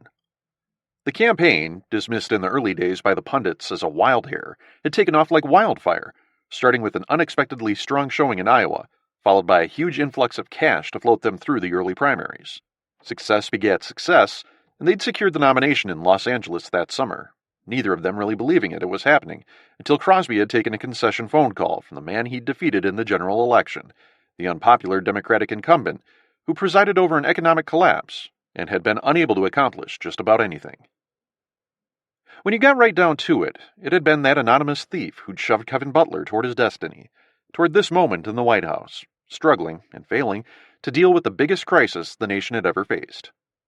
If it hadn't been for that burglar, if he'd rented a different apartment the previous August, if he'd spent the night at his then-girlfriend's place, which he hadn't because they had a big fight, if one of a million other things had broken differently, he'd probably have never changed his career track.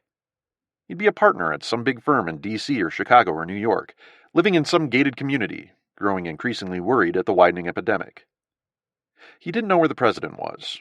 He didn't even know if the man was alive. His phone rang. It was probably someone very important, bearing some very important news that would be very bad, and so he didn't answer it. Ooh, wait, let me guess.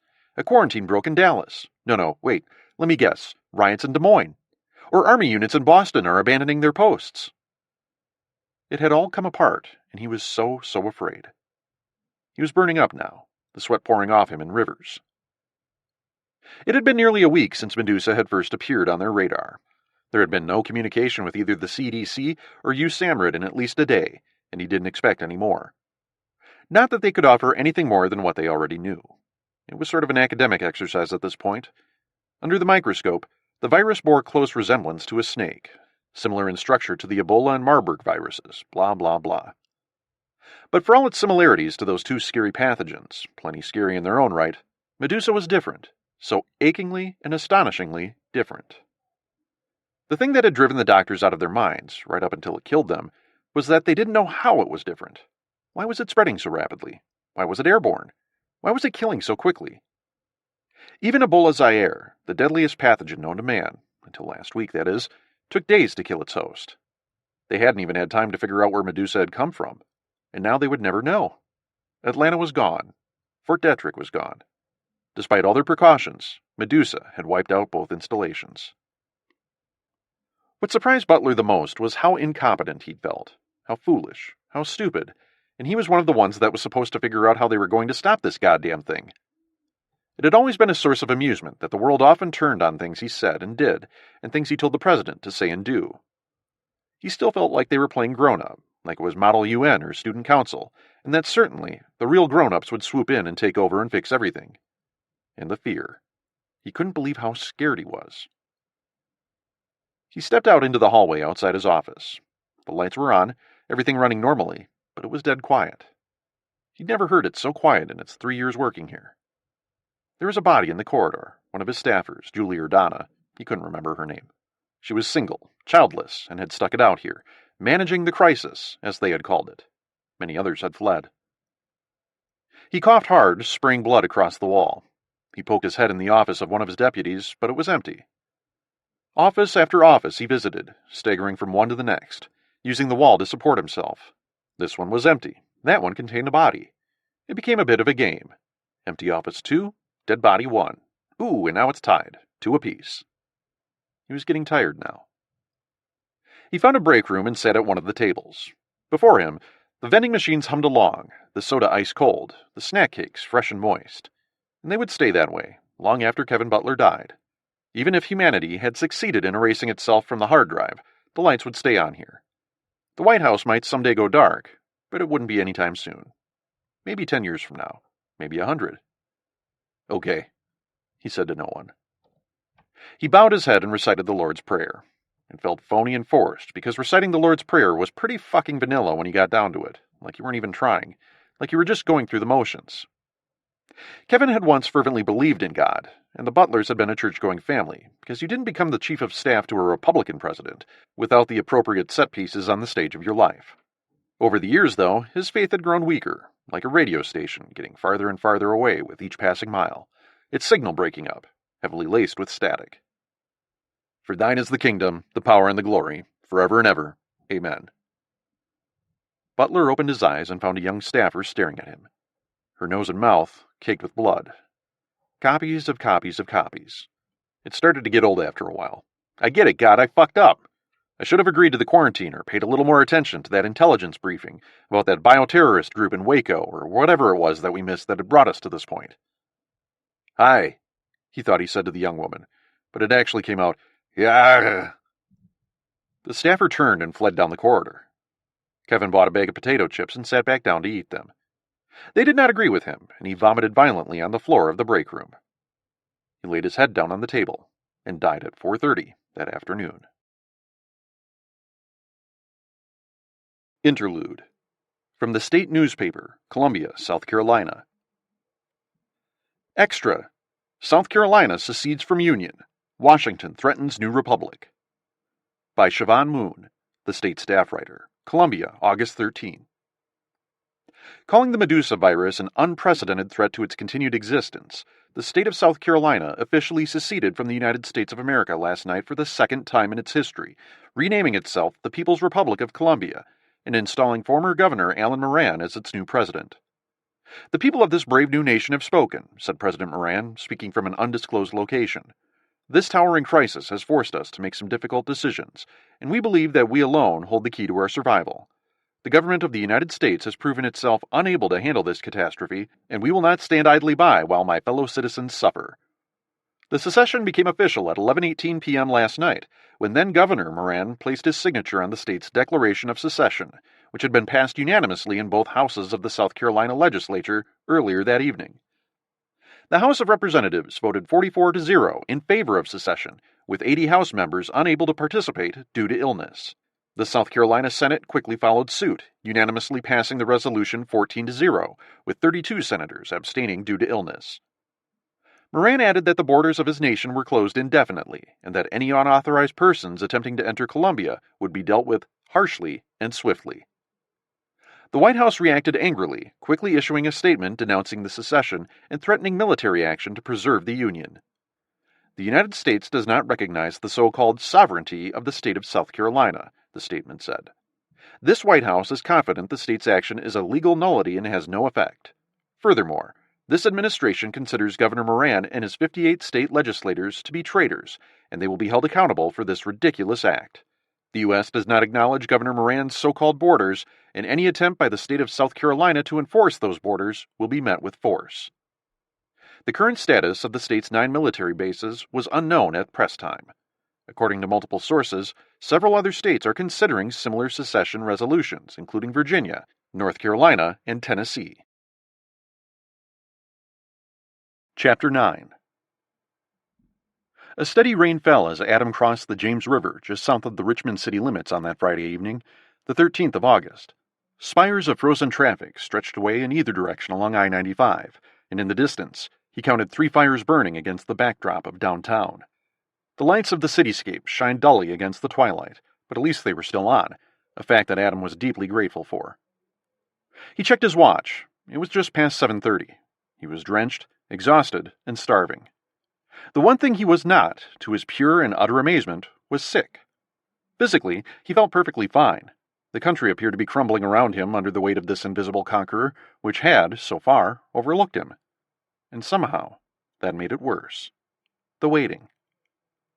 It had been 1 week since he'd first encountered what the media were now calling the Medusa virus, and based on the few bits and pieces he'd been able to cobble together, the virus was burning its way across the globe, and order was starting to break down. And Medusa's communicability was like nothing ever seen or studied.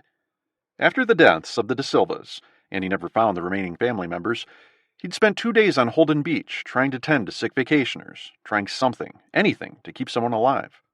And all he had seen had left him terrified, hopeless, adrift. He tended to the bodies of the De Silva men the morning after they died.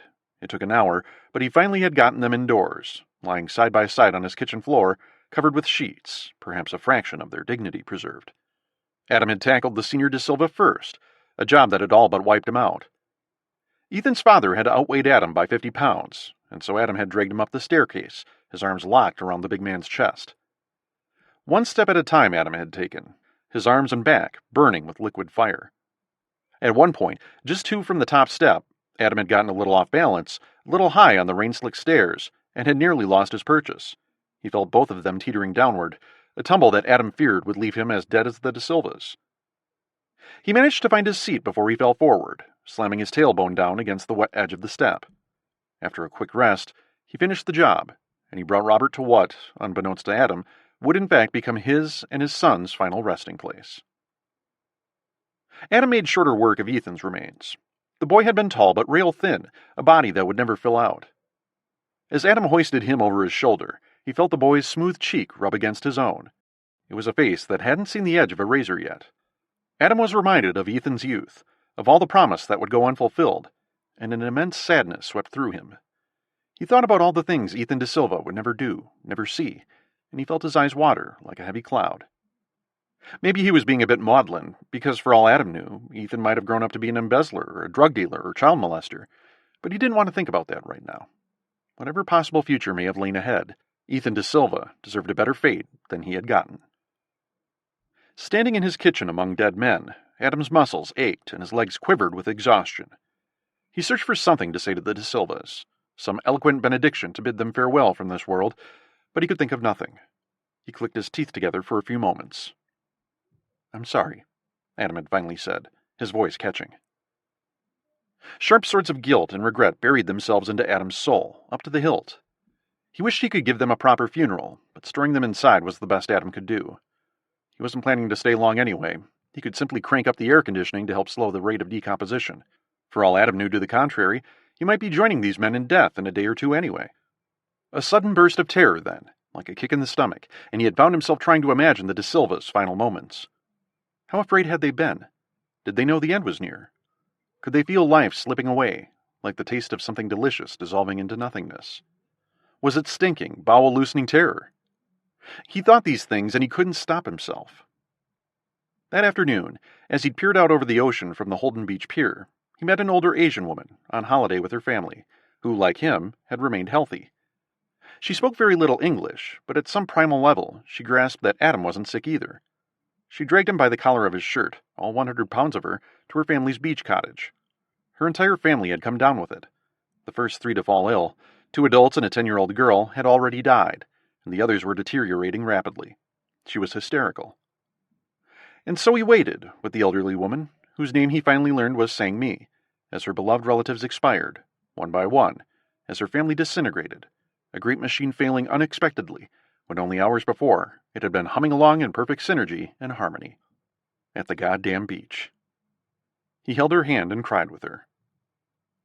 Sang Mi had been inconsolable. When Adam went to pull a sheet over the body of her son, who'd been the last one to die, she bolted out the back door and onto the back deck, screaming hysterically.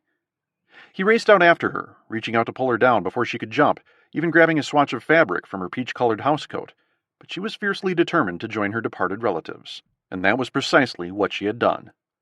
Sang Mi flung herself from the railing. Adam closed his eyes as she plunged down. A second later, he heard her body hit the roof of their Dodge Durango some 50 feet below, the sharp crunch of the metal skin of the roof crumpling under Sang Mi's weight. And much like he couldn't leave the De Silva men alone in the carport, he couldn't leave Sang Mi there, like a fragile bird that had fallen from flight, and so he carried her broken little body back upstairs and laid her to rest with the rest of her family. He sat there with the dead family and watched the news, and that was when it had hit home for Adam that this monster was roaming the countryside, all the countrysides. It was everywhere and nowhere, ghostly and very real. Regular programming had been interrupted for round-the-clock news coverage of the epidemic. Outbreaks had been reported in 25 states and across the globe. The more he watched, the sicker he felt, hope sluicing away, like tiny grains of sand trickling through an hourglass. Driving off the island was no longer an option. The traffic jam he'd encountered with Ethan had metastasized into a bizarre still frame of a demolition derby. Cars turned every which way, smashed up against one another. So he'd ridden his bike, an old beach cruiser he kept under the house, across the causeway on the morning of the 11th. He rode all day, stopping only to relieve himself. He made it to Wilmington at dusk, but there was no respite there, just more chaos. Large crowds drifted through the streets, loud and panicky. Automatic gunfire chattered in the twilight.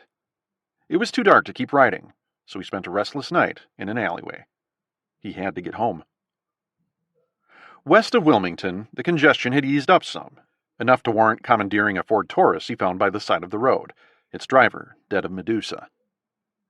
After laying the body on the shoulder, he loaded his bike in the back seat and shoved off, sticking to the back roads cutting through central North Carolina and into Virginia. Even in these rural areas, he saw nothing but chaos. Fires burning, car wrecks, throngs of people migrating on foot, carrying what they could. He listened to the radio for news, but it was confusing and contradictory, and so he had shut it off. By the following morning, August 13th, he was about 100 miles from home, and he decided to make the rest of the trip on the bike. Dead traffic choked I-95, so he had used the cars as refueling stations, raiding them for snacks and water. Most of the vehicles were abandoned, but many contained the bodies of Medusa victims, their desperate flight from the plague now over. He called Rachel half a dozen times, but on the few occasions the call went through, he got only her voicemail. Thinking about what was going on around him was too much to contemplate, and so he had simply focused on the road ahead. Terror powered his legs. His mind had shut down, perhaps as an act of self-preservation. He rode past the towns of Emporia and Jarrett and Carson, and found things just as fucked up in Virginia as they'd been in North Carolina. That had brought him here, just north of the bridge spanning the James. Adam curled onto the Broad Street exit, desperate to get home, numb, exhausted. His ass hurt from so many miles on the bike. As he merged onto Broad Street and cycled past the Virginia Commonwealth University Hospital, 3 gunshots cracked the night air in quick succession, one after the other. Pow, pow, pow. A chilling scream followed, a howl so primal that Adam slammed down the bicycle's brakes almost reflexively. The wheels locked up, but on the wet surface they continued to slide underneath him. A second later, his weight disrupted the balance of the bike, tipping it over and dumping him onto the blacktop. His body rolled into the curb like a discarded beer bottle. He lay still for a moment, anxious for reports from his various body parts. Pain buzzed through his body, but he took solace in the fact that he could feel pain everywhere. Carefully, he wiggled all the wiggly parts, starting with his feet and moving upward to his head. It was going to hurt like hell the next day, assuming he lived that long. There were more people here, pockets of them, wandering the streets, the air buzzing with panicked voices, the tinkle of breaking glass. They were right, the novelists and screenwriters with their depictions of the apocalypse. They'd been so goddamned right. The crowd consisted mostly of young people, some of them engaged in a kind of protest march. "Truth now," one sign read. Another, "No more lies." A third, "Medusa is our doom." He heard a low growl approaching from the east. A moment later, a pair of olive-green military transports pulled up and blocked the intersection at 10th and Broad Street, just a few blocks from the state capitol building. "Clear the streets and return to your homes," a soldier announced via megaphone. "You are in violation of a military curfew." Adam's stomach flipped. How is this happening? How is this happening? How is this happening? His feet felt locked in concrete as he watched the protesters ignore the soldiers' mandate. He could hear coughing and sneezing, and if they had it, Adam thought, they really didn't have anything to lose by ignoring the soldiers. That made for a very bad combination. He needed to get out of here. He was half a block shy of the hospital's emergency room entrance. In the falling darkness, the familiar red lights of an ambulance strobed across the neighboring buildings. Almost instinctively, his feet began shuffling toward the door, the hospital's gravity pulling him in, his life so inextricably tied to medicine and the healing arts that there was no separating him from it, especially in the face of this immense disaster. Hell, maybe he could help out. The closer he got, the faster he moved. He had to see for himself. One last light of hope flickered deep in his soul, perhaps nothing more than a pilot light, but, with the right spark, could reignite his faith that it wasn't as bad as it seemed, that this outbreak had burned hot and fast, but like a falling star scraping the roof of the world, was flaming out, that his colleagues, his brothers and sisters in arms, were bringing their best game in their most desperate hour. These were the thoughts pinballing around his head as he drew closer to the double doors, and these were the ones that died the most brutal deaths when he saw the words, "Good night, Moon," grotesquely scribbled on the glass doors in, Jesus God, was that blood? The sliding doors were malfunctioning, opening and closing like a metronome. To his left was the ambulance whose lights he'd seen flashing earlier. One of the bay doors was open, swaying in the rain-freshened breeze. Half a dozen bodies were piled up inside the ambulance bay. As he drew close enough to see inside the hospital, to see the stretchers scattered about the unit like a child's abandoned toys, the smell hit him like a runaway truck. It was rich and deep, a pungent, gassy smell that all but wrapped its invisible hands around Adam's throat. He recoiled, losing his balance and finding his seat on the wet asphalt behind him. He sat in the puddle, feeling the cold rainwater seeping through his clothes, thinking about Rachel, Rachel, Rachel. Behind him, back on the street, the protesters were growing louder. At first, he couldn't quite make out their words, a trisyllabic chant, but as he primed his ears, the words came through, loud and clear. "Fuck you, pigs! Fuck you, pigs!" Over and over they screamed it, louder and louder until the desperate chatter of gunfire exploded and cut the mantra short. Then their screams of protest were replaced by howls of pain and agony. He heard footsteps and terror stabbed at his core. "Fuck you, pigs! Hide, you moron, hide!" The dark cave of the ambulance bay beckoned him. He didn't want to get in, but he had to. He grabbed the edge of the door and hoisted himself up onto the bumper. Even with the doors open, it was rank and hot, like an ancient evil expelling its hot breath on him.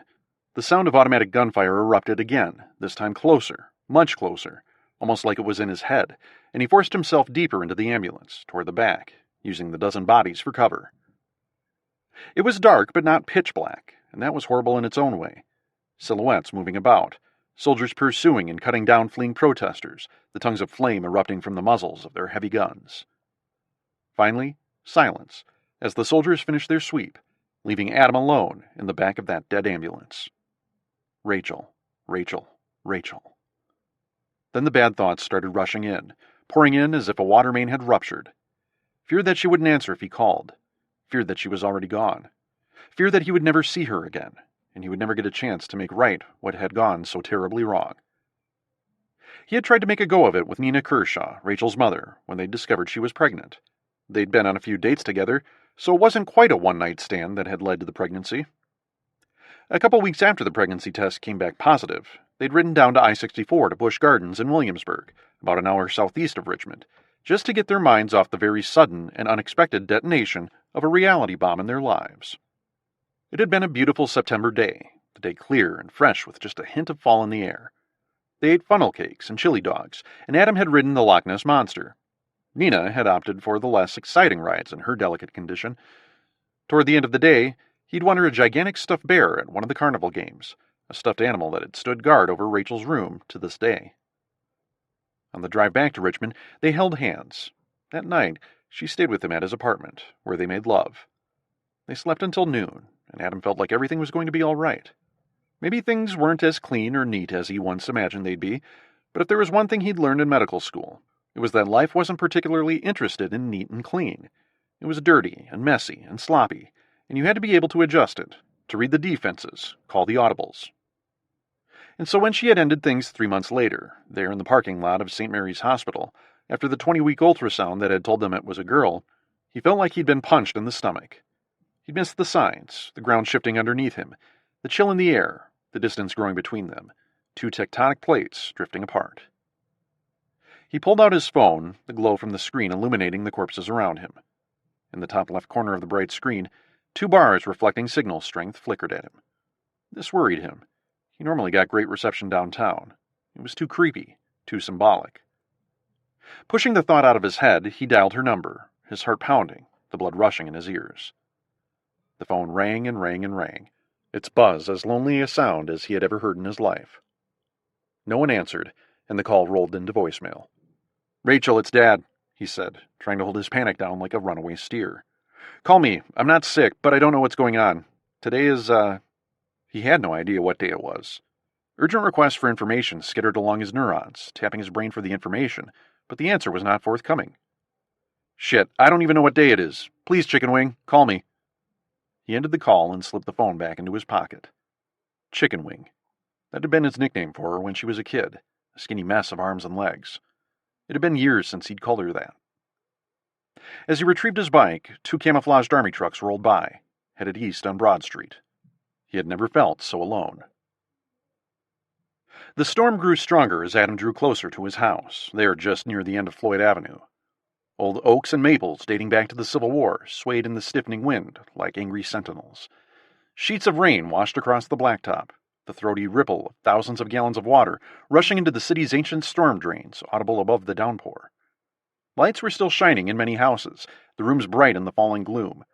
He paused at one bay window and peered inside, cupping his hands around his eyes to sluice away the rain. He hoped, no, he prayed to see signs of life, someone watching television, lingering in front of a bookcase, making dinner. But instead, he saw a middle-aged woman on a couch, curled up under a blanket, the blue light of a television screen flickering against her face. Her eyes were closed. He moved on. At the last intersection, he saw 2 people arguing, their arms wild and animated in their accusatory slashes. In the intersection, a Jeep's front quarter panel was smashed to hell, and its assailant, a large Buick sedan, now sported a crumpled front grille. Steam curled from cracked radiators. Then the larger of the men, a heavy-set balding fellow wearing a black windbreaker, shoved the other man in the chest. The skinnier fellow stumbled backwards, and Adam's face tightened as he sensed, deep in his soul, something extraordinarily bad was about to happen. He slowed to a stop, keeping one foot perched upon the pedal, the high one, just like he'd learned as a kid. He debated making a U-turn, approaching his house via one of the other streets that... Blam! The sound of the gunshot exploded through the rain, the impact of the bullet spinning the heavy-set man's body around before he crashed to the wet pavement in a heap. Adam's medical training kicked in, and he got off the bike, ready to rush to the man's side to treat the wound. Part of him wanted to be there for him, maybe give him a chance to help someone this week, after the catastrophic few days he'd spent at Holden Beach. But then that, too, was stolen from him, when the shooter stepped forward and fired 2 more bullets into his victim's face. "No!" Adam called out. The shooter looked up in Adam's direction.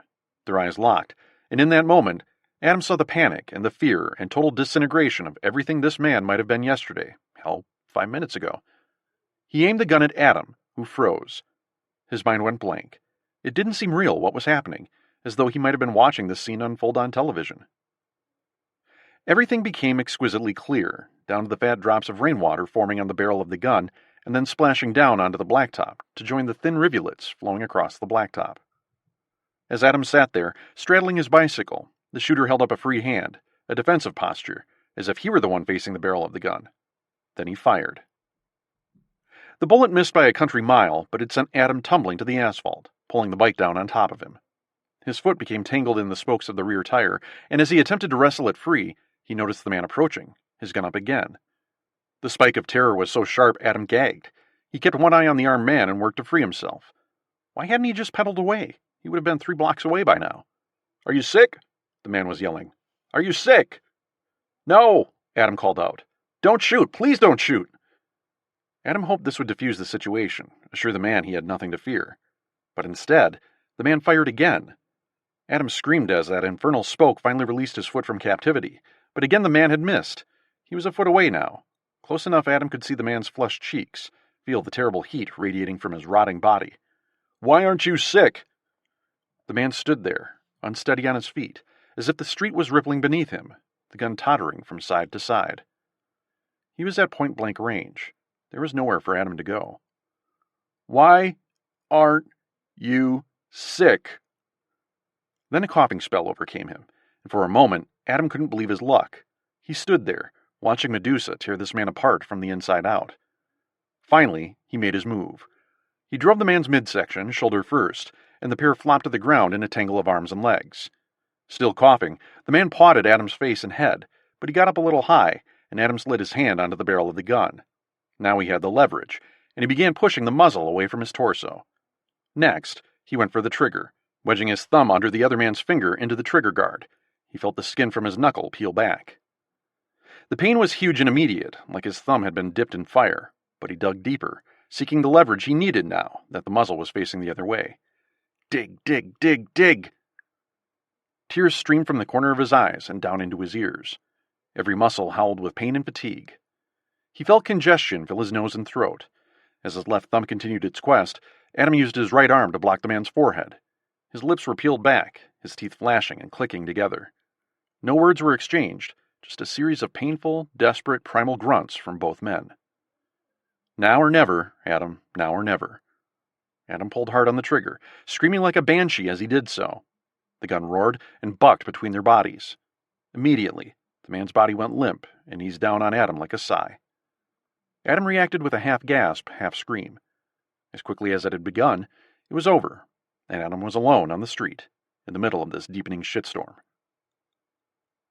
He staggered to his feet and stumbled in a little semicircle around the man. He heard himself howling, a deep guttural thing of victory, a war cry of sorts, and he could scarcely believe the sound was coming out of his own body. He began shivering, and his stomach heaved. Ingrained habits died hard, and so he glanced up and down the street for rubberneckers, eyewitnesses, police officers. At a house just catty-corner to him, there was a little girl standing on a covered porch, wearing a bright red dress that was emblazoned with yellow flowers. She stood there holding a stuffed pig, a blank look on her face. As Adam watched her watching him, he could hear in the distance the sounds of sirens and gunfire and shouts and screams. He looked back toward the intersection where this had all started. The 2 cars were still engaged in their embrace, where, unbeknownst to Adam, they would remain until the rubber tires disintegrated into dust, until the car's metallic paint had decayed to a rusted orange. His head hurt. He sat down, right on the street, next to the man he'd just killed. His mind was an empty thing, a blank notebook. He looked back at the porch, but the little girl was gone, and he didn't know if she'd been there at all, or if he'd been hallucinating. He mounted his bike again and pedaled for home. The rain intensified as he drew closer to his house, drowning out everything else. 2 minutes later, he braked at his front stoop, hopped off the bike, and carried it inside. His clothes were soaked with a thin mixture of blood and rainwater, and he left a trail of pinkish spatter as he climbed up the stairs. He changed into dry clothes and crawled into bed. He turned on the news. Outbreak, panic, blah, blah, blah. He slept. Outside, the rain roared. Interlude. Leaflets airdropped over Midwest and South, August 15th through 16th. Attention! By order of the U.S. Department of Homeland Security. 1. All healthy individuals are ordered to immediately report to Busch Stadium, West Entrance, St. Louis, Missouri, United States of America, for examination by the Centers for Disease Control and Prevention. 2. You will be provided food, clean water, and shelter, and you will be generously compensated. 3. You will provide a blood sample for use in the development of a vaccine for the Medusa virus. 4. Failure to comply with this directive shall constitute a federal crime pursuant to Title 18 of the United States Code. Your country needs you. Signed, Thomas Roberts, Acting Secretary of Homeland Security. Nathan Crosby, President of the United States of America. God bless America. Chapter 10. Captain Sarah Wells wanted a cigarette, but the respirator covering her face, already busy giving her a bad case of claustrophobia, had made that impossible. She would have been happy with just about any distraction. A piece of gum, a goddamn Tootsie Pop would do at this point. Anything that would take her mind off her current reality, walking a turn in the week-old Bronx quarantine on August 15th.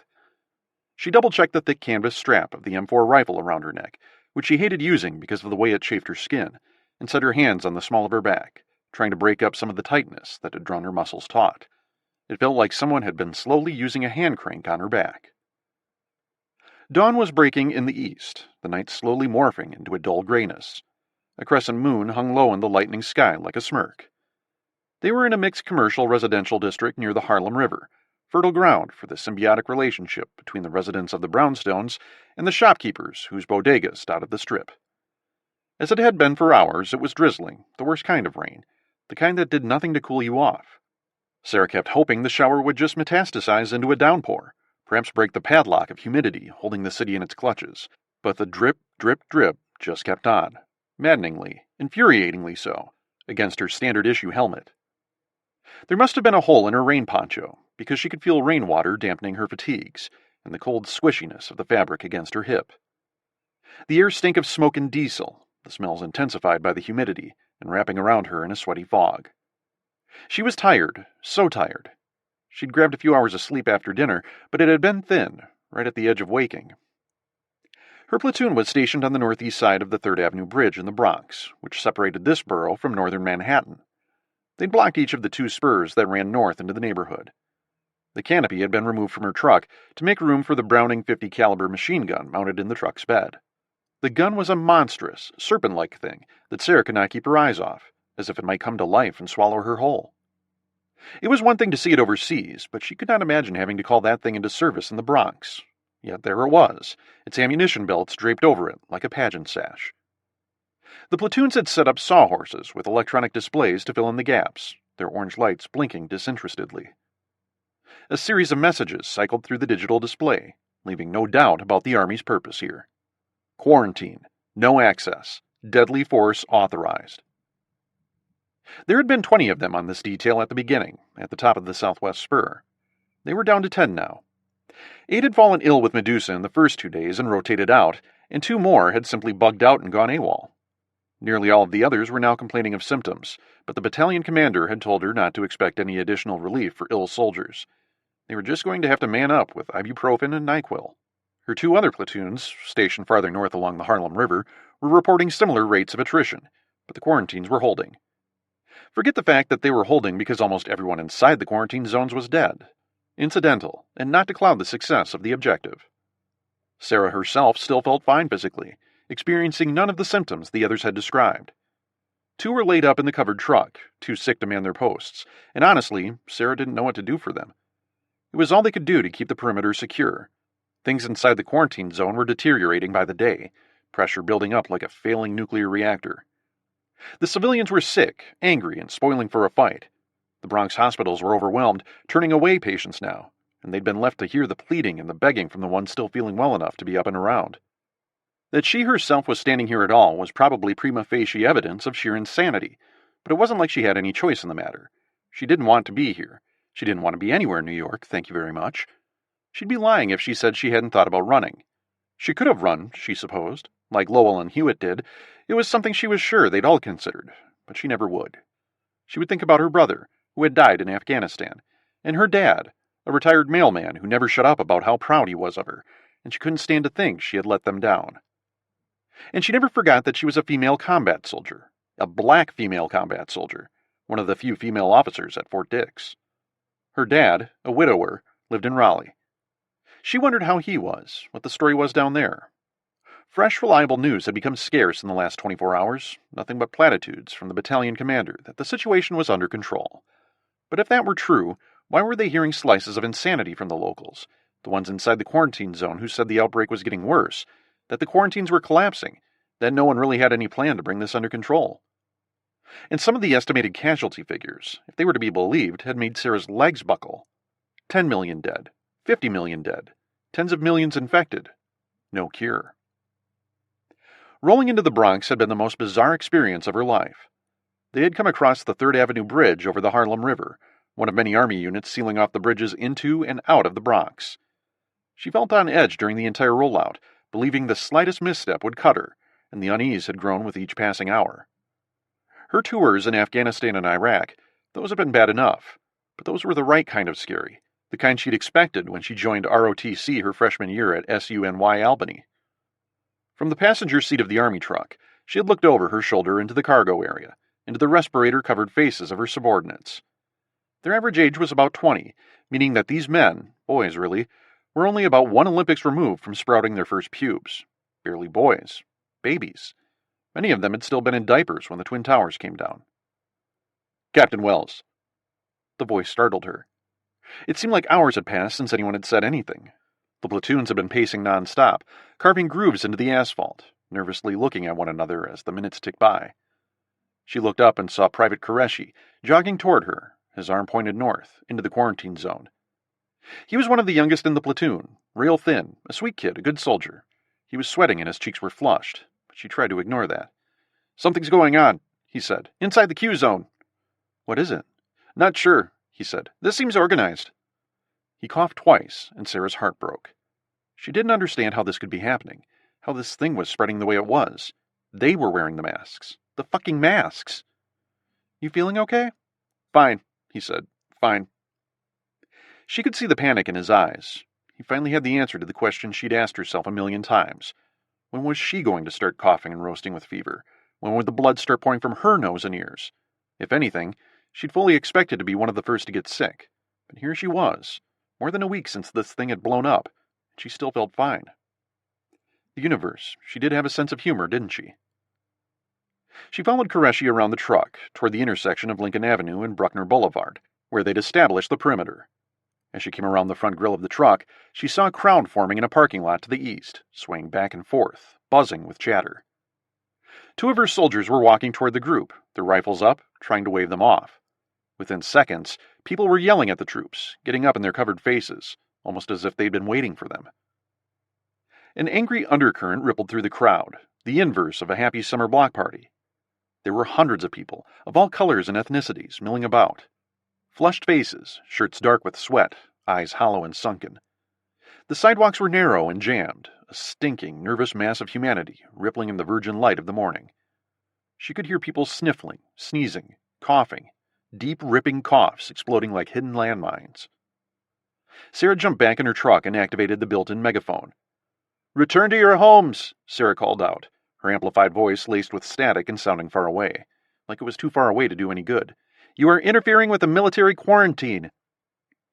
This only antagonized the crowd, and the buzz continued to amplify. Replies mingled together to form a loud symphony of anger and frustration. Behind her, she could hear the troops yelling and cussing, the sounds of magazines being locked and loaded. The soldiers fanned out around the truck, forming a defensive perimeter, their rifles up and pointed at their fellow citizens. Out of the corner of her eye, Sarah saw another throng approaching from the east, via a side street, hidden just so by the bodega on the corner.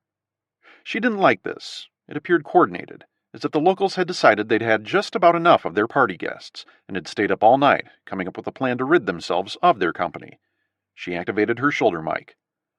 "Echo 3 to Echo Base," Sarah said. "We need backup. A large crowd of civilians possibly turning hostile." As she waited for a reply, an organized mass of young men, white, black, Asian, Latino, formed on the southwest corner, blocking their continued progress north and drawing the attention of her platoon. Two of her soldiers, the two oldest in the platoon, stepped forward. "Negative, Echo 3. Good luck," said Lieutenant Colonel Craig Kerwood, the commanding officer in the Bronx. Jesus. If Echo Base had bigger priorities than a dozen American soldiers trapped by an angry and armed mob, it was going to be a very, very long day. A gunshot broke her out of her trance, and that was when Captain Sarah Wells knew things had changed forever, and irrevocably so. Without thinking, she dropped prone, the way she had in Kandahar province in Iraq, in tours and days gone by, the ground knocking the wind out of her.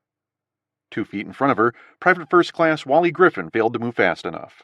His big body, 6'4", 220 pounds of unfulfilled dreams of life as a Division I quarterback at Alabama or Tennessee, some good SEC school, seized up for a moment, just a flash of a second, and then he fell to the ground like he dropped through a trap door. "No, no, no," Sarah groaned. From her stomach, Sarah aimed her weapon high and squeezed off 2 shots. This was by instinct, years of training imprinted on her, almost like a brand. Executed like a computer program, and that was for the best, because she had just fired her weapon on U.S. soil, on American citizens, and the worst part of it was that she was defending herself and her troops. Before the thought could overwhelm her, flood her engine, she slid up to Griffin's side and found him still. There was a small dime-sized hole just over his left eye, and an exit wound the size of a silver dollar at the base of his skull. Blood was pooling underneath him, the dark red liquid staining the asphalt. As Sarah tended to her dying charge, a burst of small arms fire erupted near her, from whom she couldn't tell, and in the end, did it even matter? Howls of agony and terror followed as the 5.56 by 45mm NATO rounds in her platoon's M4s found targets. Thick, heavy thumps as the big rounds slammed into dense flesh, cutting through muscle and bone like teeth into a rare steak. Many scattered at the exchange of gunfire, but some remained, and Sarah was sickened to see the ones that stuck around were armed, intent on continuing this insanity. One of her soldiers, maybe Private Woods, was caught in a no-man's land, and 2 unseen gunmen opened up on him, raking his legs with a hail of large-caliber bullets.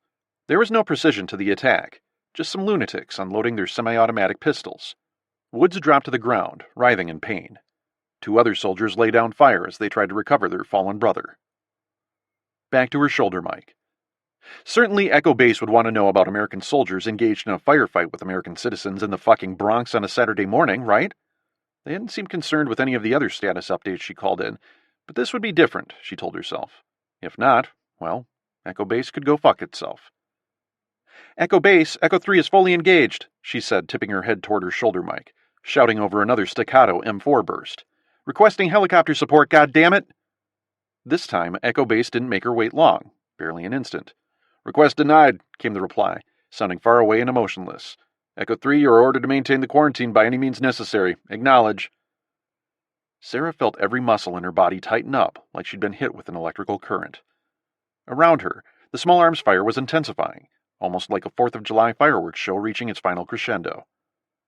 Most of the gunfire was of the M4 variety, the sound as familiar to her as her own voice, but there were still others woven into the fabric of the gun battle. 38 specials, and Sig Sauers from dusty shoeboxes on closet shelves, possibly a MAC-10 in there. Street guns, no match for the military hardware Echo 3 was packing. Any means necessary. Jesus. So this was for real. Really real. Her mind went blank and she let herself be the soldier she'd trained for more than a decade to become. Not for the first time in her life, she was thankful for her army training. She was trained to follow orders, and it let her detach from the current reality. Many times, it was the job that had drawn her through the darkest times in her life. She had to believe this terrible order she'd been given, one that would surely haunt her for the rest of her days, however many of them remained, was being issued for the greater good. That thoughtful, careful, deliberate men had examined the situation here, and the situation elsewhere, and determined that this was the only way. "Acknowledge, Echo 3. "By any means necessary," Wells repeated. "Copy that." "God bless you, Echo 3, came the reply, the voice softer this time, followed by a quick burst of static, then silence. This made Sarah's blood run cold, and a hard shiver rippled through her body. Using the helmet comm, she switched the channel over to the platoon's dedicated frequency. "Echo 3, fall back!" she barked. After clicking off her communicator, she did a quick recon of their situation. Multiple casualties, multiple itchy trigger fingers and their scared, shitless captain. Immediately to her left, 4 soldiers, Preston Beaumont, Johnny Weeks, Clint Vranian, and Faisal Qureshi. Quite a quartet, she thought. all barely out of basic training. The others were scattered around the perimeter of the truck. Just ahead was a side street, an alley more than anything, which cut behind a bodega. She took note of it as a possible escape route, in case they needed to get out quickly. That's what it had come to, planning a possible bug-out. "Our orders are to maintain the quarantine by any means necessary," she said after they had congregated behind the truck. "Fuck that," came the deep, bellowing voice of PFC Vinnie Matthews. He'd been sick since midnight. "What the fuck is the point of all this? We're all fucking dead anyway. I fucking quit." Without thinking about it, Sarah drove the butt of her rifle into Matthew's midsection. When he doubled over, grunting, coughing up blood, she brought up her right knee squarely into his chin. She laid him down gently on the ground and knelt down close to him, his panic-stricken face just inches from her own. "Don't ever question my orders again," she said softly. Matthews nodded, his eyes shiny with tears. She eyed him for a moment longer, debating whether she should try and give him a comforting word. She decided against it. They were all in the same sinking boat. "Anyone else want to fucking quit?" she asked, surveying the faces of her terrified troops. "We have a fucking job to do," she said when no one replied. "I don't know what the fuck is going on or how long we're going to be here, but we have to believe our orders are part of some bigger plan to get us out of this shit. Are we clear?" A gaggle of "ma'ams" and "yes, ma'ams" followed. She didn't know if they believed what she was saying. She wasn't sure she believed it. But if she didn't act like she believed it, she'd lose whatever thread of control she maintained over her platoon. "All right, let's get back to work." In the distance, she heard shouts, some English, some Spanish, still others in languages she didn't recognize. Gunshots peppered the air, the smell of smoke and metal intensifying. She peered around the front edge of the truck, back toward the quarantine zone, and saw another crowd forming, this one louder and angrier than the first. Pockets of people swarmed the area, people hiding behind parked vehicles, in alleys, behind the buildings. She saw many were armed this time, the mob evolving like a strain of deadly bacteria. Movement along the tops of the buildings near the perimeter caught her eye, and she realized with horror these people were getting ready to launch some kind of offensive against her unit. "Weeks!" she barked into her communicator. "Looks like we've got movement on the rooftops." As if on cue, a hail of gunfire rained down on them from above. Sarah and Weeks turned and directed their fire on the rooftop snipers. She fired one burst, and then another, her M4 growing hot in her hands. Weeks edged around the far side of the truck and came up firing, but the shooter retreated from the edge. Then she turned her attention toward the clusters, crying as she cut down citizen after citizen. A loud revving groan caught her attention, and she swung her gaze toward the source of the noise. A large vehicle was accelerating toward the roadblock, coming from the north, possibly a moving van or delivery truck. As it breached the last roadblock-free intersection, hell erupted around Sarah. The street exploded with heavy gunfire. She rotated back around the front of the truck and opened with her M4, tears streaming down her cheeks, partially from fear, but mostly from sadness. Terrible, crushing sadness that her life was probably going to end here, in New York City. Everything fucked, 6 ways to Sunday. "All man the gun!" she shouted. Her heavy footsteps twanged against the metal bed of the truck, and within seconds, the air was filled with the terrifying whisper of the .50 caliber gun as its rounds found purchase in the front grille of the truck. The machine gun edged upwards slightly, just a hair, and within a second, a splatter of red splashed against the windshield. But it was too late. The truck's trajectory shifted slightly, as it continued without human control, but it didn't decelerate at all. "Fall back!" she screamed. Realizing there was no chance to divert the truck from its homicidal trajectory, Sarah leapt off the machine gun battery. A second later, the truck's grille crashed into the side of Sarah's armored personnel carrier, and it careened up Lincoln Avenue toward the bridge. She hit the ground hard and rolled, her body a rag doll, against the rain-slickened asphalt. The truck pitched and yawed as it hit the bridge, scraping up against the left guardrail.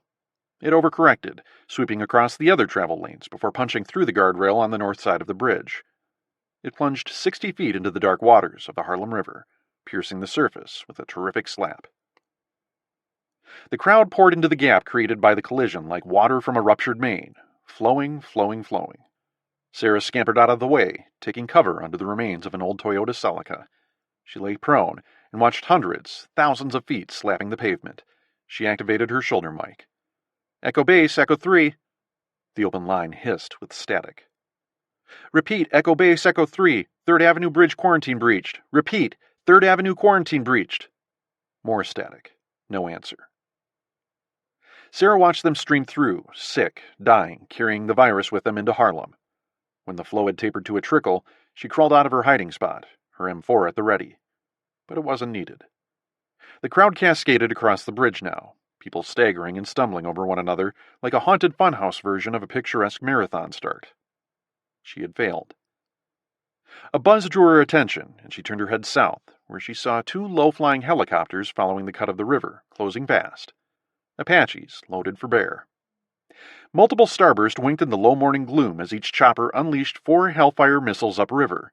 The rockets screamed north and slammed into the 3rd Avenue Bridge superstructure. It disappeared into a cloud of smoke, debris, and body parts. As 1,500 men, women, and children plunged to their deaths alongside the twisted, burning wreckage of the bridge, the screams were so loud, so piercing, it made Sarah's head throb.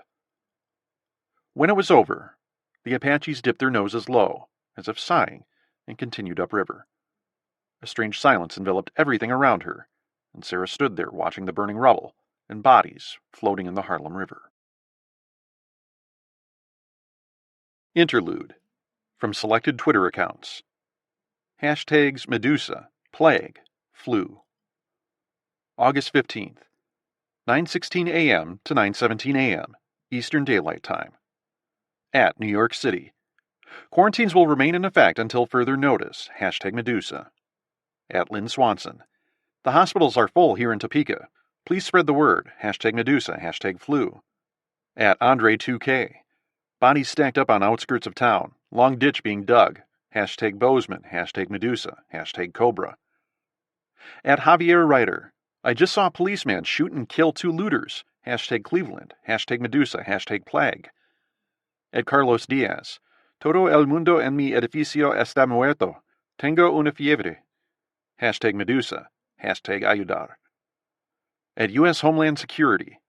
A Medusa vaccine is nearly ready for widespread distribution.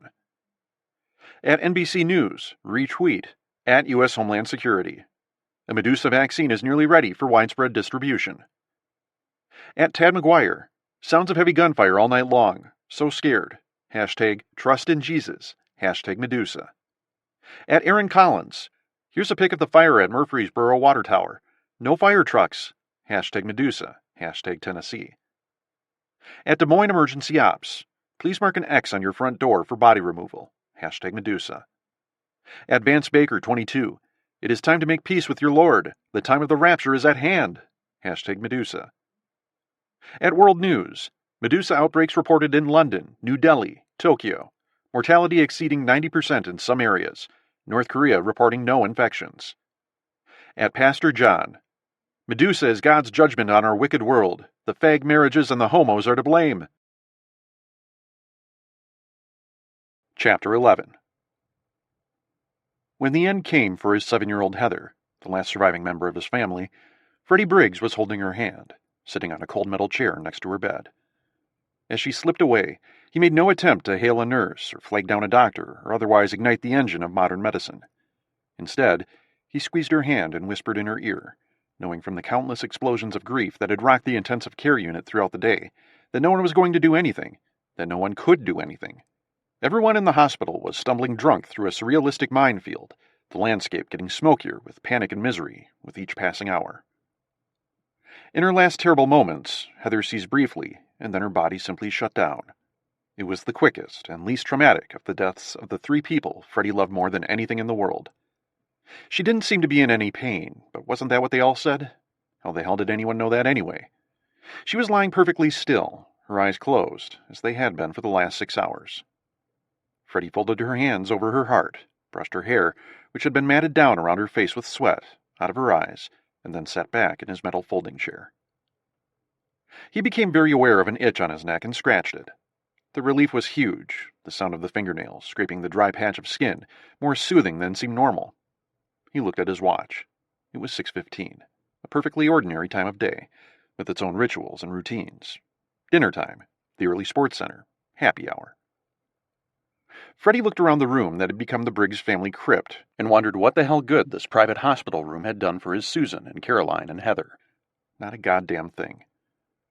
As he thought about the last few days, he felt tears sliding down his cheek, and he wiped them away with the back of his hand. By the time the ambulance had pulled away from the Briggs house, Susan and Caroline were both symptomatic. Susan had been the sicker of the two, worsening by the minute. Her chest was rising and falling quickly as her body struggled to draw in oxygen. Pale on her healthiest days, Susan's skin had taken on an ashy tone and was stretched taut against her already thin frame, as though it had shrunk and no longer fit. One of the paramedics, the teacher, kept attaching and reattaching a blood pressure cuff, seemingly unhappy with the results he was getting. As the ambulance rounded a corner, he felt Susan's body heave, and she began coughing, an interminable spasm that didn't subside until they'd made it to the hospital. Freddie was thrilled they'd been assigned the last available room, and he tried not to think about the fact they'd been afforded that luxury because for the first time in his life, Freddie had used the "Don't you know who I am?" card. As it turned out, the staffer in charge of room assignment had known who he was. She and her husband were huge Falcon fans, hopeful they could afford to get season tickets this year, but it would probably be next year. She had prattled on and on about football while working to check them in, apparently oblivious to the fact that things were going straight to hell, and Briggs had indulged her only because he had hoped it meant they'd get seen faster. They probably had gotten seen faster, but in the end it hadn't mattered. Susan died within an hour of checking into the room, despite an exhausted-looking doctor doing his best to keep her airway open. Freddie had begged him to tell him what was going on. How could so many have gotten so sick so fast? But the plan was to treat his family. The man hadn't replied, and after he'd given up his resuscitation efforts, he simply said he was sorry and disappeared from the room. Carolyn died 2 days after they checked in.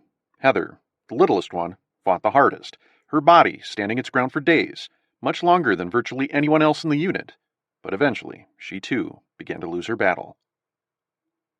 As Heather deteriorated, Freddie began to realize the din, the frantic shouts of physicians' orders and medications and codes, was nothing more than busy work, a desperate attempt to make it look like there was still order and structure in the hospital, because admitting that there was no order or structure would be like a boxer quitting on his stool in between rounds, throwing the blood and snot-soaked towel into the middle of the ring. Brief sorties out of the room to get ice or juice or towels, or just to see what the hell was going on, had told him all he needed to know. So he just sat there with his beloved daughter, feeling oddly empty inside, as if the parts that had made Freddie Briggs had been scooped out with a shovel, and he was just the shell left behind.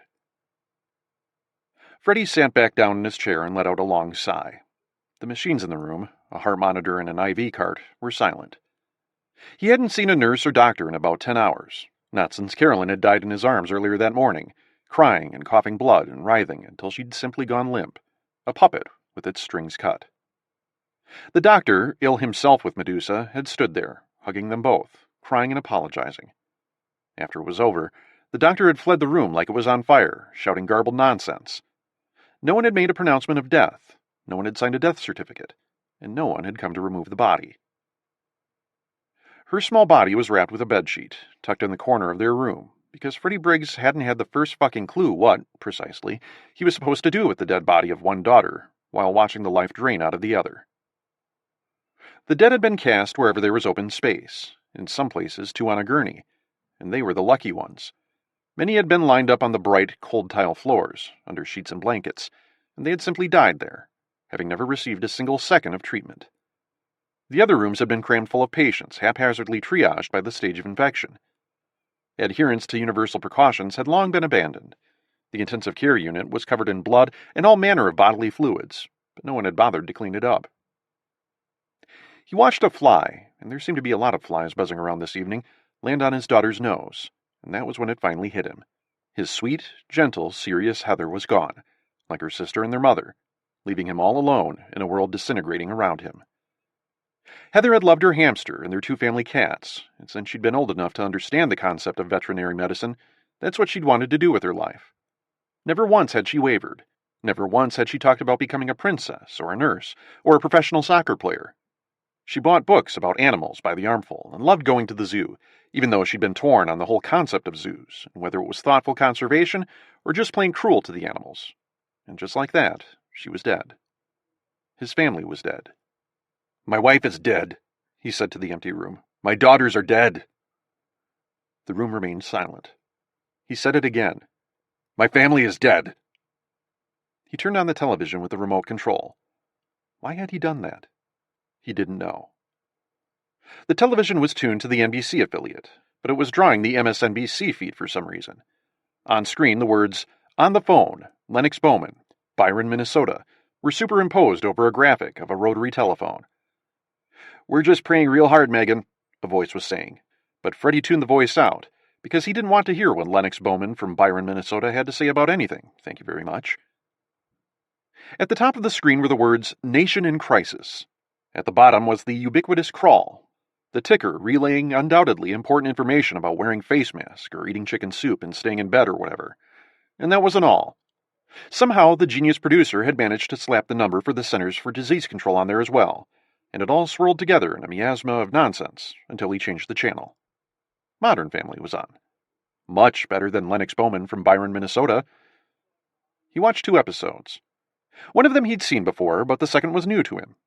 Weird that he missed an episode of Modern Family. Susan used to DVR it for him, and they'd watch it together before bed.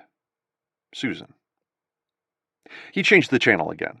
A nature show talking about the blue-footed booby, and this seemed soothing in its own way, so he left it on.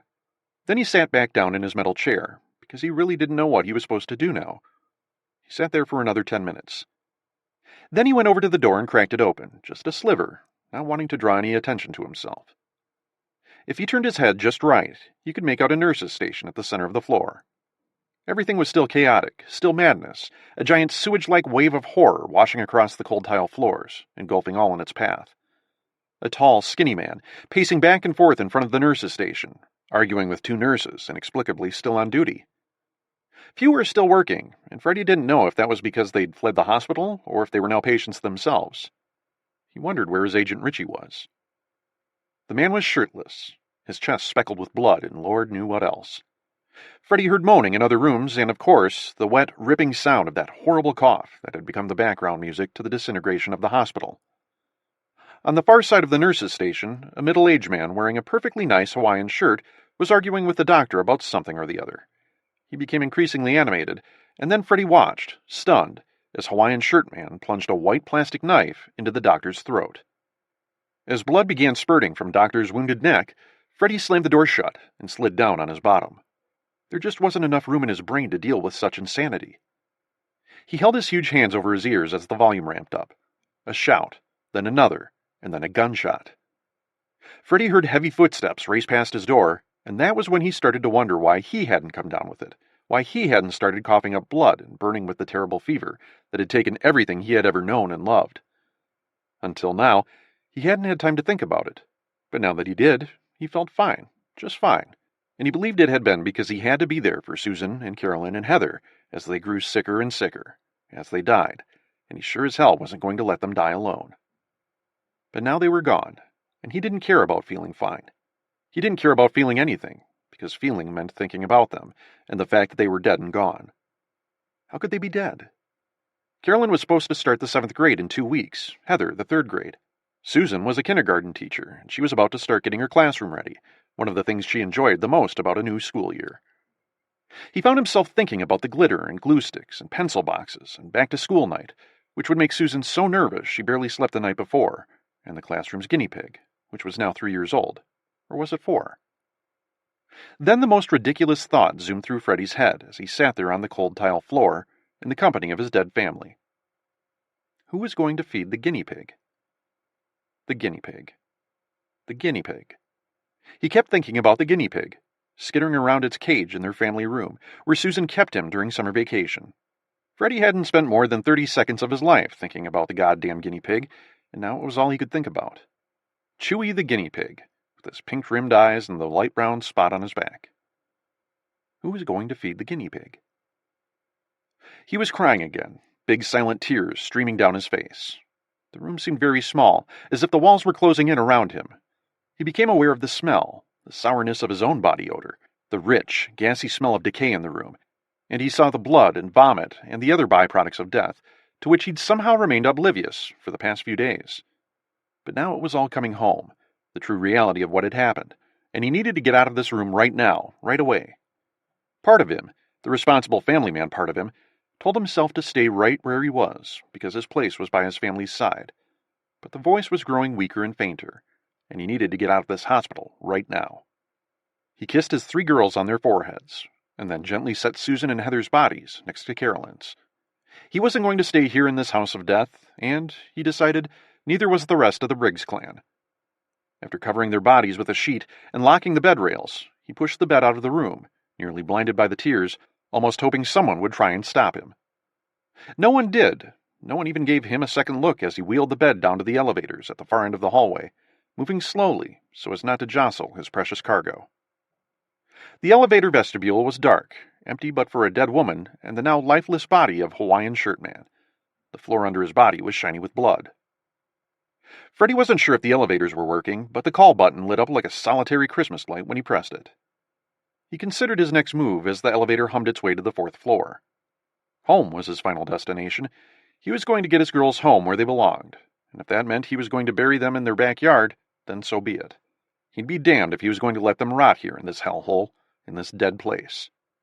If he had to carry them the 4 miles, then that's what he would do.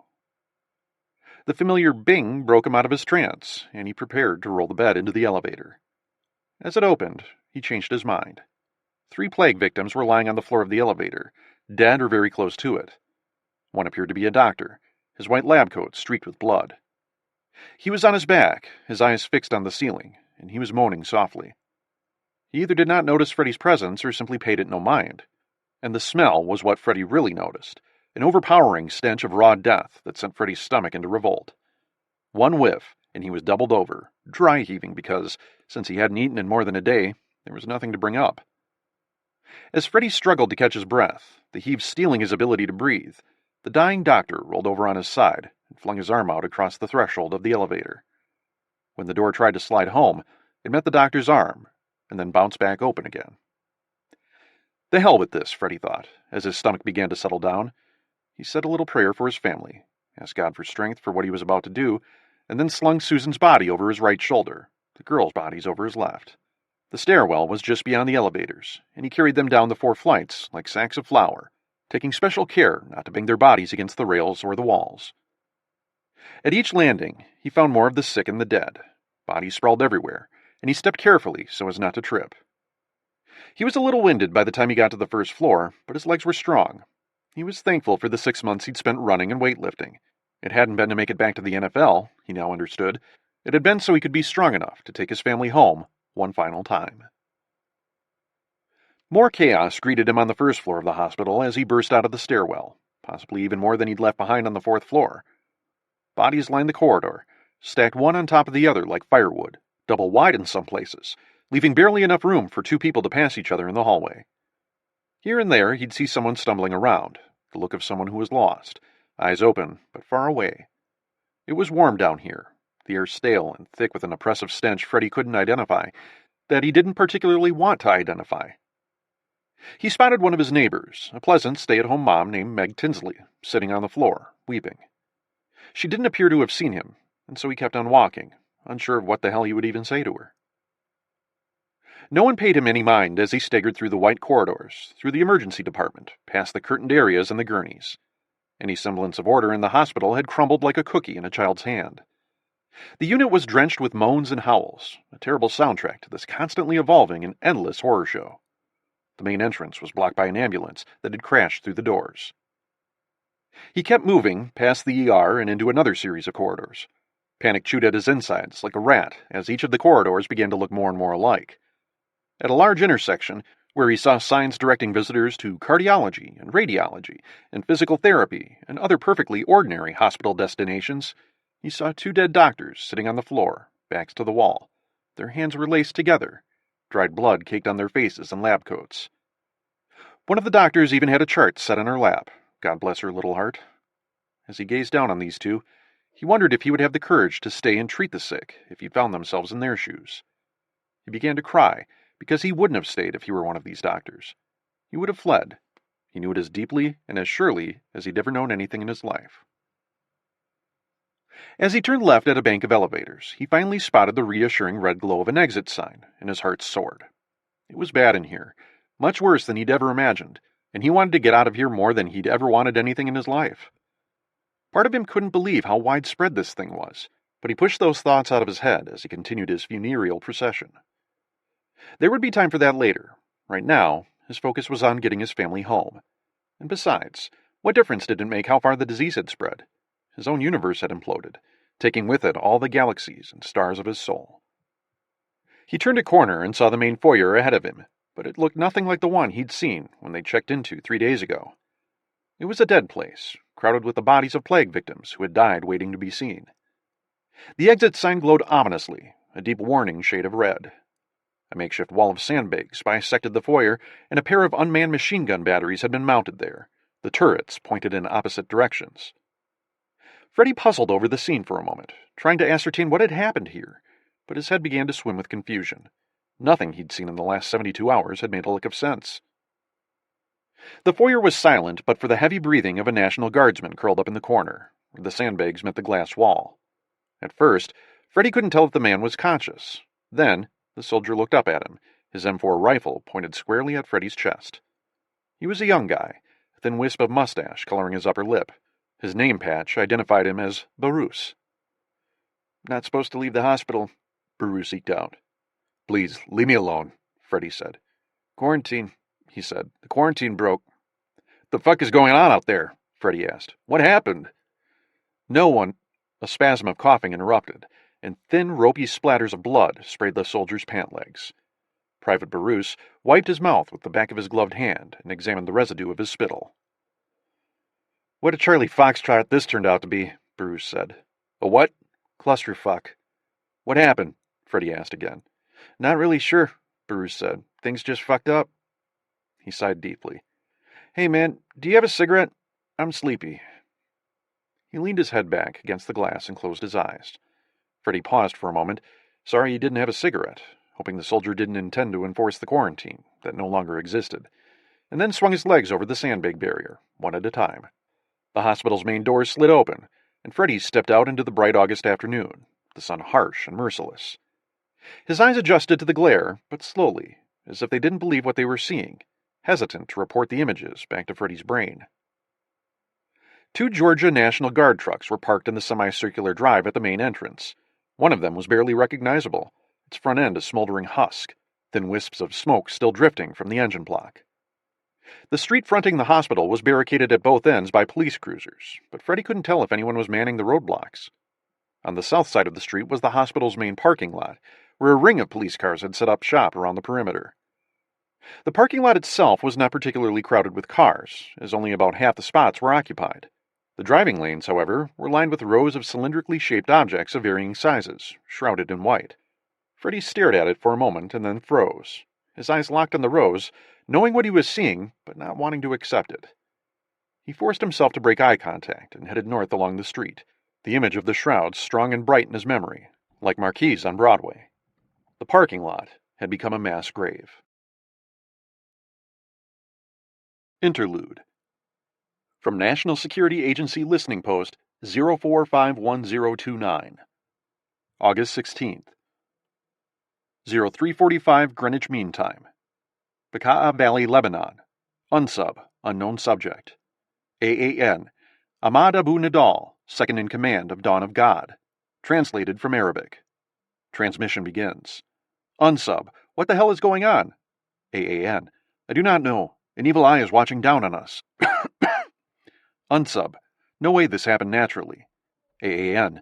Regardless of how it is happening, it is happening. Unsub. They are going to blame us. You know that, yes? AAN. Yes, but I do not think it matters. Unsub. How could it not matter? They will scorch the earth looking for us. Do you know how many have died in America alone? AAN. Do you know where I am right now? Unsub. Don't you dare. AAN. I am just north of Ain Hershey. Have you heard of it? Unsub. No. My God, they'll be on you in a day.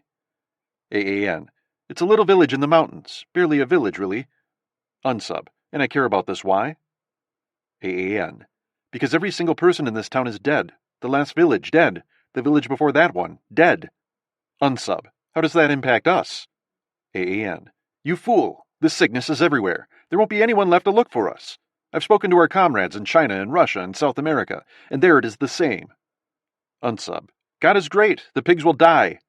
AAN. Laughter followed by coughing. Unsub. What is so funny? AAN. God might be great, but he is also pissed. Unsub. God be with you. AAN. Go to hell. Transmission ends. Interlude. From the Suicide Note of William Brady. Knoxville, Tennessee. Undated. I'm sorry. I'm so sorry. I thought this would be so much different. I used to think an apocalypse would be cool. I liked zombie movies and The Stand and those kinds of books and movies, and I thought it would be cool to be a survivor. And here I am.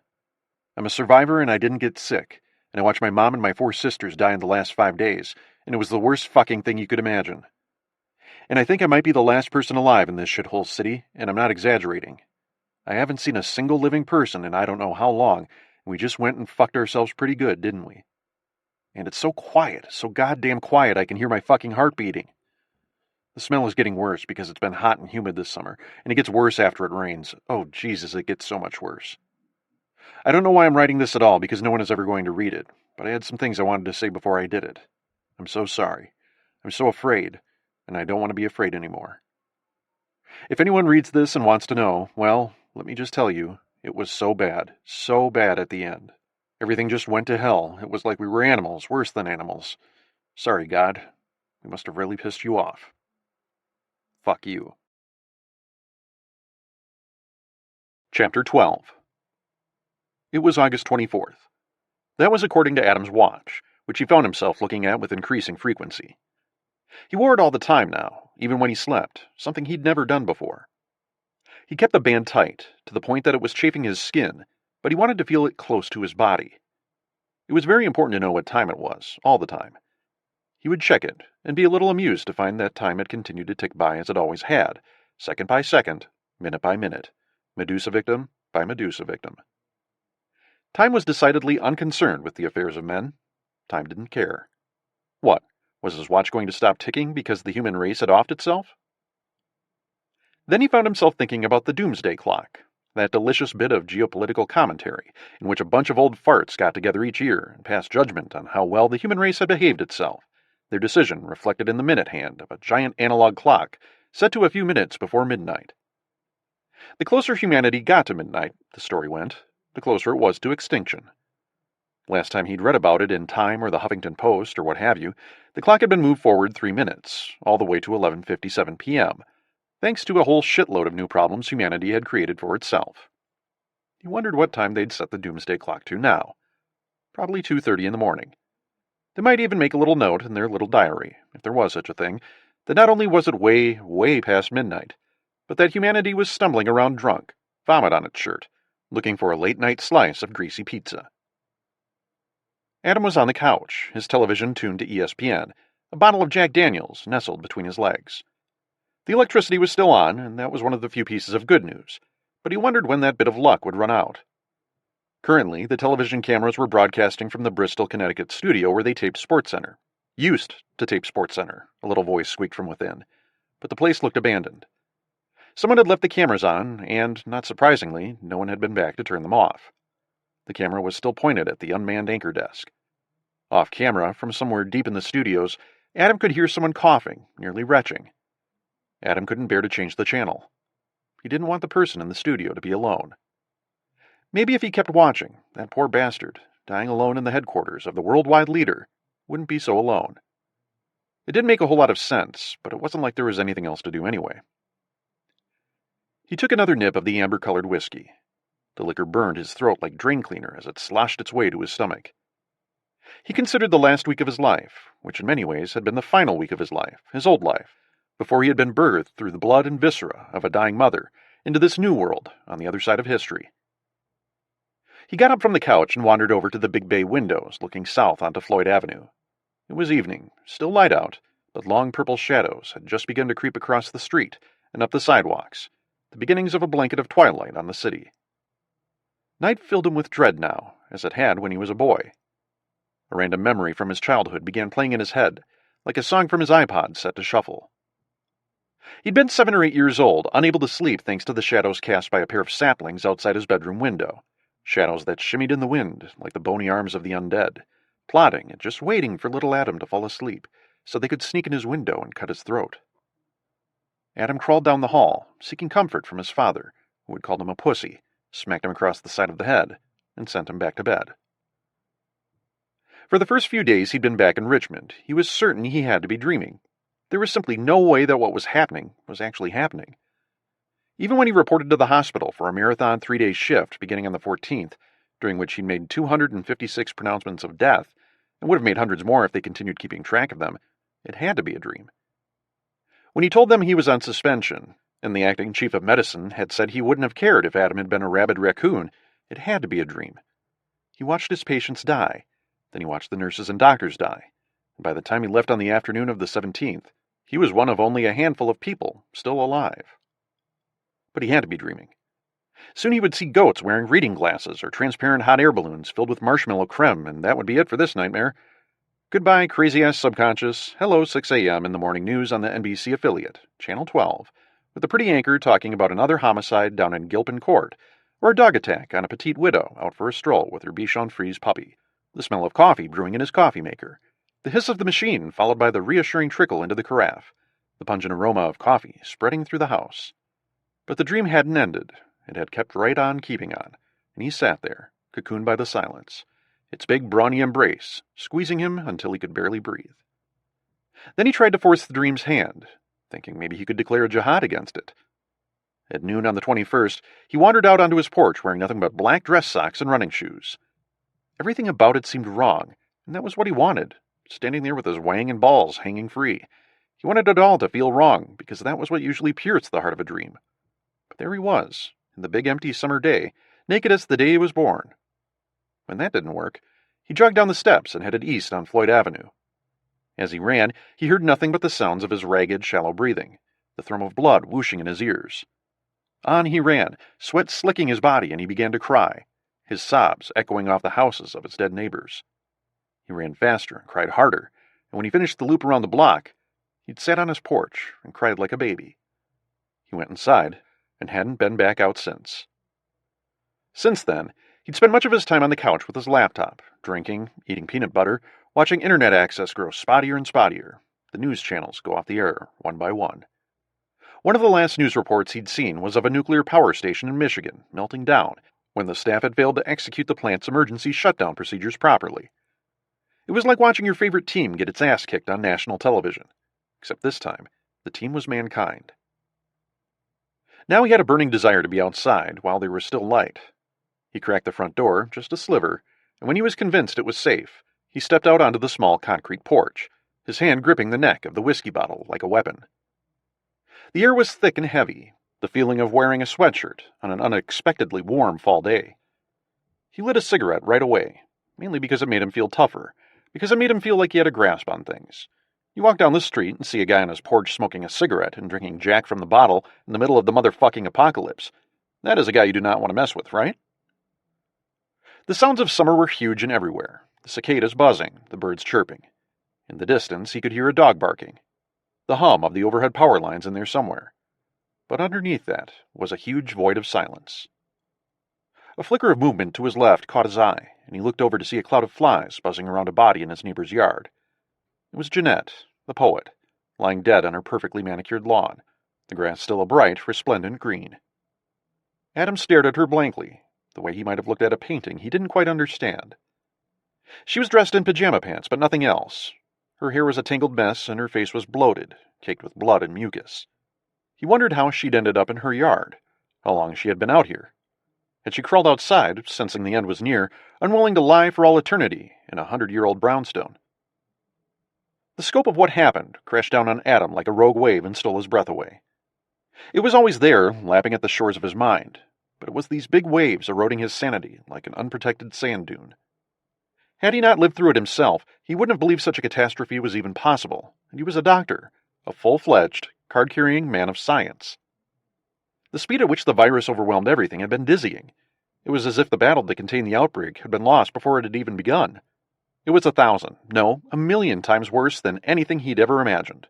And here he was, standing at the end of history. A breeze rustled the trees, full and thick with summer foliage, the leaves whispering amid the dying light of the day. Thunder rumbled in the distance, a low, guttural drum. Adam looked west and saw a line of black clouds moving in, flashes of lightning laced into them like strobe lighting. It had been dry in Richmond for days. He'd heard faraway thunder each of the past few nights, but the storms had swept around the city, doing their duty elsewhere. The approaching tempest riveted him for a bit, like the passage of time had, because a summer storm right now was exquisite and ordinary all at the same time. A series of electronic chimes from behind him broke him from his trance, and at first, he thought he'd imagined it. Broken out of a daydream by another daydream. A sure sign of insanity. But a few moments later, he heard the chimes again. It was his iPhone, the sound drifting through the screen door. His goddamn iPhone was chirping inside the house. An email. A text message. Someone had tried to contact him. Rachel. He flung the screen door open, his eyes desperately scanning the house as the door clacked shut behind him.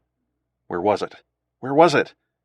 He closed his eyes, and a moment later, he remembered he'd dropped it in the basket on the little end table by the front door after one of his many efforts to reach her.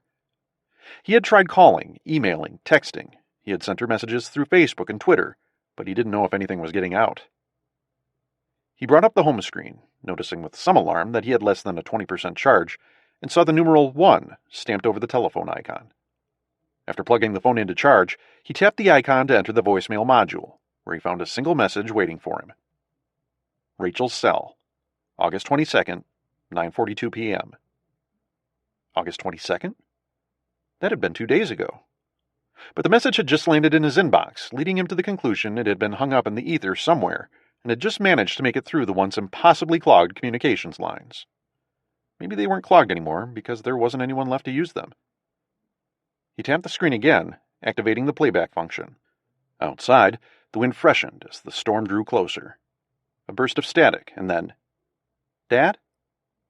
Her voice was an atomic blast of light in his darkening world. "I got your messages," she continued. "All of them showed up on my phone at the same time. I've tried calling you like 50 times. Adam felt his heart break, an almost palpable sensation of his chest caving in. His daughter needed him, and he hadn't been there.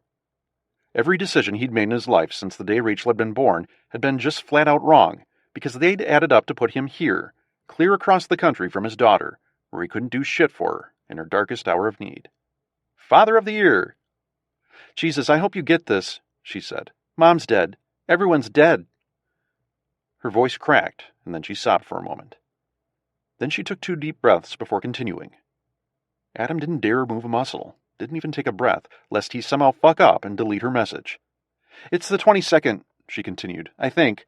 I'm headed up to my stepdad's condo at Tahoe while I figure out what to do," she continued. "I'm not sick. I don't think I'm going to catch it. I don't know how. I was hoping it was hereditary. No, that doesn't make sense, because Mom died. But maybe the immunity passed through you. I still feel fine. Is it bad there? I haven't seen any news in a couple days. But it's so bad here. So fucking bad. Sorry for the F-bomb. Everyone is dead." She was rambling now, and Adam could hear the panic in her voice.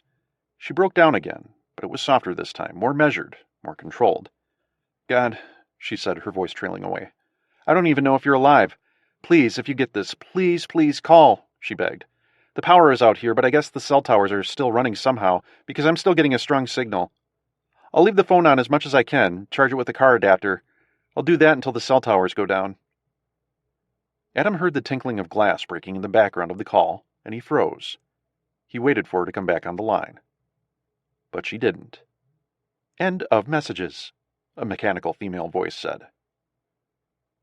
Adam played the message again, tears streaming down his face as he listened to her voice a second time. He checked his watch, his trusty Casio, faithfully marking the passing time. If she was still symptom-free 2 days ago, that meant she'd almost certainly survived multiple exposures to the virus.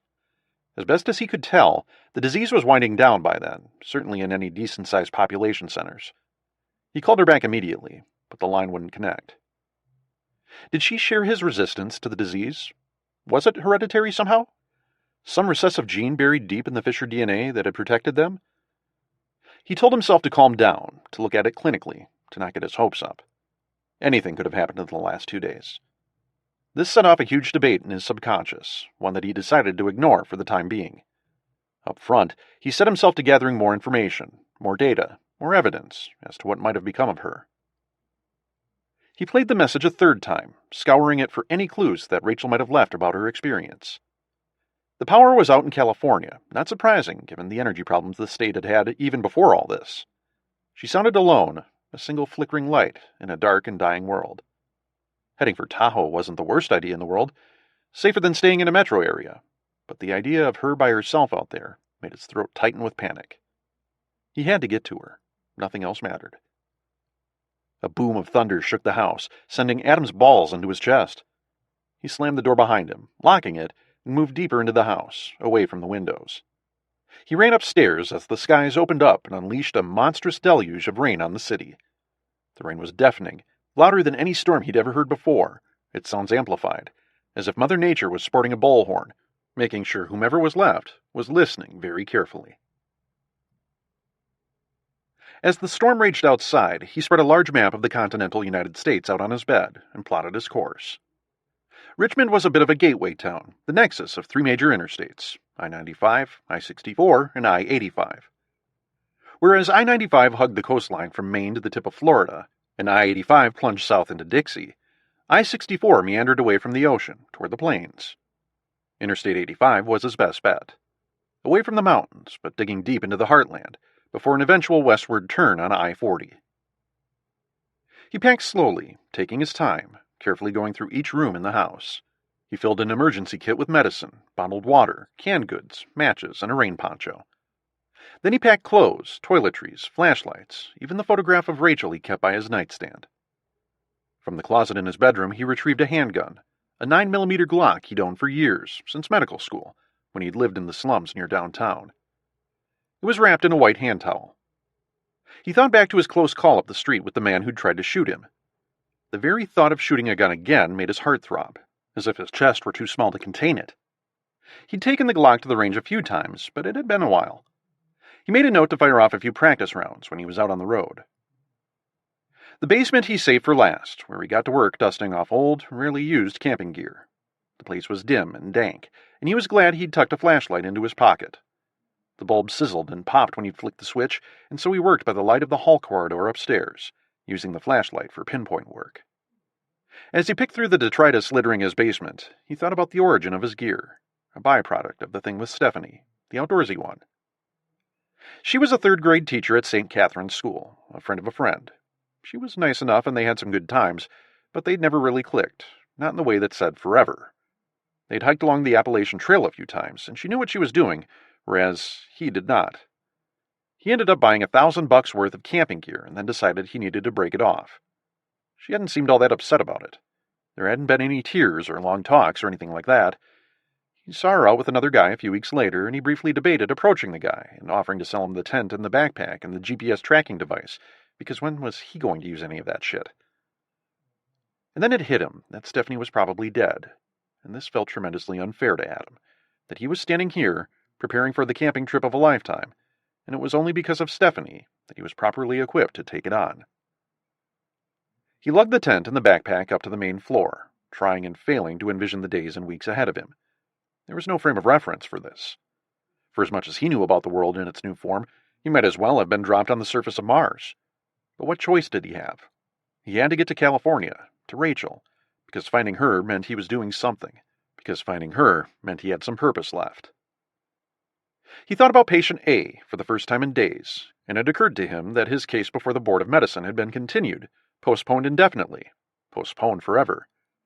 Patient A was still dead, but he supposed so were the 9 members of the Board of Medicine. He would never get to tell the story about what happened, clear his name, and then he felt guilty, because how could he think about something like that in the face of all this? The thoughts just kept whizzing by as he inventoried his supplies, and he couldn't stop them, like he was watching train after runaway train race by from a deserted subway platform.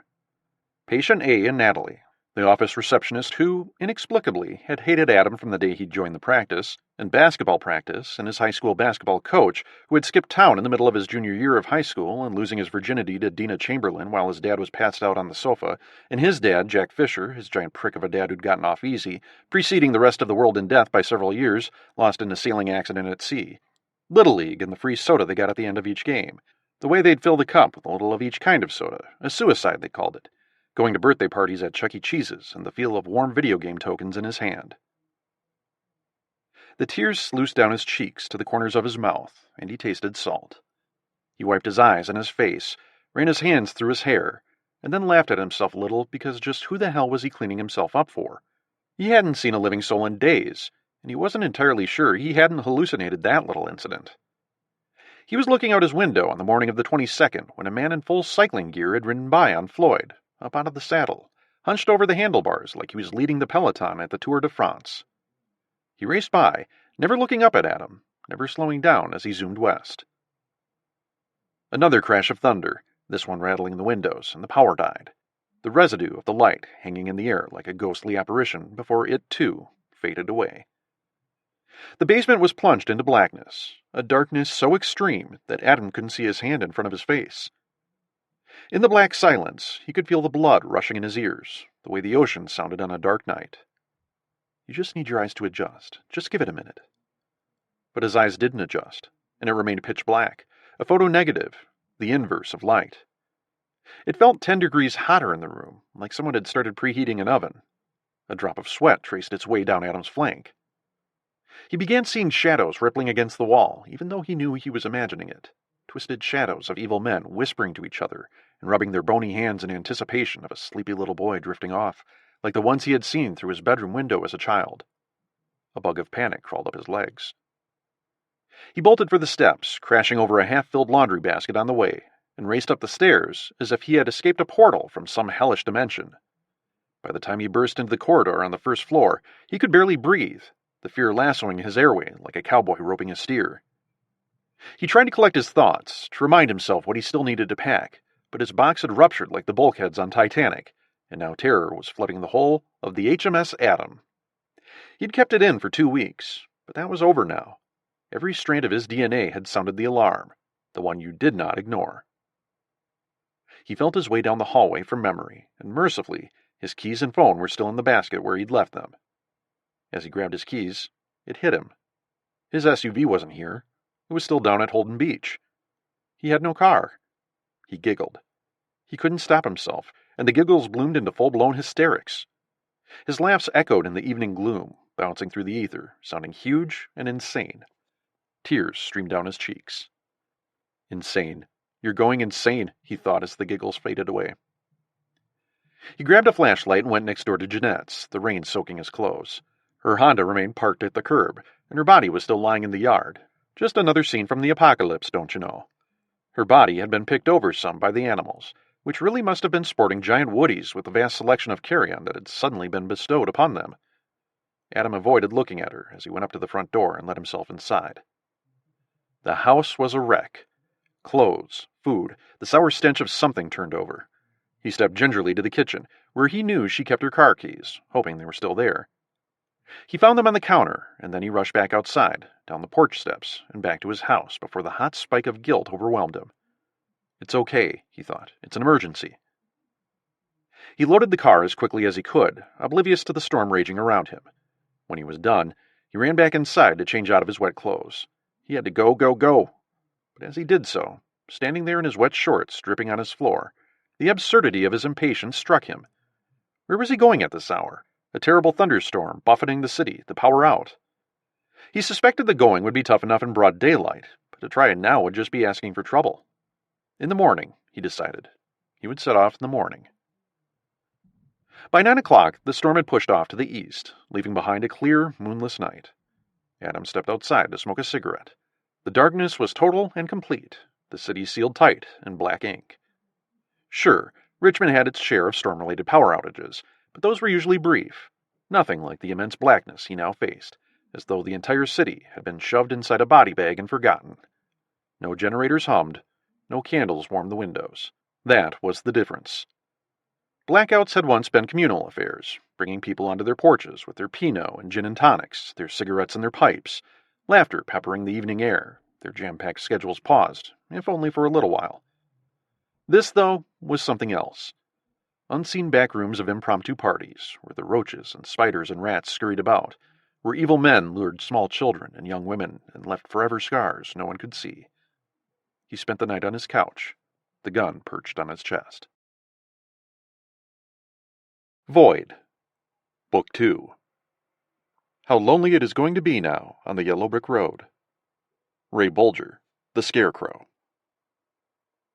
Chapter 13. Dawn.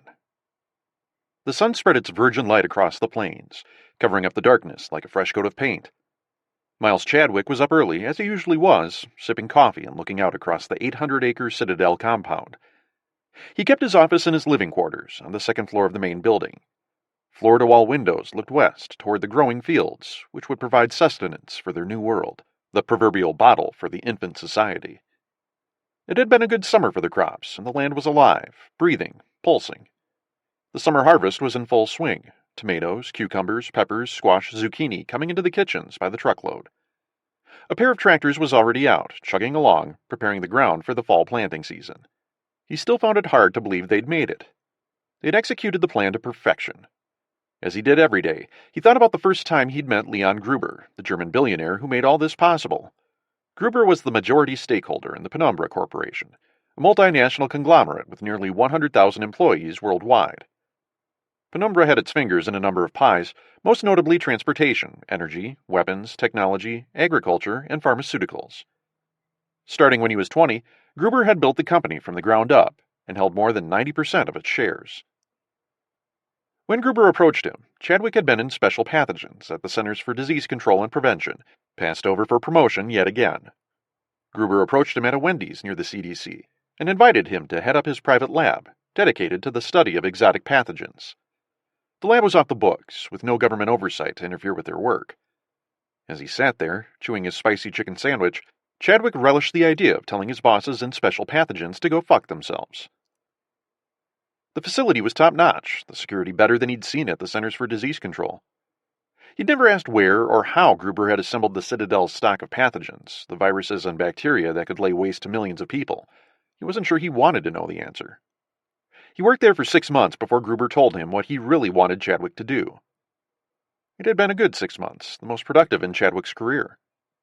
He was having dinner at Gruber's home on the lake in the northwest corner of the compound, briefing the elderly man on his work.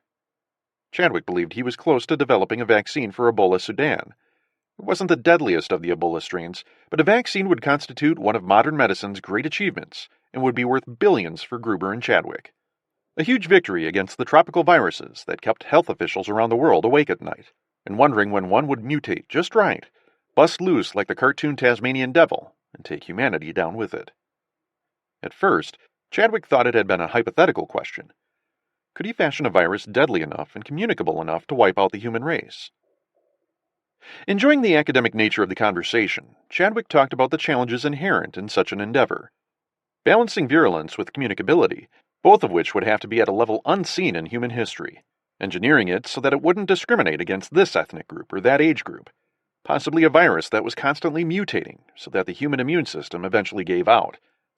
It would be tough, Chadwick had said, but not impossible. So will you do it? Gruber had asked. At first, Miles had nearly choked on his meat, laughing. But as he wiped his lips with his napkin, he looked at Gruber and knew the man was most certainly not joking. He didn't know how he knew. He just knew. In that moment, as the proposal hung there, pure, virginal, a Schrodinger's cat of an idea that had neither been accepted nor rejected, he expected to be filled with horror. But he hadn't been. Saying yes, joining the greatest conspiracy the world had ever known, had seemed so easy, as though he had been meant to do it. Yes, Chadwick had said. I realize what I'm asking you to do, Gruber said, but don't think of it as me asking if you to end the world. Think of it as my asking you to end climate change, hunger, racism, war. And for Zoe, Chadwick had said softly, almost unaware that he had said it. He was almost in a trance, picturing a world that he could control, a world stripped clean of all the evil that had cut its purity, like cheap heroin. And all the Zoes, Gruber had said, placing his hand on Chadwick's shoulder. He hadn't even realized Gruber had gotten out of his chair, now looming above him. It's time for the world to evolve, Miles. Chadwick drank his scotch. You knew I'd say yes, didn't you? He said to Gruber, unable to look the man in the eye. I couldn't afford not to know, Gruber said. And so he had gone all in with Gruber. Zoe. Chadwick tried not to think about her, because it had been better, less painful, to pack it away deep, rather than think about the meth-addled mugger who had shot his new bride Zoe, 6 months pregnant, right there at the ATM machine in Atlanta for the $40 she had just withdrawn. 28 years old, a brilliant career ahead of him, and just like that, his life had been turned into a smoking crater. Her killer had never been caught, and Miles took some small measure of comfort in the thought that the virus had almost certainly exacted justice for him, and Zoe, and their unborn baby. When he got right down to it, The virus had been for him. So he'd worked and worked, creating iteration after iteration, each virus coming up a bit short until finally he developed Medusa. Although it hadn't been his name for the virus, he thought it was terribly apropos. Then the gathering of the test subjects, the runaways, the vagrants, the homeless, the ones who had already slipped through the cracks and wouldn't be missed. That last clinical trial was unlike anything he'd ever seen. Aerosol infection of patient 0, then exposing her to patient 1 for less than 15 seconds, then 1 to 2, a chain of exposures, and so on through patient 44, the virus airborne and moving even before the host developed symptoms.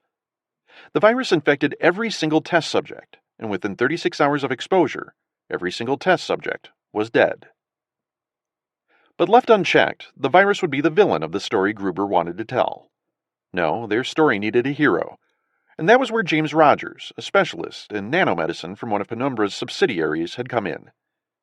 He used cutting-edge nanotechnology to build the vaccine, the yin to the virus's yang, the light to its dark.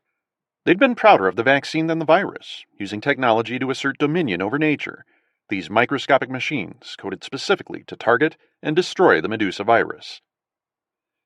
Telling Gruber about each project milestone, recruiting the team to the Citadel, planning the August release, which they had codenamed Zero Day, it had all gone off without a hitch.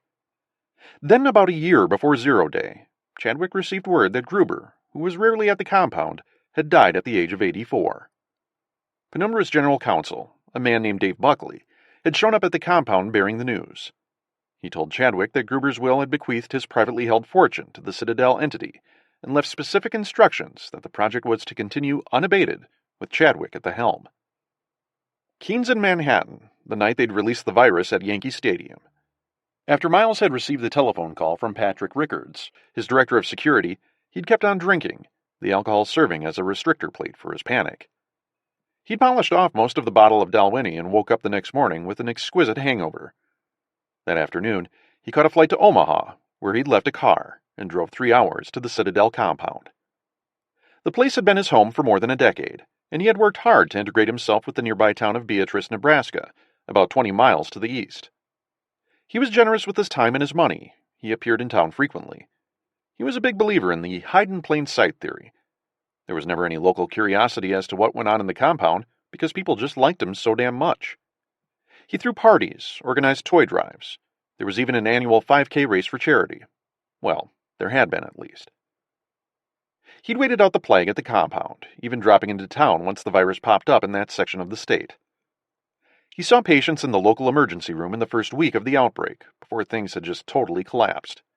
Even he had been stunned by the pathogen's virulence. He felt close to madness as the dead piled up, in the hospital and urgent care clinic near the center of town, in the churches and houses, from the trailer parks in the southern part of town to the aging Victorian mansions in the east. Although he heard about the massive traffic jams in some of the big cities, that hadn't happened in Beatrice because these people had nowhere else to go. Many of them had never crossed the town limits in their entire lives, rooted to their birthplaces by poverty, family, lack of education, lack of opportunity. There were 100 of them at the Citadel now, the chosen ones, handpicked by Chadwick himself. It had been a long, careful process, one that had taken years. None of the men were older than 45. The oldest woman was 36. His and Roger's first recruit had been Charlie Gale, a psychiatrist who'd worked with NASA in screening candidates for a manned mission to Mars. Then the government had all but scrapped the space program, a decision that, as it turned out, had been one of the nails in humanity's coffin, a checkpoint on the highway to extinction. Chadwick had little use for a society that elected to stop learning, to stop exploring. The vast universe beyond the Earth's troposphere, a rich, undiscovered bed of mysteries, and mankind had said, nope, we're good. Together, Rogers, Chadwick, and Gale had developed the criteria for membership in the Citadel so they could identify those that would thrive in the new world they were creating. There was no room for error, none whatsoever. Each recruit had to be perfect. 50 men, 50 women. They were doctors, engineers, scientists, botanists, agronomists, survivalists, single and never married, no children. Rigorous physical examinations, no religious background or participation, because the last thing he needed was for humanity's saviors to wipe each other out in a holy war 6 months later. Even more rigorous psychological evaluations, because these people had to hold up once they executed the plan. And he didn't even put them through the Citadel screening process until he himself had performed his own thorough background check on each of them. He'd followed each of them for months, studied their habits, their trash, their comings and goings, read their Twitter feeds, subscribed to their public Facebook postings. There had been hiccups, of course. One bright doctor, an epidemiologist who had looked terrific on paper, quickly figured out what the Citadel was up to. That was as close as the project had come to being exposed, and that was when Chadwick realized how lucky he was to have Patrick Rickards as his head of security. Rickards was ex-CIA, a former covert operative who'd served in Afghanistan. Rickards had sensed a vibe from the kid, nothing more than a hunch, but he'd sniffed him out. The coffee contained a healthy splash of Bailey's, a little habit he'd picked during the first week of the epidemic, as they'd watched their dark dream come to life. As they watched global news coverage delivered via the satellite link-up, as they stayed in contact with their field operatives, his heart was constantly racing, and he found the morning cocktail helped throttle things down a bit. He didn't know why he was so on edge, why he'd been snapping at his senior advisors, even after it became clear they'd executed the plan flawlessly, that the virus had exceeded their wildest expectations. Based on some of the field reports, mortality from Medusa had exceeded 98% in many areas. And the nano-vaccine had worked perfectly. This had been their greatest fear, that the vaccine would fail at the critical moment, that someone would break with the virus. But no one did. 3 people had developed non-specific symptoms in the first week of the outbreak, incidents that had launched their collective testicles into their collective throats, but they hadn't become ill. One person had experienced a mild heart attack during the epidemic, revealing a previously undiagnosed heart condition, but he had recovered and was on medication. It was all but over now, and it was time to look ahead. Time to begin the work that would carry him through the rest of his life. A quiet world, a blank canvas on which to paint his masterpiece. A new society in which the population was carefully controlled, in which the planet was given time to heal the scars inflicted upon it by the weighty load of 7 billion people. But a world in which they'd have all the freedom they could ever want. A society free of crime, of fear, of hate, of partisanship, of ideology, of extremism, of wants, of hunger. They could recreate society in their image, in his image. He was still considering his options regarding the unvaccinated survivors of the plague, the ones beyond these walls, the ones who, whether they knew it or not, whether they intended it or not, constituted the biggest threat to his grand vision. Chadwick estimated there were approximately 5 to 7 million survivors in the United States alone. Not today, not next month, probably not even next year, but eventually, they could undo everything they had worked so hard to build. He'd put it off long enough. He had to spend some time coming up with a solution. 5 million survivors. Taken out of context, the number was huge, overwhelming, the size of the Chinese army, at least until about 2 weeks ago, but in truth, the number alone meant nothing. These survivors were scattered all over the place. Virtually none of them would know each other, and many of those would go through another weeding out in the coming year. People who were in no position to survive the harsh reality without the modern conveniences they'd all come to depend on. As many as 25% of the survivors were under the age of 18. At least 1 million, possibly 2 million, wouldn't make it through the winter. And the North American landmass was enormous. Even before the epidemic, large swaths of the continent were unpopulated. These survivors were just pinpoints scattered across a blank canvas. The rest of them, though, the ones Professor Darwin would really be impressed with, would become battle-hardened with time. They would adjust, evolve, possibly assemble into a threat, especially if they ever found out the truth about the Citadel. That was their greatest secret, the one that had to be guarded at all costs. He drained his coffee and looked at his calendar. Chadwick had meetings this morning, meetings all day. There was so much to do, so much to keep track of. First up was Dr. James Rogers, who had been running tests on Citadel women in preparation for the project's second critical phase. Chadwick checked his watch and sighed. It was 10 after 6. He was already behind schedule. Rogers was due at 6, and he was normally early to their meetings. As he waited, the day breaking clear and hot, he poured another cup of coffee, passing on the Baileys this time. Rogers knocked on the slightly ajar door, just as Chadwick finished stirring in his sugar. "Come." Rogers stepped in the room. The physician was pale, bleary-eyed, his clothes rumpled and disheveled. Highly unusual for the fastidious medical director of the Citadel. It was obvious he hadn't slept. Chadwick went in for a sip of his coffee, his eyes locked on Rogers' face, and ended up with a hefty gulp of the steaming liquid. He felt it scorch his tongue, and wasn't that just a hell of a way to kick off the day? All because he thought he'd seen something in Roger's face. "What is it?" "You're going to want to sit down," Rogers said. He was a tall man, lean, his skin pale from years in the lab. He kept his fine blonde hair short, close to the scalp. He was a brilliant pathologist and a pill popper who had his license to practice medicine indefinitely suspended. Chadwick noticed that Rogers had not apologized for his tardiness, which just made Miles even more nervous. He felt the ligaments in his knees loosen, and he nonchalantly grabbed the edge of his desk, lest he collapse from nerves in front of one of his closest advisors. "What, is it the virus? Is someone sick?" "No," Rogers said. "No, it's not that." He was silent for a moment, picking at his lower lip. He didn't make eye contact with Chadwick, focusing instead on something on Chadwick's desk.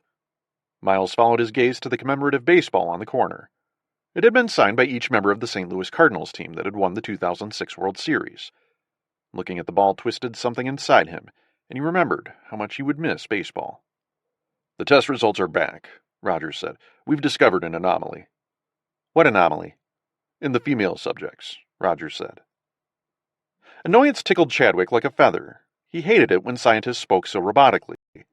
Maybe if they'd been a little more approachable, a little more human, maybe none of this would have been necessary. Shortly before the outbreak, Chadwick had read that 61% of the American population didn't believe in evolution, as though it were something you had to believe in. It was like saying you didn't believe that 2 plus 2 equaled 4. He often wondered who was to blame for such a travesty. Had scientists done their jobs right, maybe the world wouldn't have needed this reboot, this reformatting of its hard drive. "Jesus, what anomaly! Stop beating around the fucking bush!" Rogers folded his hands together and tapped the fist against his lips, like he didn't want to verbalize his next thought, lined up like a reluctant airplane, waiting for takeoff. Now Chadwick was pissed and scared. A ripple of heat shot up his back. "We ran an anti-malarian hormone testing on all 50 females, Rogers said. He was still looking at the baseball. "This test checks ovarian reserve." "I know what it does," Chadwick said sharply. Rogers ignored him. The results were disconcerting. Chadwick spread out his hands in front of him, as if to say, "And?" "In each of them, the AMH levels were virtually zero," Rogers said, finally looking up at his boss. "We ran additional tests, FSH in particular, and the results were the same. Complete ovarian failure." Chadwick sat down and scratched an itch on his palm. That had meant something once, that money was headed your way, right? Good fortune? Well, that was a load of shit, because Dr. James Rogers had just dropped an atom bomb in the middle of the Citadel. He felt a big, idiotic grin spreading across his face, and he felt his breath coming in ragged gasps. "Ovarian failure," Chadwick said softly. He thought about all the work they had done, the years of sacrifice, the careful, precise planning, and the idea that it had all been for nothing made his stomach flip. And then, quite unnecessarily, Rogers added, "Miles, all of the women in the Citadel are infertile." "How is that possible?" Chadwick asked. The question was partially rhetorical, as he already knew the answer. There were only two options. Either the virus had sterilized the women, or the vaccine had. 15 minutes later, Chadwick was in the main conference room with Rogers and his other three top advisors. Rogers and Patrick Rickards, the Citadel's director of security, were engaged in a heated discussion, on their feet, their faces red, like two baboons getting ready to tussle. Margaret Baker, the director of operations, was in tears, something Chadwick immediately took note of. He wondered if he should cut her some slack. She was 35 and hoping to give birth to one of the first Citadel babies, and he could understand her despair. But could he trust such an emotional hair-trigger of a woman? He'd never seen the slightest hint of emotion from her, not even a wisp of regret or empathy, as Medusa had incinerated the human race. You just never knew with some people. If the virus was to blame, and every surviving woman on the planet was now infertile, then none of this mattered. This was all window dressing, a really shitty after-party, and they were just the epilogue. Another few decades, and the sun would set on the human race permanently. The Earth would go back to doing whatever it was doing before Homo sapiens became the dominant life form, and Chadwick didn't think Mother Earth would miss them all that much. He preferred this scenario, because then it meant it wasn't the other scenario. If it wasn't the virus, and he really didn't think it was, that meant it was the vaccine that had done this. Their vaccine. He'd almost been prouder of the vaccine than he'd been of the virus. It had been the ultimate exercise of dominion. In Medusa, he'd created the ultimate weapon, a mechanism to alter all things. But in the vaccine, they'd created something even greater. If Medusa was the devil, Miles Chadwick had been its god. And all things served God, even his fallen angels. Or so he'd thought. "Quiet," he said. "Everyone sit down." He waited while they each found their seats. He was pleased and a little relieved that they responded so quickly. They sat like obedient schoolchildren, their faces open and scared and hopeful all at the same time. "Up until now, everything has gone to plan," he said. "Better than we imagined. But now we've got our first crisis, our first real crisis." He thought of something else to say, but he wasn't sure how it would play.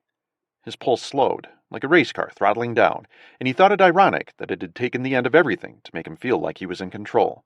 "And quite possibly our last crisis," he said casually.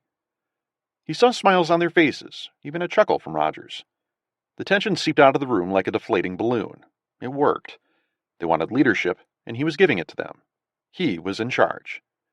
"We need to find out if the infertility is a side effect of the vaccine," Chadwick said. "We need to bring in an unvaccinated female survivor, and we need one yesterday." He looked at Patrick, who was already nodding his head, taking notes. "I've got a team in mind already," he said. "We'll move out in the morning." "What if it's not a side effect of the vaccine?" Margaret Baker asked stupidly. Chadwick sniffed, and then let out a slow breath. He reminded himself she wasn't a physician. Rogers, who had been sitting quietly, his head down, focused on his hands, spoke first. "Then we're all fucked," he said. Chapter 14. For months, Sarah Wells had been promising her father that she would come back to Raleigh for a visit, if she could just find the time. On the 26th of August, she fulfilled that vow. She parked the motorcycle on Eastwood Drive, there next to the mailbox, and secured the helmet on the handlebars, but she didn't dismount the chopper. She stared at the little Cape Cod she'd grown up in. All she had to see was the long grass, rippling in the light afternoon breeze, to know that her father was dead. He'd been religious about cutting the grass, twice a week in the summer, Sundays and Wednesdays, once a week during the winter. It never crossed her mind that he'd fled when things started going south, because that wasn't whom Ernie Wells had been. No, he was in there, no doubt about it. Dead now like his wife, like his neighbors, like everyone else she knew. He had stayed and helped and checked on people until he got sick and died. She looked up and down the desolate street, this twisted, nightmarish version of the neighborhood she'd grown up in. Somewhere along the street, a loose shutter clocked against siding, the sound huge in the morning quiet. Next door, over at the Tirico's house, a cat slinked along the front porch railing. Sarah swung her left leg over the seat, slung her M4 over her shoulder, and walked up to the front door. It was cracked open, and a terrible mustiness tickled her nose. She poked the door open with the muzzle of her rifle, revealing in full color what she knew to be true. There he lay in his recliner, wearing his dungarees, as he called them, a white t-shirt, and she ignored the dried blood spatter, and, of course, those suspenders, because he'd been a slight man, thin his whole life from his career as a mailman. A blue blanket was bunched up at his feet. On the end table, cold and flu medicines, a half-empty glass of 7-Up. She knew it was 7-Up and not water, because there were few ills that Ernie Wells had believed a glass of cold 7-Up could not fix, and she felt the hot tears stinging her lips as she thought about him sitting here at the end, alone, thinking that maybe one more glass of 7-Up would fix him up. A horrible feeling swept over her. Relief that he was dead. Relief that her own father was dead. And not just because he would be spared a life in this terrible new world or possibly reunited with his wife, dead 2 decades now, but because Sarah wouldn't have to face her father and tell him what she had done that terrible day on the 3rd Avenue Bridge. That she had followed orders and massacred civilians. That she had hurt the ones she had sworn to protect. And for what? A quarantine that was obsolete the moment it had been ordered. It hadn't taken her long to see the folly of the mission. Across the river in a canoe, through the dead streets of Manhattan, block after disease-ravaged block. Everything outside her Q-zone had been just as fucked up as it was inside their little cocoon. Her quarantine, and her God-blessed attempt to hold it, had been nothing more than window dressing, something for the bigwigs, for the deciders, to do to make them feel like they were doing something, even as everything spun out of control. She covered her father with the blanket and went around the house, tidying up. He had been a fastidious man, and she had no idea what she was supposed to do with his body, but she could at least put the house back the way he liked it, orderly. She cleaned for the rest of the day, until the daylight started to go, until the small of her back ached, and her hands became stiff. For dinner, She ate some beef stew she found in the pantry, straight from the can. It wasn't great cold, but she'd had worse on her tours of duty. When she was done, she sat back down on the couch and dug the bottle of tetrabenazine out of her pack. She rolled the amber-colored cylinder between her hands, turning her head just so, the moonlight glinting off the bottle. There were a dozen pills left, her first go-around with the medication that would merely manage the disease that would ultimately kill her. She was such a coward. She hadn't even been able to tell him about the diagnosis. How had she ever thought she would tell him about what had happened in the Bronx? 4 years she'd been living with it. 4 years since she'd sat in that doctor's office in Olympia, Washington, and he'd told her the bad news from behind his desk with his stupid horn-rimmed glasses, that she carried the gene for Huntington's disease. It had killed her mother, and so there was already a 50% chance she would get it, and wouldn't you know it, things hadn't broken her way. So here she was, staring death in the face, probably before she turned 40. Then the plague had come, and she had prayed for death via Medusa, because that killed you quick, and she wouldn't have to suffer for years on end the way her mother had. 2 days of fever and internal bleeding and coughing? That was nothing compared to what Karen Wells had endured in the last 3 years of her life. But, because the universe was a real bitch, a real grade A mega bitch, she'd survived the epidemic, and she wouldn't be getting an early exit after all, and Huntington's would be waiting for her like it had been all along. She'd been to Iraq and Afghanistan 4 times. Each time, she made it home very little physically worse for the wear. The worst injury she'd suffered was a nick in her arm from an IED that had killed 6 of her fellow soldiers. Because of course. And back up in the Bronx, the rest of her platoon had died. She had stayed with them after the thing with the bridge, and she had watched them die, one at a time, punishment for her sins at the bridge. Then she received that bizarre final order from HQ, and when she was done here, she would carry out that order. Because of course. She unscrewed the cap and popped the chalky pill into her mouth, where she let it sit for a moment. She could feel it dissolving, the chalky bitterness spreading on her tongue, hitting her gums, and for a moment, she considered spitting it out and being done with it. No more treatment, no more delaying the inevitable. But she threw her head back, washing it down with her father's flat 7-Up. It slid down her throat just as smooth as good wine, and she cried. Chapter 15. It seemed a little strange to Freddie Briggs that he was even bothering with breakfast, given what he had planned for this morning, but there you go. He couldn't remember the last time he skipped his morning meal, and he wasn't going to start now. His mother wouldn't have approved, and he figured he'd better do something she'd have been happy with before the day was out. And so Freddie Briggs sat on the curb in front of the Cave Spring branch of the Rome Public Library in northwest Georgia, chewing robotically on a Pop-Tart as the day warmed and then blistered before him. He grimaced at the sickly sweet taste, wondering why they hadn't improved their formula in the last 2 decades. They tasted the same today as they did when he'd first started eating them as a freshman linebacker at LSU, back when he couldn't consume enough calories to keep the weight from falling off. Well, guess what, guys? You've lost your chance. The library bordered a small park to the east. The smell of wet grass tickled Freddie's nose, and he was back at LSU again, back in the locker room after his very first practice. He closed his eyes as he chewed. Beyond the sweet earthiness of the practice field after a mow, the sour stench of dried sweat hung in his nostrils. The prank the seniors had played on him after that first practice, the heat so immense it felt like you were wrapped in insulation. How gullible he'd been. "Coach wants a word," the defensive captain, an onyx-skinned cornerback, had told him. "Really?" Briggs replied. "Coach Hyatt?" "No, dumbass, Coach Bush, grad assistant, said bring your playbook." "Playbook? Did I fucking stutter?" Freddie's tongue went numb. Playbook? So Freddie had gone looking for Coach Bush, the graduate assistant coach who, quite frankly, Freddie couldn't even remember meeting, but that didn't mean anything to him. College football was so much bigger and faster than high school had been. He was fast and big, sure, but so was everyone. More coaches, more equipment, more plays, more everything. And he'd met with Coach Bush, whose office was nothing more than a tiny supply closet. Gotta start somewhere, Bush had said. And then he told Freddie he'd been cut, that they'd seen everything they needed to see about him in that first sweltering practice, that he might have been a superstar back in Smyrna, but this was Louisiana State, goddammit, and his game just wasn't going to cut it in the SEC. Freddie hadn't argued with him, because he worried that if he had, he'd break down in tears, and he couldn't have that. Freddie trudged back to his locker, stepping ever so gingerly, the way a man might when he's been kicked in the nuts. He could feel the stares, and he wondered if there were other freshmen meeting with other nameless, faceless graduate assistants in tiny supply closets and learning of a similar fate. They stared at him as he emptied out his locker, which still smelled like the air freshener mounted on the back, so brief had his membership on the squad been. He made his way for the door, his gear stuffed this way and that in his equipment bag, and had his hand on the handle, the metal cold and sharp, when they burst out laughing at him. He stood there frozen, looking for the will to march out that door with his head high, because they could kiss his ass, until he felt the tap on his shoulder.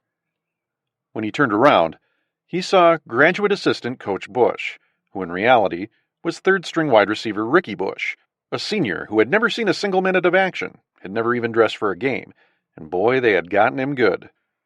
Freddie lifted Bush like he was a sack of potatoes and slammed him against the wall, extinguishing the laughter like he yanked a plug from the wall, and he could see the sudden fear in his eyes, and that was when Briggs had known he was stronger and faster than everyone in the room. And then he'd kissed Bush on the cheek, a loud, juicy one, and the team had roared its approval. That was the last prank he was the target of, but he'd been the engineer of many over the course of the next 4 years. God damn, those had been some good times. He wished he could keep his eyes closed forever and live it all over again, from that first game to the national championship the Tigers had won his sophomore year, to the Defensive Player of the Year award he won his senior year. Instead, he supposed, Coach Billy Hyatt, the AP Coach of the Year, and Ricky Bush, and all the rest were now dead. His eyes opened, and he was back at the library again. 10 days on the road. 10 days since he buried his girls, 3 abreast in the backyard, in Susan's flower garden, which she had loved so much. He'd tamped down the last of the dirt on Heather's grave, and left Smyrna forever. He would never go home again. It was a dead place. Even Chewy, the guinea pig, had died, probably of thirst. He had a general sense he was moving west by northwest, tracking the sun's path as it crossed the sky. It seemed larger and larger with each passing day, the sunsets growing ever more spectacular, exploding across the sky with oranges and reds. Maybe it was because the air was clearer now, devoid of the exhaust and smoke and pollution of 100 million cars and smokestacks, belching their byproducts into the air. Or maybe it was because of how small and alone he felt in this giant emptiness, which felt bigger with each passing minute. At first, he'd hoped this walk he'd been on would somehow make it more bearable, that it would somehow drain away the awful reality of what had come to pass. But the pain and the grief continued to stab at him every hour, every minute, every second, like twisting, crippling arthritis. The decision had been easier than he expected. It had left him skittish with anticipation, which, he decided, was a good sign that he'd made peace with his choice. Wherever his girls were, they were together now, and in just a few minutes, he'd be joining them, he hoped. He finished his breakfast and, instead of leaving it on the steps, tossed the wrapper in the metal trash can at the base of the steps. His daughter Heather would have liked that very much. He stood up and dusted off his pants. With the 50-foot garden hose tightly spooled, hanging from his beefy shoulder, he crossed the tarmac toward the pickup truck that would be the instrument of his plan. The truck, a shiny red Ford F-150 he'd found abandoned near the library, was parked in a spot by the front door, its keys dangling from the ignition. He opened the door and slid in.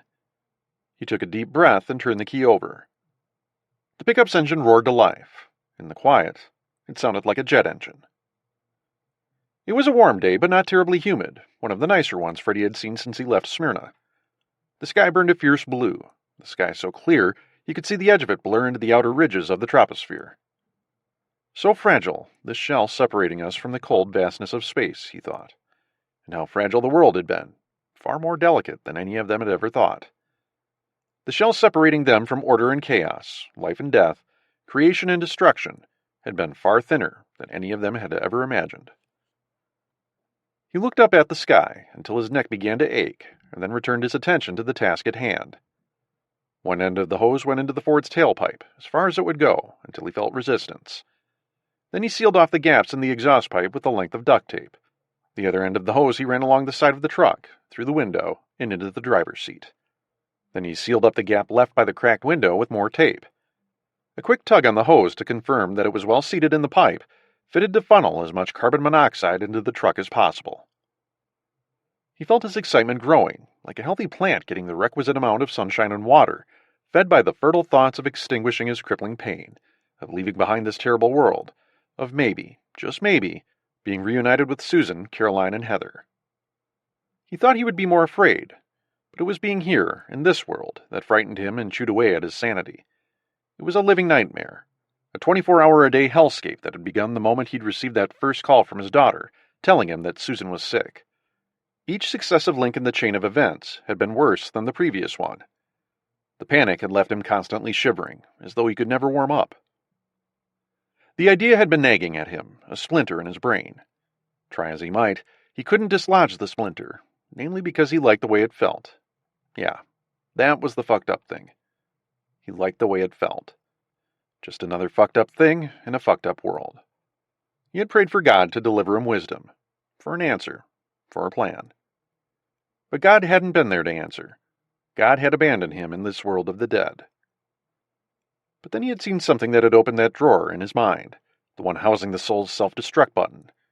He didn't think he had it in him. Oh, but he did. It was just a matter of the mind receiving the proper authentication codes, the way a submarine commander would wait for an order to launch his ICBMs. It was just a matter of God showing him what he needed to see. 2 nights ago, he'd stopped to make camp at an abandoned peach orchard in west-central Georgia, just near the state line.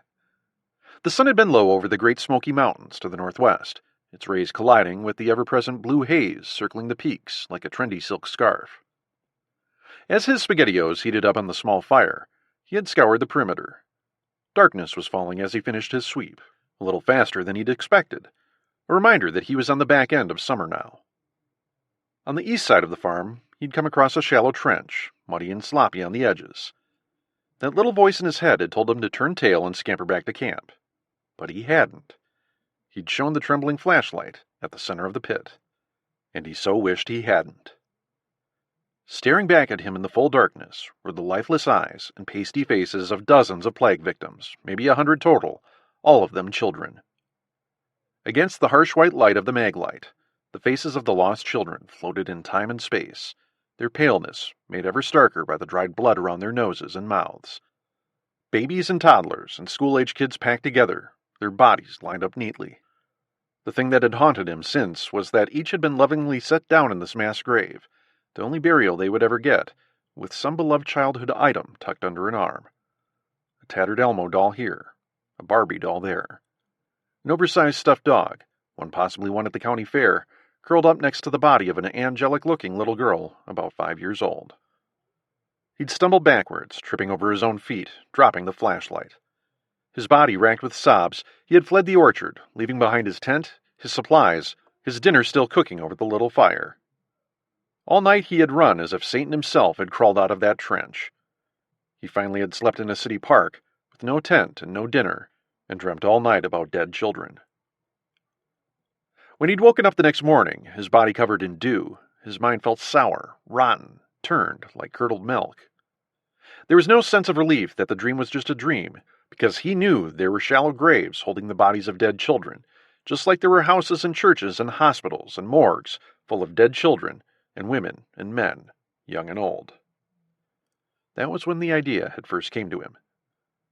No, he wasn't afraid. This thing he was planning, that was the ticket out of all this. He didn't know or care why he'd been spared, for all the good it had done him. Susan and the girls, they'd been given a gift, called home to God together. The punishment hadn't been dying of the plague, it had been surviving it. Left behind to make his way in this dead world, that was the punishment. A terrifying thought gripped him. What if God had forsaken him? What if God had looked into Freddie's heart and decided that he wasn't worthy, and he thought back to all those times he didn't want to go to church, and, in the great faith ledger of Freddie Briggs' life, he had ended up just a bit in the red. Stop it. God forgives all. He'll forgive your sorry ass for this. He waited as the muffler pumped the deadly gas into the car. He wanted the colorless gas to be freely flowing in the cab, filling the passenger compartment before he got in. It would decrease the likelihood he'd chicken out before it had a chance to carry him away. As the engine purred, he tugged on the hose to make sure it was secure. He strolled around to the passenger side and sat down on the curb to wait. As good a time as any to pray. The church of his youth, the Smyrna Baptist Church, seemed so far away, in time and space, but it was there he looked for comfort and solace, and a reminder that although what he was about to do was a sin, God would forgive him. Truth be told, He didn't think God would be all that surprised to see him. He found himself wondering if this whole thing had been God's judgment upon man. If so, it had been a hell of a tough one. Guess we really let you down there, eh, big fella? So this was it. He'd thought about death often, particularly during those last few minutes in the locker room on Sunday afternoons, when he'd wonder if he'd be the first NFL player to die during a game, whether he'd draw the short stick and suffer some catastrophic spinal injury and just die there on the field, in front of Susan and Heather and Caroline, and millions of Americans watching on television, drinking their Bud Lights and eating spicy chicken wings. Well, football hadn't been the death of him, and neither had Medusa. He stood up, his heart pounding, and opened the passenger side door. The cabin exhaled a puff of warm air, the whisper of a dangerous lover.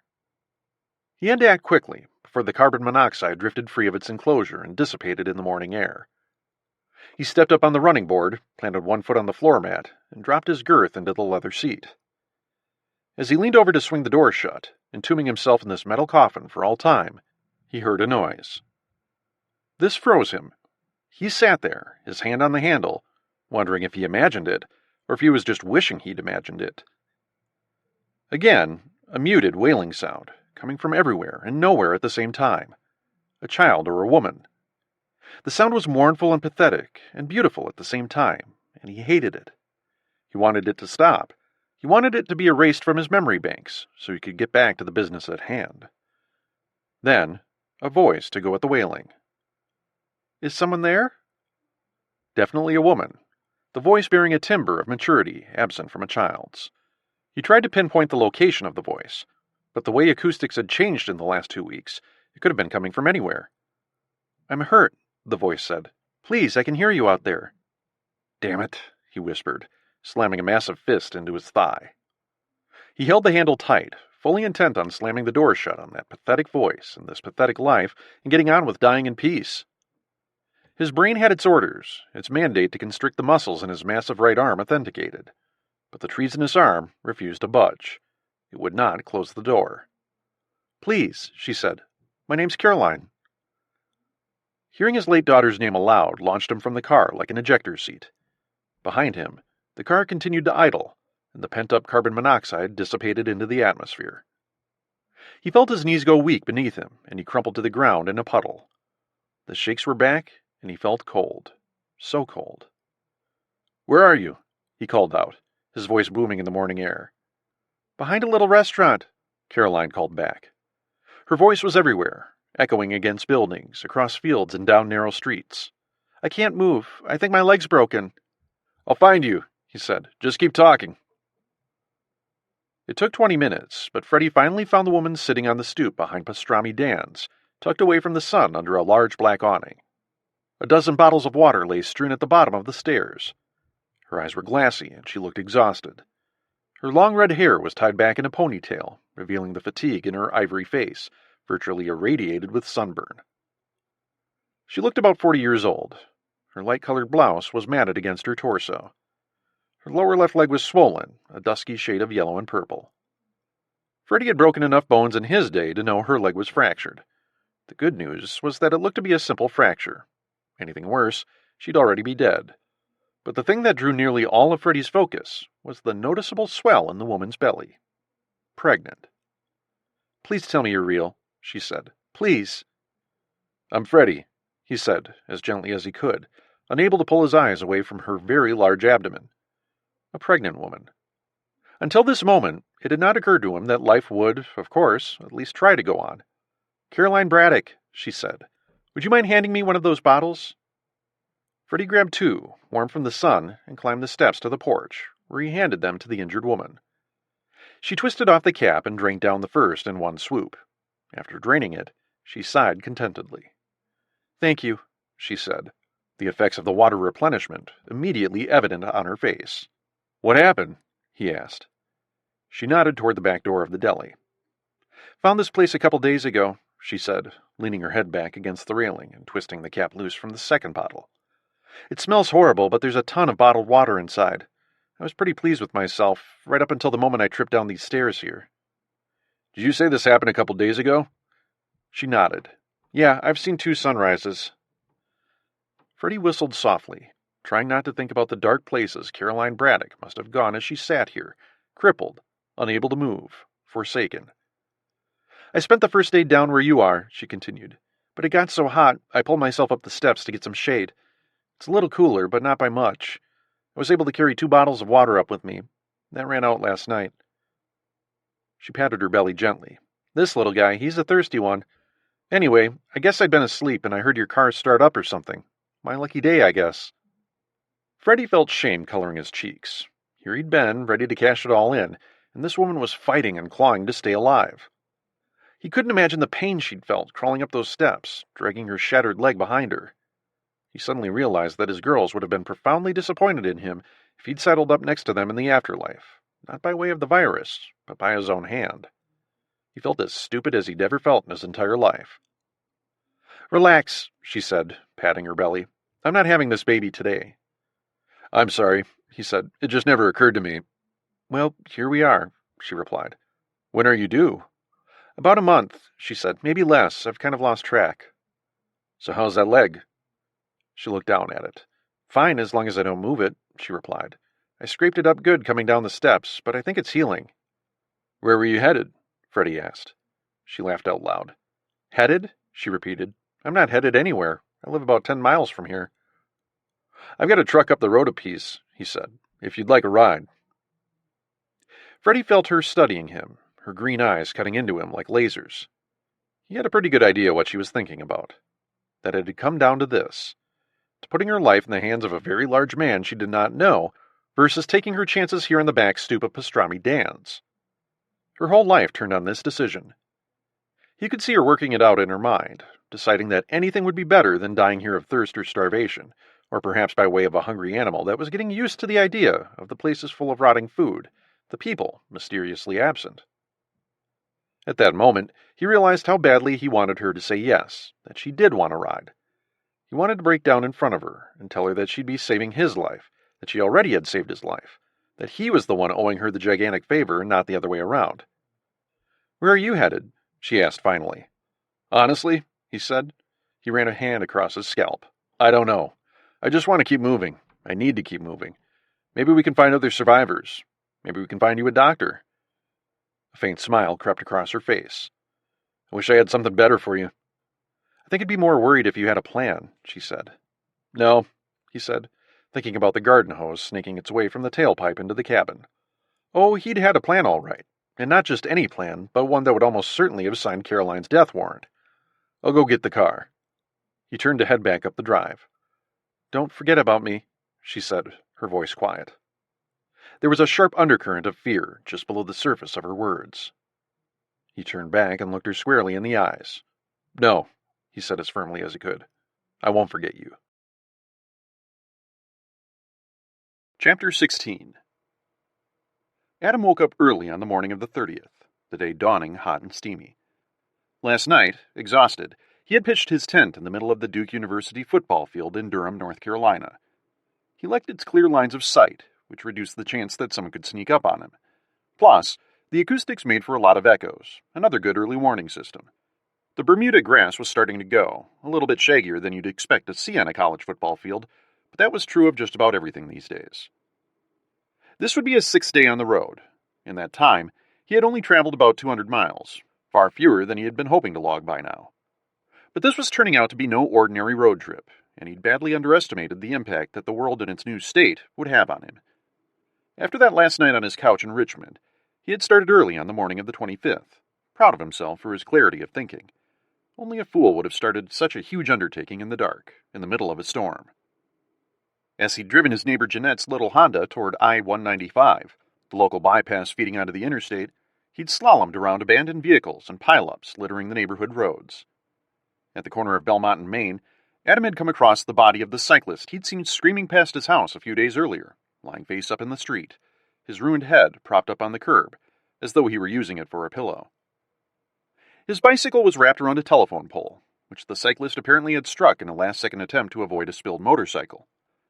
The curb had cleaved the man's head open after he'd flown over the handlebars, and that had been that. At Hamilton Street, Adam turned north and found the charred wreckage of an army truck blocking the on-ramp to I-195, the best interstate access point for miles. 2 soldiers lay dead on the ground near the truck. Adam nervously took one of their machine guns and threw it in the trunk. He had no idea how to use it, and holding it terrified him, but having it in the back of the trunk made him feel better. There was no plug of traffic here, which didn't make any sense, but he'd long since given up trying to make sense of anything. He gave up on the interstates, figuring he'd have to follow the city streets on his way out of town. He motored west along Grove Avenue, past quaint Cape Cods and boutique shops and trendy restaurants. The streets, littered with branches and leaves felled by the previous night's storm, were silent. No bodies here. No nothing. Then he swung north onto Granite Avenue toward a house he knew well, unable to resist the temptation. He knew he shouldn't check on his med school roommate, Mark Zaleski, and his family, but he was going to anyway. Zaleski, an oncologist, lived in a brick colonial with his wife Ashley and their 3 kids, 2 girls and a boy. Adam parked at the curb and left the engine running. "Mark!" he called out, running up the walk. The houses around him were silent and dark, their blinds pulled tight. The front door was open, the air rank with the hint of something sour. "Ashley!" He was in the foyer now, his breathing shallow and ragged. Nothing moved. They're dead. You know they're dead. But he went upstairs anyway. The boy, Parker, was at the top of the steps. He was 9 years old, and he lay dead in his Spider-Man pajamas. He found the girls, Scarlett and Kazzie, with their mother in the king-size bed she'd shared with Mark. Ashley's arms were wrapped around her daughters, as though they'd settled in to watch a movie. Seeing them entwined in death shattered him. Mark was nowhere to be found. Knowing him, he'd gone to help at the hospital and died there. Before leaving, he carried Parker into his parents' bedroom, laid him next to his family, and covered the 4 of them with the comforter. Then he went back to his car and cried. At Libyan Grove, he saw spires of thick black smoke swirling in the early morning sky to the northwest. It reminded him of those awful images from the morning of the 9/11 terror attacks. The stink of burning char filled his nostrils. In the massive quiet, he could hear flames crackling and snapping. It looked like the fire was burning farther west, over toward the hospital. There were a few gas stations in that direction, and it wouldn't have surprised him to discover that one had gone up in flames. It was unnerving to think that this fire would burn, and it would burn, and it would burn, and no one would be coming to put it out. The further he edged away from home, the more real it became. Everything was gone. He felt tiny, nothing more than a speck of dust fluttering through this gigantic nothingness. Nothing could have prepared him for the staggering shock of mile after mile of emptiness. Roads that were normally bustling with shoppers and delivery drivers and salespeople and stay-at-home moms were eerily quiet that Wednesday morning, August 25th. Even the chaos he'd encountered coming home from Holden Beach, when mankind was still fighting, still scratching, still clawing to stay alive, was better than this. After crossing the James River, he followed US 60 east for a while, past shopping malls and car dealerships and chain restaurants and self-storage facilities. Images of a life lived here popped in his head like camera flashes. The animal shelter from which he'd adopted a lab mix puppy, dead from cancer 5 years now. The Korean barbecue restaurant he came to with his buddies every once in a while. Then he looped south onto Route 10 and followed it until he finally found an access point onto Interstate 85. That, too, had been a difficult row to hoe, the highway peppered with traffic accidents, lanes blocked by military checkpoints in places that made no sense at all, as though the soldiers had been riding along and decided, what the hell, this was as good a place as any for a checkpoint. It made Adam feel bad that humanity hadn't been able to answer the bell, that for all its spirit, it hadn't been enough, and it was left to roll up checkpoints in rural Dinwiddie County. He averaged about 40 miles a day, sleeping in his car, living off the rations he'd packed. He took frequent breaks, stopping every afternoon at 2 o'clock to call Rachel, unsuccessfully so far, and just trying to get his goddamn bearings. The nights were horrible, his sleep fractured by nightmares, photo negatives of all the bad dreams he'd ever had, the terror now grounded not in the fear that the dream was real, but that it wasn't, because nothing his dream machine had been able to conjure up had matched the broken world waiting for him each morning. And that was how it had gone until he made it to Durham on the afternoon of the 29th, when the traffic had become overwhelming, and he'd had to abandon the vehicle at the interchange, joining I-85 and US 70. He packed what he could into the backpack, making sure he had Rachel's picture, and began walking. He made it to the Durham city limits as the sun began to drop, and he capped that night with a can of cold ravioli, too freaked out to even start a campfire. He stepped out of his tent into the morning glare, needing to pee and hungry. He took care of the former need in the corner of the field, behind the end zone, and was about to address the latter when the fox struck. It snuck up on him just as he was digging through his bag for a Pop-Tart. It was a red fox, not full grown, little more than a blur that morning. Its razor-sharp teeth clamped down on his wrist before he even got a clear look at it. A huge gasp of pain and shock boomed from him, and he instinctively jerked his arm around, flinging the animal loose as he scampered to his feet. It landed on its back a few feet away and then rolled back upright. Its head twitched once, twice, and then a third time. A stagger to the left before launching another attack on Adam. This time, he danced to his right, narrowly avoiding another full bite, but its teeth scraped against his leg. Another howl of pain. He pirouetted around to find himself looking at the fox's backside. The animal was twitching again and staring off toward the stands, as though it had forgotten what it was doing.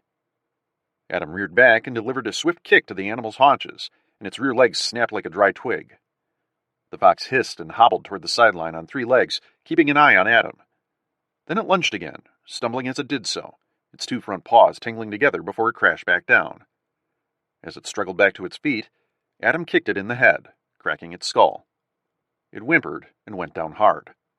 He stomped its head a second time, turning the fox's small head into a bag of broken pottery. It was over. His legs turned to jelly and he dropped back onto his butt.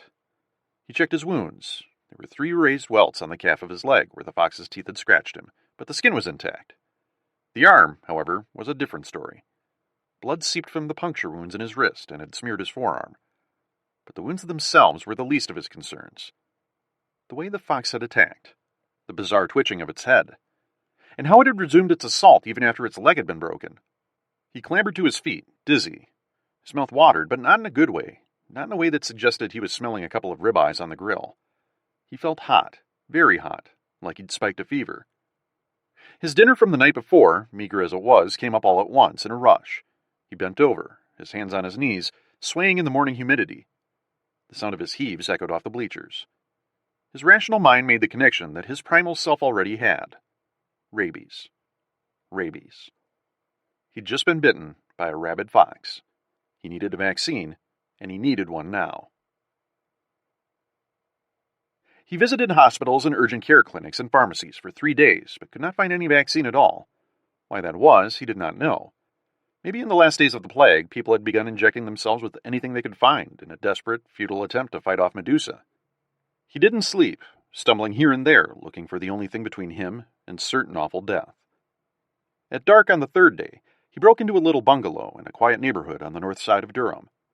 The bodies of an elderly couple were in the master bedroom, but otherwise the house was clear. Dark, but for the shine of his flashlight. He found a bathroom and washed out the wound with soap and a bottle of water from the dead refrigerator. When he was done, he sat down on the living room couch, amid the photo albums and unfinished crochet and piles of newspapers. The fear inside him was huge, even worse than when he'd been stuck with the HIV-contaminated needle. Statistically speaking, the risk from the needle stick had been extremely low, especially after the prophylactic treatment. But this was Medusa fear. What it must have felt like to come down with it. What it must have been to wait for the inevitable, bloody, painful end. Now that the rabies virus was almost certainly inside him, the disease could present at any time. And once symptoms appeared, that would be it. He would die. His wrist throbbed, and he could almost hear the virus coursing through his veins. The bleeding had stopped and the wound was healing nicely, but without the vaccine, it wouldn't matter. Without the shots, sometime in the next week, or next month, or next year, he'd develop a cough, some numbness at the wound site, and then his brain would begin to swell, and he'd develop a fear of water, and then he would die a horrible, horrible death. This was what it was like. This was what it had been like for the rest of the world, as if death had wanted him all along. There was no escaping destiny, after all. That's what destiny was. Right on, old chap. Missed you with Medusa. We'll be coming back round with something else for you soon. He was too scared to sleep. He stayed up all night flipping through the dead couple's photo albums. He didn't know why they were out from their slot on the bookshelf. Perhaps the couple had been walking down memory lane when Medusa had found this little house. They were pictures of a lifetime together. Black and white wedding photographs. Color pictures with that weird yellowish hue. Then sweeping through the last 3 decades of weddings and graduations and Christmas parties and dogs and cats and fish and hamsters. Mr. Whatever his name was checking out a dog on an examining table. He looked at more pictures, more and more, until he dozed and dreamed about this family and their life clicking by like a slideshow. a frame at a time. As he slept, a realization flared inside his brain, exploding like a mushroom cloud, shooting him out of slumber. The man had been a veterinarian. Rabies. He raced through the house, rummaging through papers and files, until he found in an antique desk a business card emblazoned with the logo of the Phillips Veterinary Clinic, Mosry Drive in Durham. He strapped on his backpack and sprinted through the dead neighborhood, following the streets out to a main artery. As dawn broke over the city, he stopped at a gas station for a map and found Mosry Drive, not a mile away. The morning air was steamy and hot. On display around him were more scenes from the last days. Adam saw the body of a young soldier, his hands holding his rotted intestines, chewed free of his body by some heavy-caliber weapon. A black crow was perched on the man's thigh, chewing on his entrails. A turn of his head, this way or that, uncovered more visual horrors. An attractive young woman with a crowbar thrust through her neck. The head and upper torso of a middle-aged man, notably separated from his legs a few yards away. Abandoned police cruisers. A North Carolina National Guard personnel carrier. A Channel 11 news van, its satellite dish still telescoping into the sky like an alien paw. Quiet. Quiet. The veterinary clinic was housed in a small brick building next to a Hardee's. Adam stood astride the bike, breathing hard, waiting for his heart to slow down. The terror was moon-sized now, orbiting him, threatening to fracture him. He pulled the gun from his backpack and approached the door slowly. A handwritten note on the door read, "Closed until further notice." He double-checked his flashlight and his gun. The clip was full, and he had one in the chamber. He went inside, and the door swung shut behind him. Weak sunbeams streamed through the large windows into the reception area, catching dust and other particulate matter floating in the ether. His heart slammed against his ribcage as though it wanted out of not just Adam's body, but out of this dead place entirely. He pictured a cartoon heart scampering down the hallway, using its ventricles like legs. Maybe the rabies was already driving him insane. He found the medication cabinet in the back, near the kennels, which were full of dead cats and dogs. He checked each kennel, one at a time, hoping that maybe there was one industrious pooch who'd hung on and could join Adam on the road. But there wasn't. There was just more death. He hoped the animals hadn't died of Medusa. It was hard to imagine a world without dogs. He rifled through bottles and vials, antibiotics and emetics and pain pills, chicken-flavored this or that, and then he found it on a shelf. A 5-dose package of human rabies vaccine. A dose of immune globulin and 4 doses of the vaccine itself. He grabbed it, along with some syringes, and hustled back outside, thanking his lucky stars. It had been illegal for a vet to house or administer a human rabies vaccine. Tears filled his eyes as he read the instructions inside the shrink wrap. He was supposed to have taken the first dose on the day of the bite, but there was nothing that could be done about that now. He injected the globulin and the first dose of vaccine and prayed that he'd done it in time. The other 3 doses would follow in 3, 7, and 14 days. All he could do was hope and pray.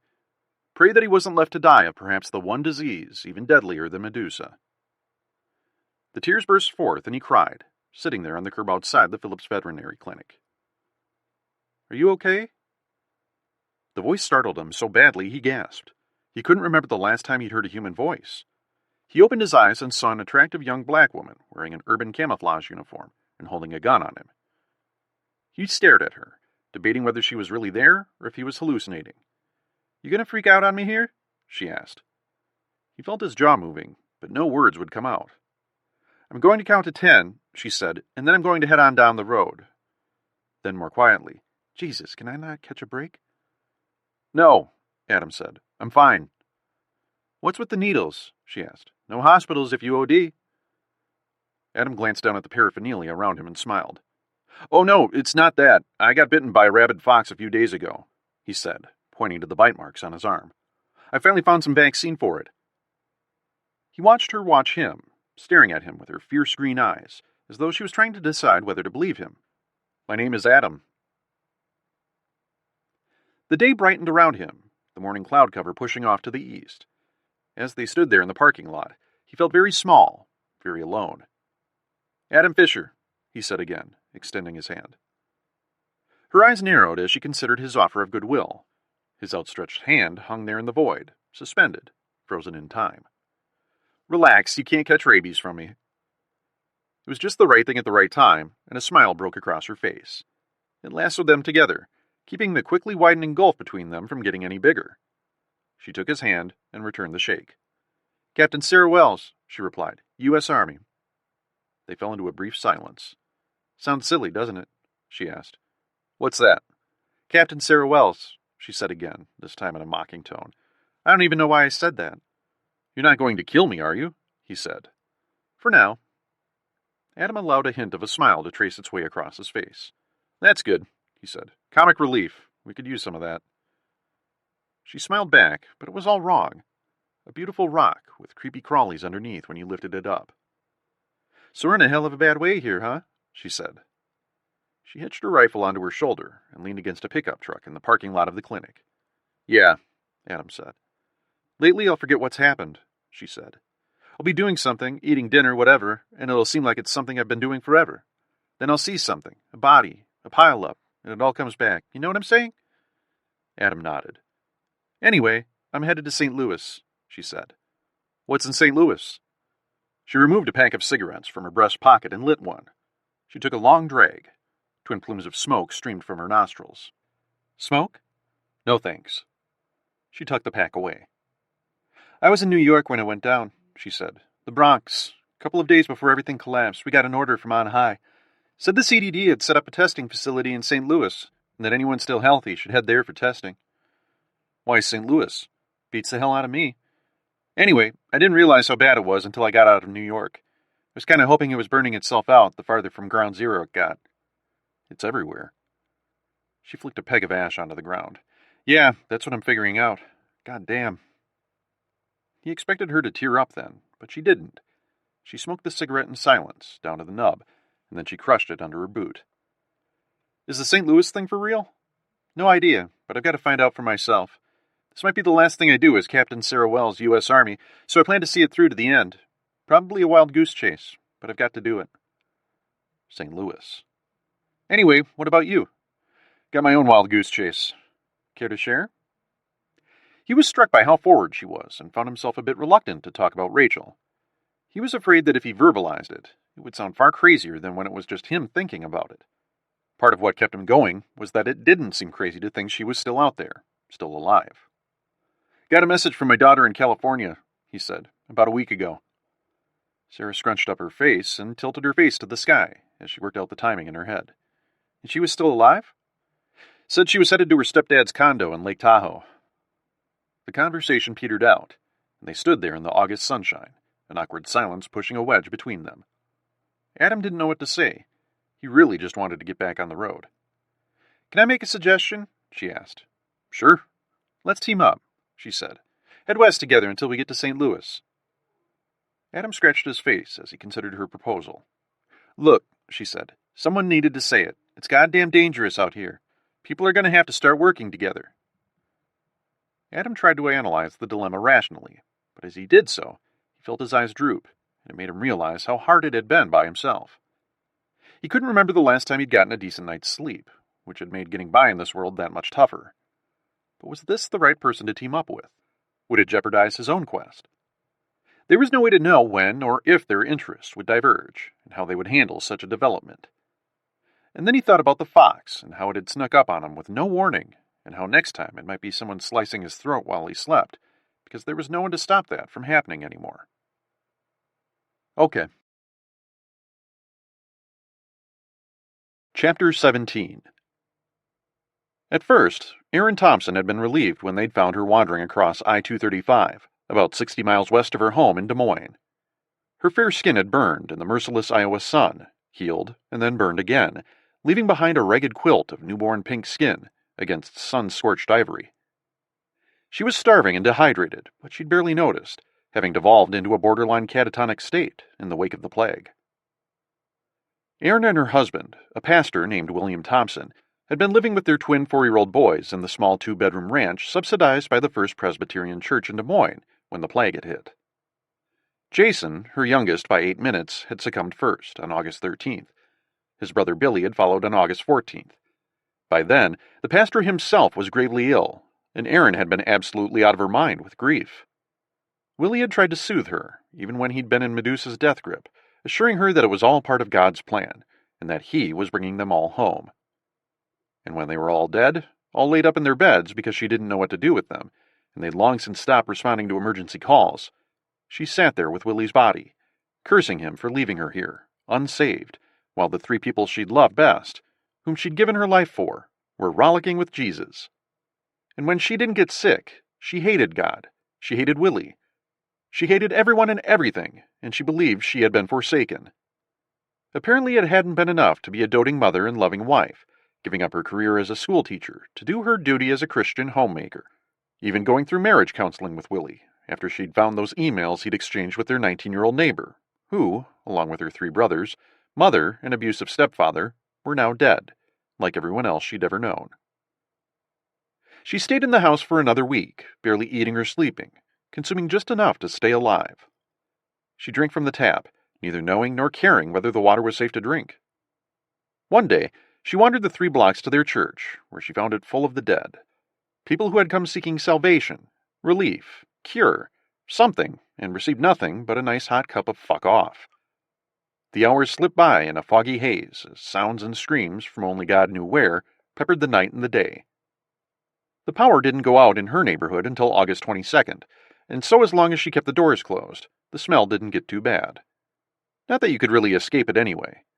She cracked the windows one morning to circulate some fresh air, but then the smell hit her, the thick, rich, dead smell, barreling through like an invisible and angry presence. Then the power had gone out, and the smell was everywhere. With barely a thought in her head, she packed Willie's backpack with clean underwear, her Bible, and some beef jerky, and hit the road on the morning of August 24th. Like many other survivors, she left her home because she simply couldn't stay there any longer. She didn't know where she was going, or what she would do with the rest of her days. She was only 30 years old, and the prospect of another 5 decades in this dead world loomed larger with each passing day. Her plan had been to take Willie's ancient Camry, but she abandoned that idea after she put the car in drive rather than reverse and placed the front end squarely into their garage door. Embarrassment and shame flooded through her as she climbed out, fully expecting to see her neighbors poking their heads out of their front doors to see what the hell all the racket was. But there was no sound, other than the ticking of the engine and the hiss of the cracked radiator. She stared at the crumpled garage door, behind which was the accumulated detritus of 8 years of marriage, the garage Willie had been talking about cleaning the same weekend he'd gotten sick. So she left the car there, buried in the garage of a house she would never see again, and walked east. A week on the road, with no destination in mind, no plan, no nothing at all, had driven her close to madness. Outside Windsor City, she'd been approached by 2 middle-aged women who asked her to join them. Strength in numbers, they'd said, but she hadn't even acknowledged them. She barely even looked at them, and now that she thought about it, they'd made hay pretty quickly away from her. But she hadn't gone with them, and so she was by herself when the black Suburban had pulled up alongside her along I-235 right about the time the sun was at its highest, roasting and broiling. Until the door had swung open and she'd felt the chilly air spill out of the passenger compartment, she didn't really care whether she lived or died. But it felt so good, even with the furnace of the Iowa sun beating down her neck, and she wanted more of it. The tinted window slid down, revealing the face of an angel? Maybe she was dying, Erin had thought, somewhat hopefully, and this was how God was sending for her. A black SUV. A fresh face there in the window, young, her thick brown curls tied back in a ponytail, studying her, perhaps even pitying her. "Oh, sweetie," the woman had said, clapping a hand to her mouth as though she couldn't quite believe what she was seeing. This poor wretch. The woman disappeared from view for a moment, and behind her, Erin saw a man at the wheel, facing forward, smoking a cigarette. When the woman reappeared, she had a bottle of water in her hand, the condensation glistening in the afternoon sun. Erin stared at it the way a pyromaniac might stare at fire. "You thirsty?" She held out the bottle for Erin, who approached the car like a frightened puppy being offered a treat. Erin took the bottle and drank it down in one fell swoop, unaware of how severely dehydrated she was. "I'm sorry, but do you have some more?" she croaked out, the words slurred and muffled behind cracked, sunburned lips. "Sure," the woman said. "Why don't you come with us? You look like you need a break." Erin found herself nodding without the slightest reservation. They had cold water. What other treasures might they have? The doors unlocked with a decisive kerchunk, and she climbed in. A delicious chill rippled across her body as she settled into the cool leather back seat. "What's your name, honey?" "Erin." she yawned. You just rest, the woman had said. She fell asleep almost immediately, the promise of cold water, endless bottles of cold water, lulling her to the deepest sleep she'd had in days. How easy it had been to lure her in, no different than a gullible child lured by promises of delicious candy and lost puppies. And maybe, she thought to herself 2 days later, strapped to this examining table, it would have occurred to her that she could have found plenty of water on her own, that she hadn't had to let it devolve to such a state. If any of these things had occurred to her during her self-imposed death march, she might still be out there, pulling herself together. Or maybe they'd been her only hope. She just didn't know. No one spoke to her or explained to her what she was doing here. At first, she had thought that these had been government health officials rounding up healthy people for testing. But when they'd etched the inside of her wrist with that strange tattoo, she quickly realized that this was something else entirely. No one wore protective suits, and there was none of that urgency she saw in those last terrible days, on the street, in the hospitals, on the news. They were in a brightly lit antiseptic room, which resembled one of the examination rooms in the urgent care clinic she'd once frequented with the boys, as they'd negotiated the rough-and-tumble world of ear infections and croup and impetigo. The long counter was stocked with bottles of hand sanitizer, cotton balls, and the various and sundry items one might expect to find in a doctor's office. But the walls were bare, bearing none of the full-colored glossies with an artistic rendering of the human heart or the inner ear canal. She wore a paper-thin hospital gown and nothing else. It was itchy and barely reached all the way around her waist. Her feet were in stirrups, restrained, leaving her exposed and about as modest as a porn star waiting for the cameras to roll. Footsteps clicking along the tile floor drew her attention. She looked over to see the woman from the SUV approaching her, but with far less mirth on her face. A small medical kit was tucked under her arm, which she set down on the metal tray mounted to her hospital bed. Erin smiled at her, but she did not get one in reply. "So what's this all about?" she asked in as brave a voice as she could muster. Still, the woman didn't speak. She tied a tourniquet around Erin's arm and promptly drew 3 vials of blood. The vials were labeled and went into a plastic tube rack. Then the woman snapped on a pair of latex gloves, retrieved a speculum from the bag, and set up shop between Erin's legs. Instinctively, Erin tried snapping her legs shut, but to no avail. The restraints held them fast. "Hey, what the hell is going on here?" Erin barked. "Don't you touch me!" Her pleas fell on deaf ears, and she felt a strong pinch as the speculum opened her up. She looked at the ceiling and bit down hard on her lip, hard enough that she tasted blood. She tried telling herself this was no different than her routine visit to her OB-GYN, with the super-friendly Dr. Brady, a young doctor who'd been about the same age as Erin. Her daughter had been about the same age as Erin's twins. All dead now, all dead now. But she couldn't. This felt bad, very bad, and she felt shame for letting herself be hoodwinked by the promise of fresh water and food and a nice place to lay her head. She squirmed and twisted. Hot tears ran down her cheeks. The long cotton swab entered her, scraping at her insides, and she felt her breath coming in ragged gasps. She closed her eyes and thought about her sons, her sweet, sweet boys who had loved Thomas the Tank Engine and Lightning McQueen and now lay dead in their bedrooms.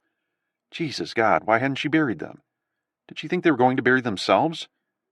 And it all came to her, all at once, that her little boys were dead and gone, and she would never again see them in this lifetime.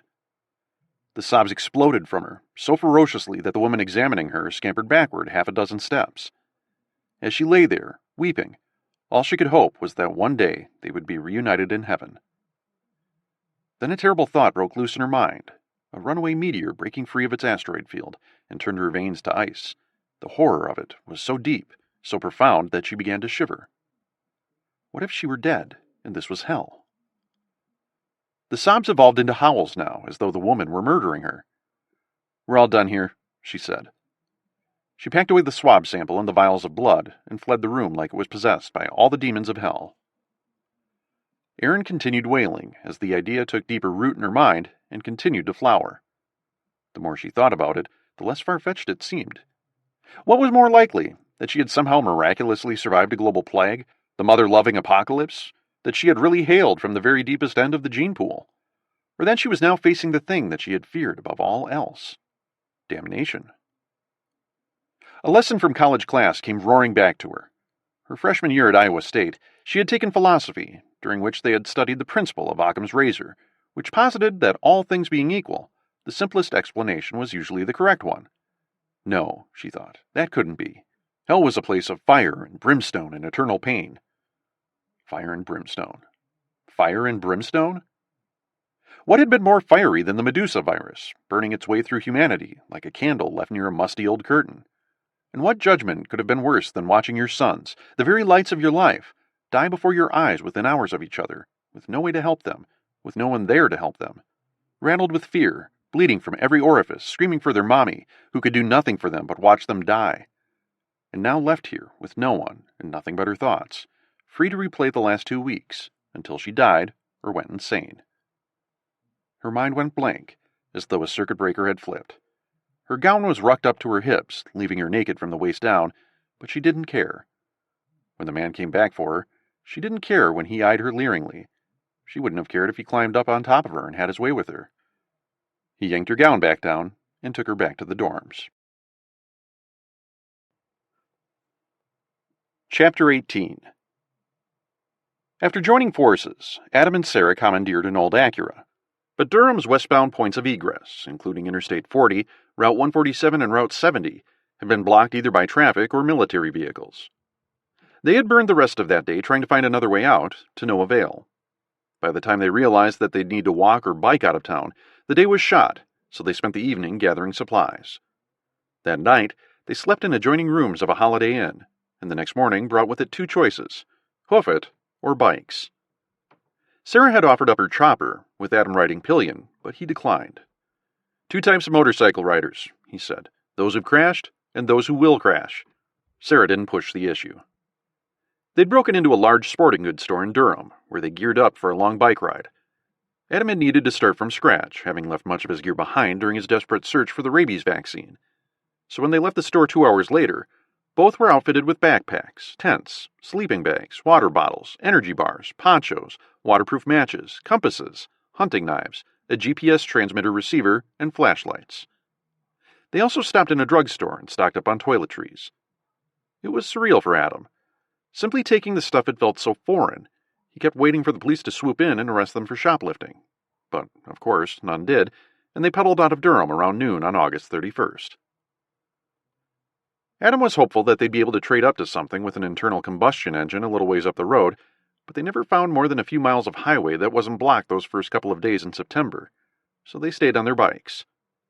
The slow pace was maddening, but there was nothing Adam could do about it. Moreover, it limited the stock of supplies that they could carry at any given time, necessitating more frequent stops. As they rode, Adam tracked the landscape passing by. He realized he was looking for some sign that the world had changed, that things looked fundamentally different. But the truth was that it all looked about the same. A grain silo rose up before him, growing larger as they drew closer, and then receding behind them until it was gone from view. A Target distribution center. A salvage yard. These things looked exactly the same. They saw no one, the countryside hauntingly empty. The early afternoon of September 3rd brought them to Kernersville, North Carolina, about 70 miles west of Durham. They ate lunch on the playground of the Kernersville Elementary School. There had been little chit-chat between them since their union, only what was necessary to keep the expedition moving westward. This, Adam supposed, was shock. Didn't matter who you were, what you'd done before, you didn't watch the world die without a little piece of you going with it. After lunch, Sarah studied their map while Adam administered the second dose of his rabies vaccine. So far, so good in that department.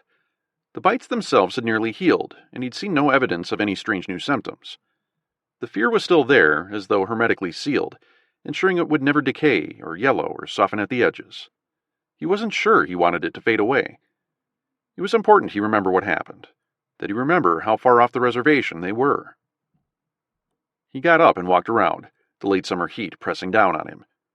The trees full and green, a few leaves on the branch tips just starting to turn. The incessant buzz of cicadas. He touched each piece of playground equipment, feeling the heat absorb deep in the wood, and it made him sad to think how there were no children here. Behind him, Sarah lit a cigarette, and while she smoked, he checked his iPhone for messages. The dreaded "No Service" icon flashed in the top left corner of the screen. It had been days since he'd pulled a signal. He figured the cell towers had finally gone down. Sarah was crushing the cigarette under her boot when he made his way back to her. "There aren't a lot of population centers west of here," she said. "It might be worth trying to snake a car this afternoon." This perked Adam's spirits. He couldn't believe how little progress he'd made since leaving Richmond, and this was welcome news indeed. He needed a win badly.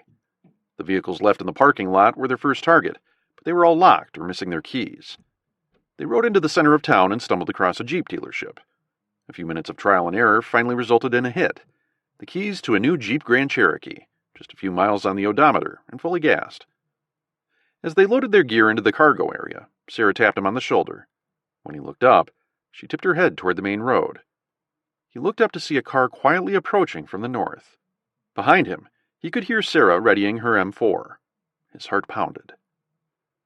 A rotund middle-aged man jumped out of the car and sprinted toward them, his arms flailing about his head. He was wearing a nice pair of dress pants, but he was shirtless and in bare feet. His shoulders and face were badly sunburned. Adam did not think the man was much in his right mind. "They're here!" he yelled as he drew toward them. "They're here!" "Whoa, whoa," Sarah said, stepping out from behind Adam, making sure her machine gun was visible to all. "Take it easy, big guy." "They're here," he said again. "They're here now." The man was becoming hysterical, his face cycling through about 8 different shades of red. A bubble of mucus inflated from his left nostril as he repeated his warning again and again. "They're here!" he yelled again, dancing in place, almost as if he had to go to the bathroom. Adam glanced at Sarah, who just shrugged her shoulders. "They're here," he said again, sinking to the ground. "They're here to kill us all!" Then he was curled up into the fetal position, bawling, howling, as though Adam and Sarah were ritualistically disemboweling him, rather than simply watching him. Adam knelt down next to him. "You okay, buddy? Who's here?" He continued to howl. "Let's calm down a little," Adam said. "You're safe." Howls. Screeches. Adam tried consoling the man for another 15 minutes, but he simply could not reach him. He patted him on the shoulder. Nothing. He asked him for his name. Nothing. Every minute or so, he'd call out his warning and then retreat back into his catatonic state. "Adam?" Sarah said. "What?" "We need to get moving." Adam dropped his chin. "I know." "Hey, buddy," Adam said to the man. "We're going to hit the road. You're welcome to join us." "Here," the man said. "Here now." "I can't leave him here," Adam said. "He needs help. Help me lift him in the car. He just needs some rest." "You sure?" Sarah asked. "We'll keep an eye on him. Grab his legs." Adam slid his arms underneath the man's underarms, while Sarah hooked hers around his legs. As they lifted him off the ground, the man bucked like a bronco. A runaway fist clocked Adam's ribcage, and the man was up and running and flailing about again. "They're here!" He ran back to his car and climbed onto the hood, where he continued his sermon, this time in earnest. "They're here!" Adam's head hurt. "Let's go," he said to Sarah. Sarah took the first shift and guided them back toward the interstate, the shouter's pleas booming in the giant stillness. "They're here!" They were 2 miles up the road before the man's voice faded away. Adam wondered what would become of him, and those like him. How many people were out there right now, falling apart, unable to cope with the enormity of what had happened these last few weeks? In the ordinary quiet of the car, things seemed almost normal. The air conditioning worked. An album by a band called the Tattered Remnants spun in the compact disc player. Just another road trip along a forgotten stretch of highway. Again, chit-chat was kept to a minimum, the experience at the dealership unnerving them both. Fortunately, as Sarah had predicted, the roads northwest of Kernersville were clear. They drove deep into the wilds of North Carolina toward the mountains. Adam's unease grew as evening approached, the sun tracing its eternal route through the sky, inching its way toward the horizon. He was still having a hard time at night, when the panic would rush through him as darkness spread across the landscape. It was almost palpable. Watching the sun dip toward the horizon was like having his head pushed under water, unable to breach the surface. He'd find himself clinging to the last bit of light as it leaked from the sky, almost willing to freeze it in place. This new world was crappy enough in the late summer sunshine. Nighttime in a world of the lost was almost more than he could bear. "Storm's coming," Sarah said. Adam glanced up at a ridge of purplish clouds stretching toward the horizon. A storm. He loved thunderstorms once upon a time, but now it was just another thing to worry about. "We may want to think about finding real shelter tonight," she said. Adam's pulse quickened as Sarah pulled onto the shoulder. Finding shelter was something new, something different, and anything different in this new world could be bad. Deadly, even. Adam looked down at his lap as Sarah studied the map from the glove compartment. This next town looks like our best bet for tonight. We can stock up on supplies. Oh shit, we forgot to get them in Kernersville, Adam said. I know, Sarah said. That scene with the guy just freaked me out. They curled off the interstate and passed an empty park to their left, the susurration of the tall grasses audible in the giant emptiness. Just beyond, a large sign welcomed them to Walkertown. There's a little market up ahead, Sarah said. Sarah pulled into the parking lot of Hall's Grocery and shut off the engine, which ticked and hissed as it cooled, the sound huge, almost embarrassingly so. You wait here, she said. I'll get us something to eat. You shouldn't go alone, he said. It may not be safe. She patted her M4 rifle. I won't be alone. Besides, you can keep a lookout. She got out of the car, stretched, and went inside. While she gathered their dinner, Adam fiddled with the vehicle's satellite radio hookup, edging his way across the spectrum, earning nothing but mild static for his efforts. He'd subscribed to the service himself, passing the time behind the wheel with the Bob Dylan channel, the 90s channel, Howard Stern. Was Howard Stern dead? That was a weird thought to have. He took big shallow gulps of air, sweet evening air, and he had to laugh at himself. He was still giggling a little when Sarah emerged from the store, a sack of groceries tucked under her arm. Something funny? She asked. Just laughing at our little predicament here, he said, because this is some crazy shit we are dealing with. This earned him a thin smile, but nothing more. As she stood there, smiling her thin smile, shockingly unfazed by the disaster, a bolt of anger swept through him. How are you so calm? He snapped. What are you talking about? We're standing in a worldwide graveyard and you don't seem the least bit put out. How is that? The smile disappeared. I don't know what you're talking about, she said. Everyone you and I have ever known is dead. You get that? Dead! A sneer of disgust curled up on her face. Oh, I get it all right, she snapped back. More than you'll ever know. What's that supposed to mean? None of your goddamn business. Do you want to eat or not? The fight went right out of him, a balloon floating away from a child's hand. What the hell? She sat down on the curb as the day's last light ebbed out of the sky. Adam switched on the headlights, bathing the storefront with a harsh white glow. Inelegant, perhaps, but better than the dark. Way better than that. He sat down next to her, quiet, as she picked through the paper bag, emblazoned with the Hall's Grocery logo. She handed him a can of spaghetti, a kid-sized cup of applesauce, a pack of Oreos, and a lukewarm bottle of beer. He studied the label. AMB Pale Ale, a brand he didn't recognize. Sorry the beer's not cold, she said. Drank my share of warm beer, he said. He twisted the cap off, priming his ears for the hiss of carbonation as the seal was broken. They clinked bottles, and he took a long pull. It was shit beer, truly wretched stuff only a college freshman could love, but it was still beer. Sarah belched, loudly, and set the bottle down next to her. You'll forgive the lady. Sure. He rolled the can of spaghetti between his hands, taking comfort in the weight. Sarah popped open her can and dug in with a plastic spoon. The tangy aroma of the tomato sauce tickled his nose, but not in a particularly good way, and he decided to pass on the pasta course. You need to eat, she said. Keep your strength up. Think I'll pass tonight, he said, patting his midsection, watching my weight. The joke fell flat, and she continued to eat her spaghetti. Eventually, he ate the applesauce and the Oreos and then washed it down with the rest of his beer. When he was done, he got up and began stuffing the remains of his dinner into the trash can posted at the front door. Then he stopped, his hand holding the heavy plastic flap open. God damn it, I'm such an idiot, he muttered. What? He wasn't even listening now as he stewed in his juices, marinating in the annoyance of his cleaving to the old ways, dumping his trash as though the county sanitation department would be along in the morning to empty the cans out. This fucking shit! He tipped the can over, sending it clattering onto the concrete walkway in front of the store. The lid came loose, and a coil of hot, stinking garbage oozed out, waiting for a garbage truck that would never come. Adam picked up the lid and flung it into the door, shattering it into a million pieces. The tinkling of fracturing glass echoed through the parking lot, and he stood there, watching the shards rain down onto the sidewalk in front of the store. Feel better? She asked. He stood there, his hands on his hips, his breath coming in ragged gasps. He felt his legs buckle, and he dropped to his knees, shivering, sweating. His heart thrummed, and his breath was catching in his midsection. His stomach hurt. Maybe he needed to go to the bathroom. Hell, maybe he was finally dying of Medusa. He felt Sarah's hand on his back. Hey, she said softly. Hey, it's going to be okay. He rolled back onto his seat and pulled his knees to his chest. Hot jets of shame flooded through him, falling apart like this in front of this woman. Come on, Fisher. Come on. He looked into her eyes. They were clear, calm, flat hunter-green pools. No hint of panic, no indication she was unable to handle this pitch the universe had uncorked at them.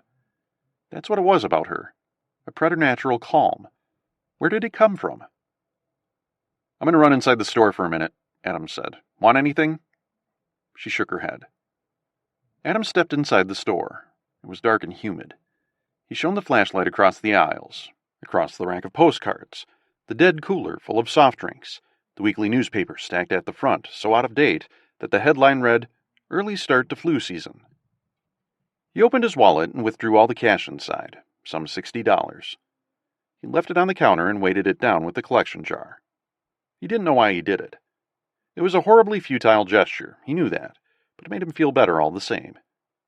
Maybe he'd eventually get used to the fact that everything, everywhere, was simply there for the taking, but it still seemed wrong. Want to talk about it? She asked when he got back outside. He looked back and saw her watching him, maybe studying him. I don't even know what to say, he said. I mean, I want to say something. I feel like I should say something, but nothing comes out. I mean, what the hell is this? He said, spreading his arms wide, feeling it all pour out of him, like his sanity had been inside a cup that had tipped over. The scale of it, the everythingness of it, had pushed and pushed and pushed down on him, the pressure growing like air in a balloon. She got up and brushed her hands on her pants. What's the first thing that comes to mind? He asked. She looked up at the sky and let out a long sigh. I guess I can't help but wonder what the hell happened. Fair enough, he said. If it makes you feel better, I'm a doctor, and I don't have the first damn clue. A doctor? Not sure if that makes me feel better or worse. He supposed he could understand. If a doctor couldn't explain what happened, that was a pretty sorry state of affairs. Can I ask you a question? Adams said. Sure. Did you ever feel sick? Did you ever experience any symptoms, Medusa? Her eyebrows popped up. Now that you mention it, no, I didn't, she said. I kept imagining it, that I was coming down with it, but I never did. Me either, Adam replied. Now it's possible that we did experience symptoms, but that they were so minor that we didn't notice them. Is that important? At this point, probably not, he said. I'm not a virologist or infectious disease specialist, so this really isn't my area of expertise, but I'd love to know why we survived. I came through Philly, Baltimore, and D.C. before I made it to Raleigh, she said. Barely saw a living soul. Heard folks, voices carrying on the wind and whatnot. You were the first person I'd talked to in a week. The image of the crowded northeast corridor emptied out, made Adam's head spin. The virus would have spread fast, so fast there. What kind of doctor are you? OB-GYN? Babies. Yep. She became silent, eyeing Adam, more looking through him than she was at him. Will babies get it? It was an important question, possibly the most important question of all, and he was disgusted with himself for not considering it. Pregnant women out there in the big empty. There was no way to know whether a fetus would survive its mother's exposure to the virus. And if the baby did survive to delivery, there was no way to know if she'd survive outside the womb. Adam just didn't know enough about how Medusa worked. Will they? She asked again. I don't know, he said. I really don't know. Aren't you the big party pooper? I guess, he said. I feel stupid that it hadn't crossed my mind. Maybe you didn't want it to cross your mind. Maybe. Well, Doctor, here's another question. Shoot. Why are we still here? Why were we spared? Luck. Genetics. No virus is 100% fatal. Well, maybe rabies is. What about God? This took him by surprise. It was the first time he'd even considered the theological implications of what had happened. He didn't like the fact that he was being sloppy and careless in his thinking. What do you mean? What if this was God's judgment? He stood there, unsure of how to answer. You believe in God? When he didn't answer, she smiled. Look, I know that's probably getting a little personal, but I think we can do away with the societal niceties for now, don't you? She was right. Some doctors can reconcile their faith with science, he said. I never could. I've read the Bible. I minored in comparative religion in college. It never took. I'm sorry. Why are you sorry? He laughed softly. I don't even know. Feels like I should be sorry about something. What about you? I used to believe in God, she said. Once upon a time. I don't know anymore. Well, if there is a God, he spared you, right? Maybe we weren't the ones who were spared. He hadn't thought of it that way. The idea she'd been left behind by her God must have been a terrifying one indeed. It was a hard thing to process, even if it was a concept he didn't buy into himself. He didn't think the Bible was anything more than a fairy tale, written and massaged through the centuries by history's winners. And she had a point. Maybe they had drawn the short straw. Why don't we change the subject? She said once the silence had begun to metastasize into awkwardness. Good idea. How far is it to St. Louis? She studied her map for a moment, chewing her lower lip as she did so. He watched her, and he found himself staring into her green eyes again. As he did so, his breathing slowed, and his heart decelerated. About 600 more miles. Jesus, it's taken us 3 days just to get this far. Well, we have to stop thinking like we used to, she said. We can't assume we'll always be able to drive every mile from here to St. Louis. I guess you're right, Adam said. You sure you don't want me to teach you to ride a chopper? I'm sure. They were quiet a moment. You really think there's anything in St. Louis? Her face darkened. No, probably not, she said, her eyes cutting away from his. But I gotta do it. Who knows? Maybe we'll get lucky. Maybe they have roast turkey and mashed potatoes. Chocolate milk? Chocolate milk for you, she said. Icy cold chocolate milk. It was full dark now. Adam got up and stepped clear of the headlight's glow, into the inky darkness of the night. As he gazed across the undulating hills, the blackness stretched on forever.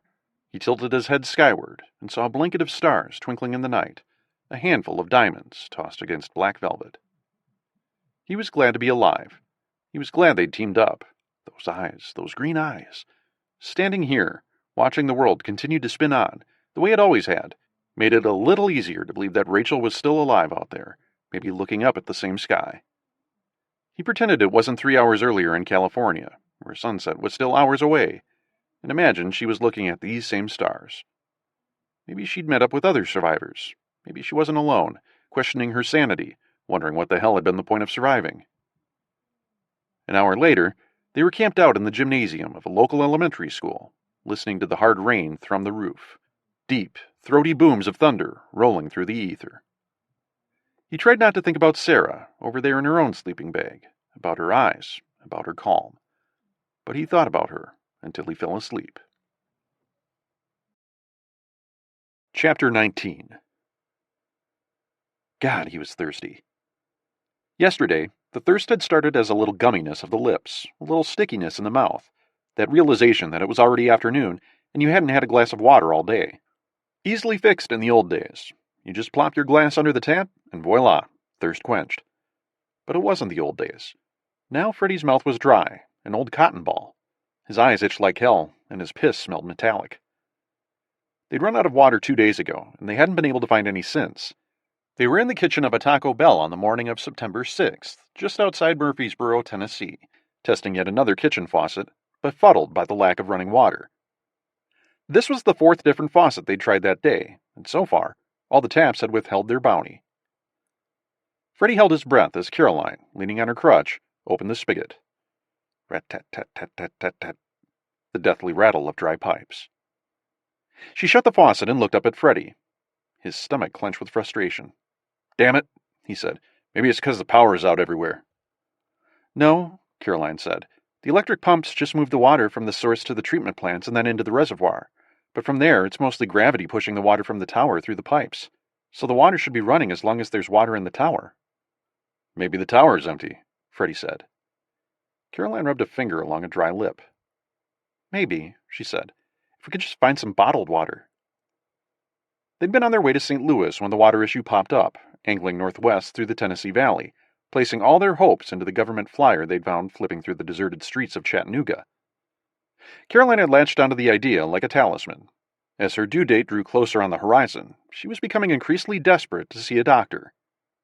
Freddie hadn't been crazy about St. Louis, which, at best, would be a chaotic, confusing mess, and at worst, a hot, stinking graveyard, like every other town they'd passed through. But he went along with the plan, because it gave them a goal to shoot for, even if this journey wasn't draining the emotional abscess that had formed in the wake of the plague. And besides, he thought they'd be safe because an NFL linebacker, Even one who couldn't make a roster this year was still a terrifying physical specimen for the average person. If nothing else, any troublemakers or ne'er-do-wells would probably not want to chance it, move on to someone they could rob or murder without too much effort. Not even post-apocalyptic highwaymen wanted to deal with hassle, but he would do it for her. Besides, he didn't relish the idea of delivering Caroline's baby by himself. They were still traveling in the pickup truck that Freddie had intended to die in. Occasionally, they'd hit an unplayable lie, a stretch of highway that was just too clogged with dead traffic, and they have to backtrack and find another way. But there was no choice. Her broken leg didn't leave them any other options, and the truth was, it was safer this way. As the days passed, Freddie had become increasingly conscious of the fact that while it had killed a lot of people, Medusa hadn't killed everyone. A few days earlier, they'd come across a dead backpacker along I-24, his throat slit from ear to ear. A harsh reminder that he and Caroline weren't alone in this shitty new world. After striking out in the Taco Bell, they went back outside and set off again, bouncing from home to business to restaurant, looking for any water at all. In one law office, they found the office water cooler about 1/8 full, but a thin layer of algae had formed along the surface. They hit 2 grocery stores that day, but the shelves had been stripped clean of bottled water, soda, and juice. Then they had turned their attention back toward the homes, ignoring the taps, the thirst deepening, digging down into their minds.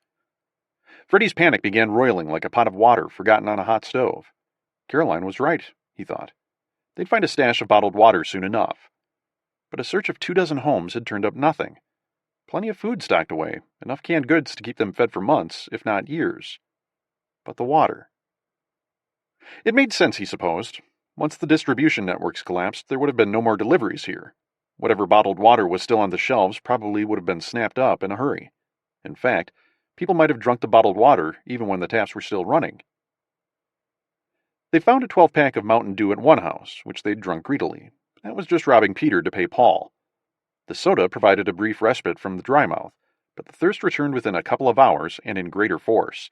The sugar would dehydrate them even faster than before, putting the discovery of water at even more of a premium. "How is this possible?" Freddie had blurted out as day began to soften into twilight, his anxiety rising. He was annoyed with himself. They should have abandoned Murfreesboro and pressed ahead.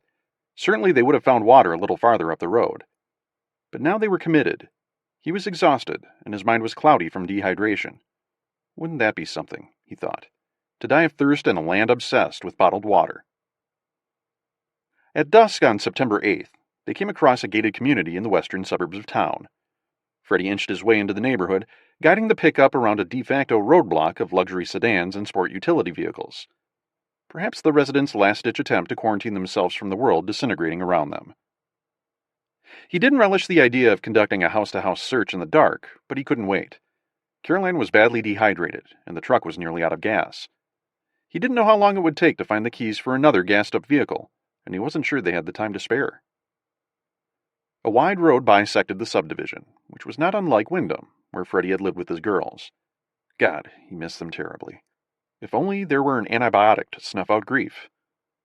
His sleep came in fits and starts, and the same dream tormented him nightly, over and over, his daughter's last moments in that stinking, sweat-stained, blood-soaked hospital bed. Large colonials lined the avenue, huge sprawling homes on at least half an acre each. The once well-manicured lawns had started to unravel, reverting to their natural state. For all the time and effort and money pumped into landscaping, the average American lawn was in a goddamn big hurry to let itself go. He stopped at the first house on his right, dark and foreboding. The moon was full tonight, thank God for that, spreading out a luminous silver blanket across the land. "Where are we?" Carolyn said, startling him. He thought she'd been asleep. "Gonna try and find some water," he replied. "Wait here." "Can't this wait until morning?" Her eyes were sunken and dry, which was all the answer he needed. He was unsure if she was the one who was afraid, or if she could smell the fear on him and was trying to spare him. He did want to wait until morning, he was goddamn sure about that. "You need water," he said. "It can't wait any longer." A full body shiver rippled through her, despite the late evening heat. "Wait here," he said again. "If you need help, honk the horn." "Okay," she replied softly. He smiled at her in the dark and stepped out of the car. The windows were dark, the blind shut tight. At the top of the porch steps, he paused and held his breath, listening for something, anything. Nothing. The doorknob held fast when he jiggled it, so he used the flashlight to break the decorative window flanking on the side of the door. After clearing the stubborn shards of glass clinging to the window frame, he reached inside the gaping darkness and unlocked the door. The house was warm, stifling, and a sour smell permeated the air. Before penetrating deeper into the house, he propped the door open to let in some fresh air. He swept the flashlight in a semicircle around him, the white cylinder of light washing across the relics of a life once lived here. His breath caught as the beam landed on a figure lying prone on a settee, an antique, high-backed thing in the formal living room. The figure, a woman, did not move as he drew closer. Just another plague victim. The body was bloated, her face swollen and clotted with dried blood. Freddie muttered a small prayer for this poor woman, who died on this couch, this really uncomfortable-looking couch, and kept moving. 2 more bodies in the family room, an adult male in a recliner, a teenage girl on the sofa. The man was still holding the remote control in his hand. Onto the kitchen, where Freddie found himself mesmerized by the family corkboard, mounted on the expensive stainless steel refrigerator. A reminder card for Steven's dentist appointment on September 14th. 2 tickets to the Titans-Steelers game the last Sunday in September. A picture of the family with a puppy. The photo had been date-stamped July 28th, shortly before the virus had introduced itself to everyone. Freddie found himself priming his ears for the sounds or whimpers of a hungry puppy, but he heard nothing. Tears welled up in Freddie's eyes. Somehow, these vestiges of the old world were harder to look at than the bodies dotting the wasted American landscape. This was what they had lost. The different threads of every different human fiber, from every race and ethnicity and creed, that wove together to make the American quilt. He opened the refrigerator, which expelled a warm puff of sour air, the breath of a ghost. Rotten vegetables and moldy cheese, stale bread. A half-drunk bottle of wine, missing its cork. But no water. There was a staircase at the edge of the house. As he made his way downstairs, the flashlight slipped in his hands, and he caught it, just barely. He paused to wipe his sweaty palms on his pants. All of a sudden, he could feel his heart pounding in his ribs, the blood rushing in his ears. He was terrified of everything, all at once, of the dark, of not finding any water, of Caroline dying on his watch, of wandering the godforsaken hellscape America had become for months or years, with each second ticking by like an eternity. He carefully negotiated the basement, spotlighting each step he took. The cone of light bounced across a water heater, a high-efficiency washer and dryer, a foosball table, items that would never be used again. The place was a wreck, looked like a bomb had gone off. A sweep of the flashlight revealed blood spatter everywhere. Filthy clothes reeking of human waste sat in haphazard piles. Then, victory. Atop a workbench, a case of bottled water. He burst into tears upon seeing it, weeping as he brushed his fingers against the still intact shrink wrap. The plastic crackled under his thumb. He hoisted the case onto his shoulder and made his way back to the stairs. He was halfway up the steps when he heard the truck's horn blow. No, not just blow. Blast.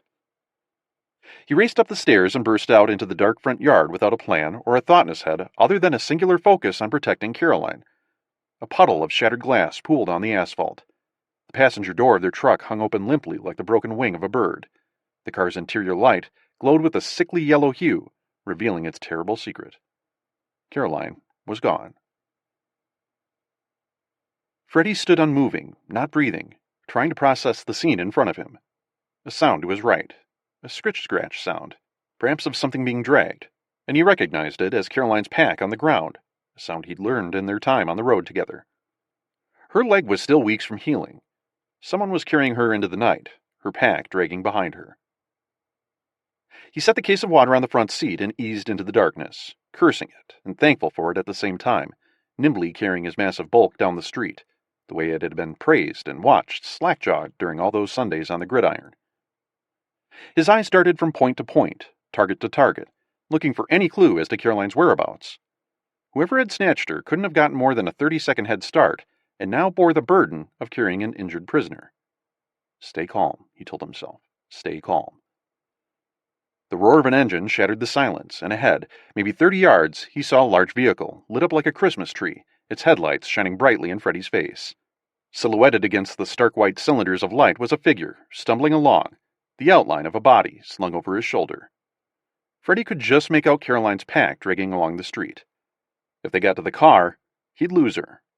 He broke into a run, a full-throated sprint, chewing up the distance between him and his target like a lion closing in on an injured zebra. But it wasn't exactly like that, not really. The kidnapper held all the cards. And as if Caroline's captor had read his mind, he stopped and slowly swung around to face a rapidly closing Freddy.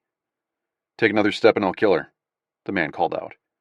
He said it matter-of-factly, without a hint of emotion or bravado, with a coolness that told Freddy that he would do exactly as he promised. Freddy stopped on a dime, his knee aching. He was drenched in sweat, and his shirt clinging to him uncomfortably in the Tennessee night. Standing in the harsh blast of the car's high beams, how terribly exposed he was. "She's hurt," Freddy said. "She'll just slow you down, and she's pregnant." From the corner of his eye, just over the man's shoulder, he saw movement in the car. Time lost all meaning as he stared down his adversary, wondering if the sudden report of gunfire would be the last thing he'd hear in this world. Why hadn't they fired? The man shifted his weight from one foot to the other, and Freddy realized he was tiring from carrying Caroline over his shoulder. She hadn't made a sound, and Freddy wondered if she was still conscious. A few moments later, the man crouched down and lowered Caroline to the ground. Instinctively, Freddy crouched with him. It seemed terribly important to mirror his opponent's maneuvers. She curled up in the fetal position, one arm protecting her abdomen, the second shielding her head. A hiss from the car. It sounded like the second person was trying to communicate with his confederate. "Huh? Move!" It hit Freddy like a bolt of lightning. The shooter hadn't fired because Caroline's captor was in his line of sight. As the man tried to process the order, Freddy made a break for them, hoping that he'd get there in time. A second later, a second too late, the man ducked out of the way, clearing the way for a barrage. The shotgun roared, its tongue of flame bright and red in the darkness behind the sweep of the headlights. The round missed badly. As Freddy drew closer, the man pivoted just so in a vain attempt to escape Freddy's assault.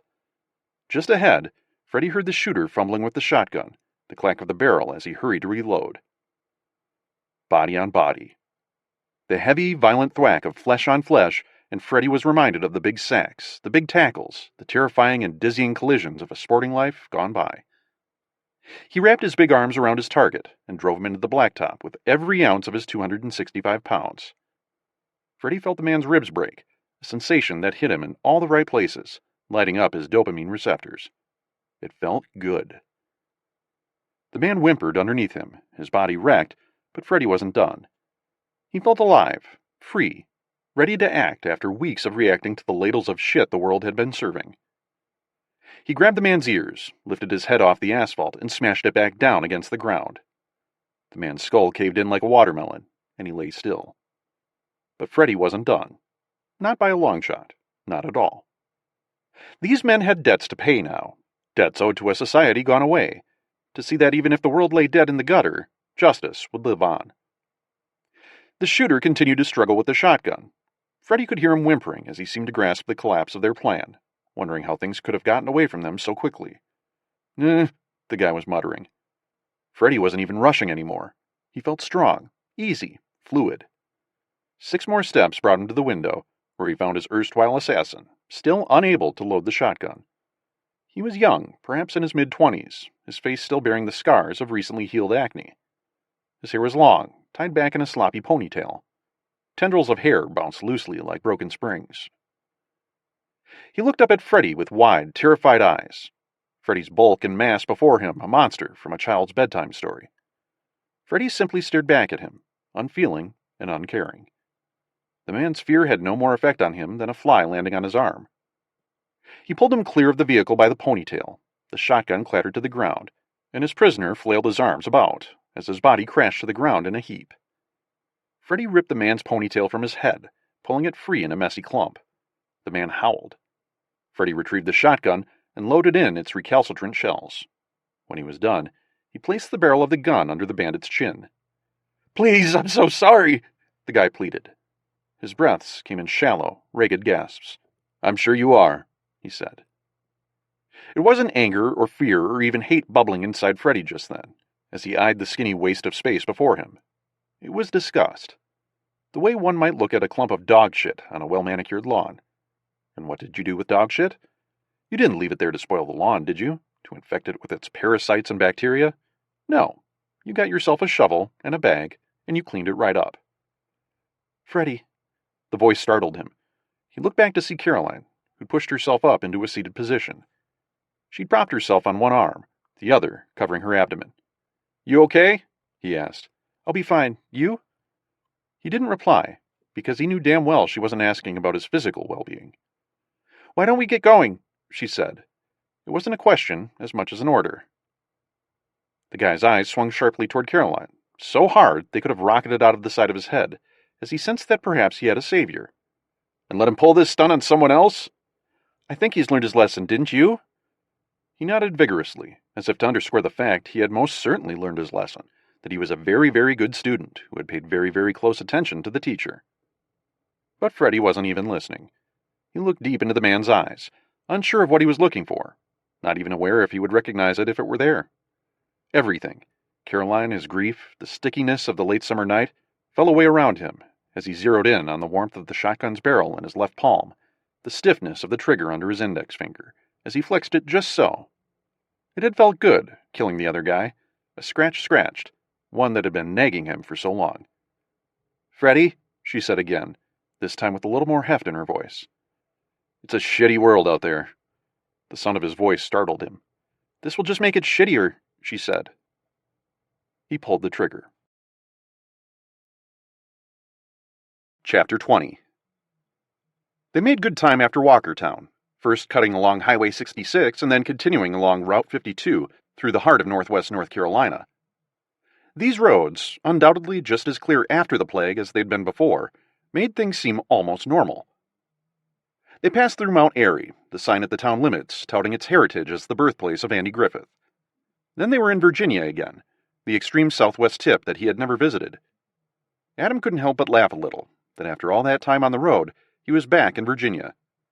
A bit further north, they looped onto I-77, and that was when they really started chewing up the miles.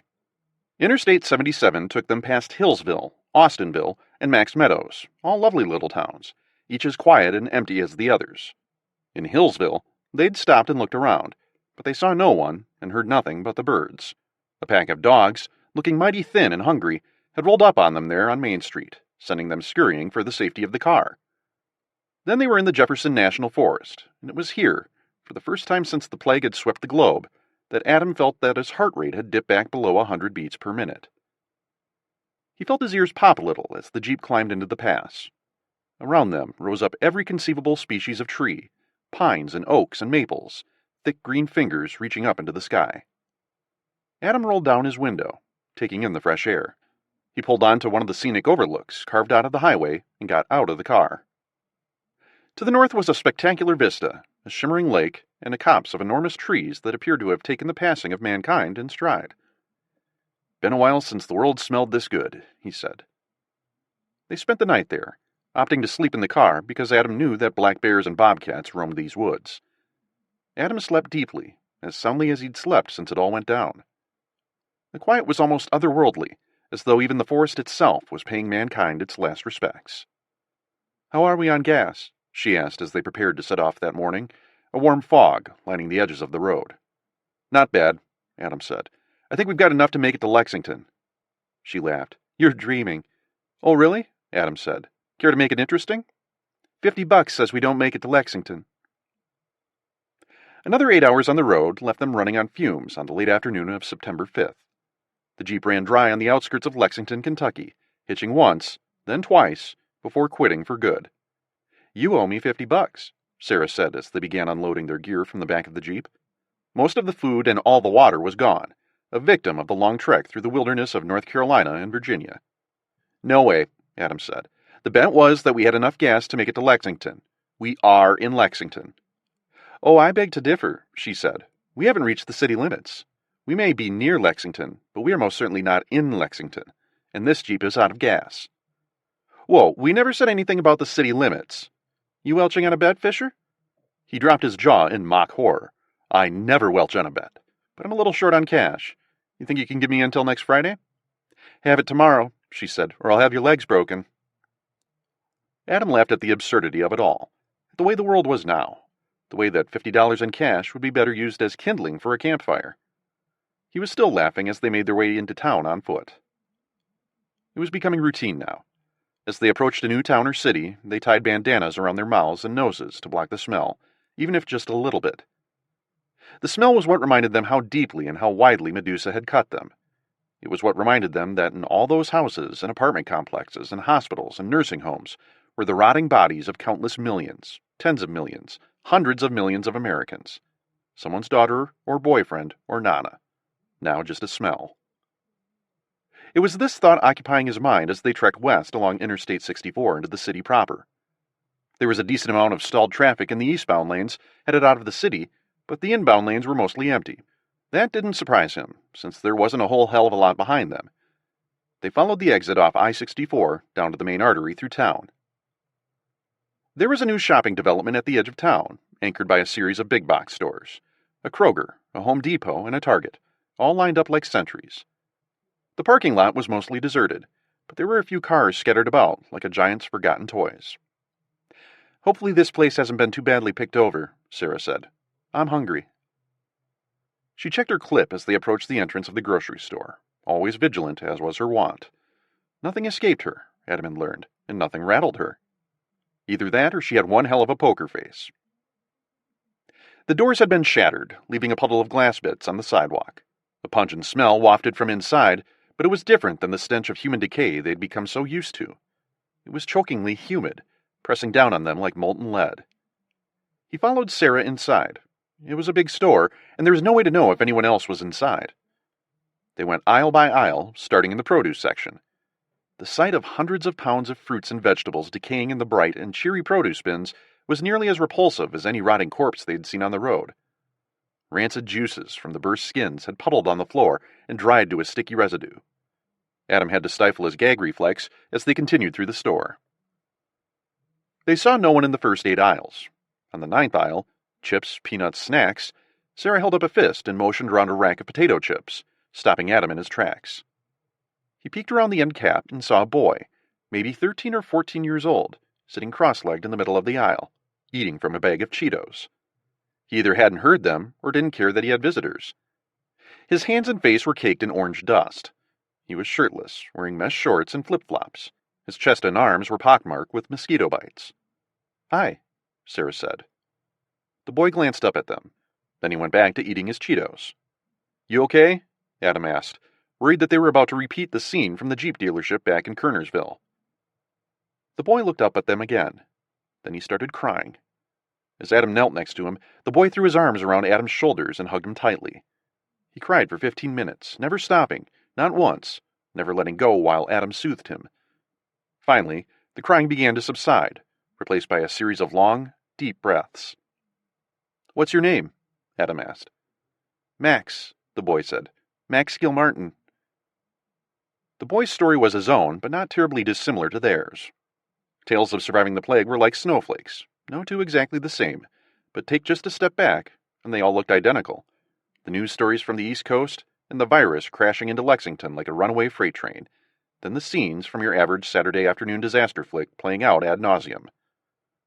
He told his tale in one fell swoop, there in the chip aisle, his hand clamped around Adam's elbow, as though afraid they might leave him there. Max and his mom, who'd cleaned rooms at a local motel, had been living in a crumbling apartment complex on the south side of town when the outbreak began. Things had gone downhill in a hurry in Lexington's lower-income areas, where people were packed together like rats, where it was hard enough to get medical treatment in summer, when cold and flu season had bottomed out for the year.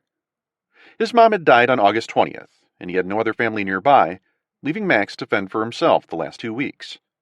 Since then, he'd been wandering about town, raiding grocery stores and residences for food, sleeping here and there, wondering what the hell he was supposed to do. When Adam asked him if he wanted to join them, he started crying again.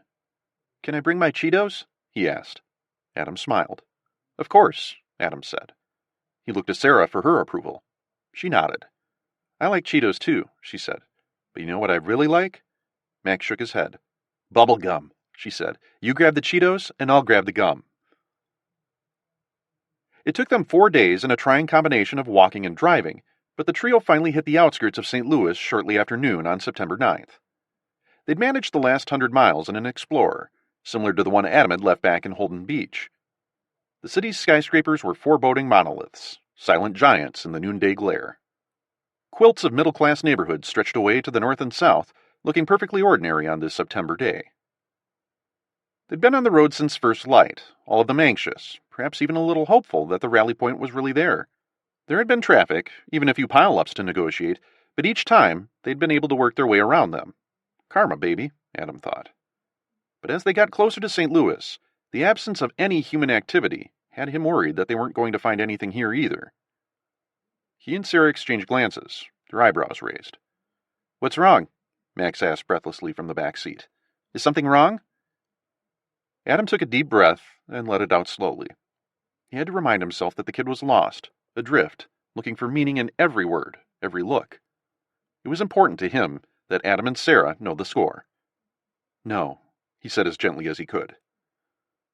These empty lanes told him no one else was headed for the supposed rally point, that this centerpiece of the Midwest, the gateway to the western states, was as dead as everything they'd seen to the east.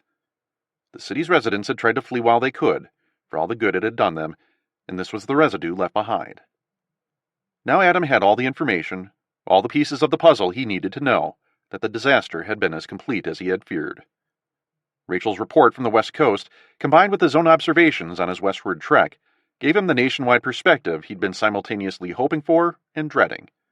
He realized he'd been hoping that the virus had mutated along the way to a less virulent form, something to help it keep moving and sparing certain parts of the country. But, to steal an analogy from the now defunct world of sports, the Medusa virus had elected to run up the score. Not very sportsmanlike. "Where's the rally point?" Adam asked. "Supposed to be at Busch Stadium." "Any idea where that is?" "Not really." "Think the GPS still works?" Max asked, pointing at the in-dash navigation screen. "You know what? I bet it would." Since the GPS wouldn't operate while the car was in motion, Adam drew to a stop in the breakdown lane and punched in the information into the touchscreen.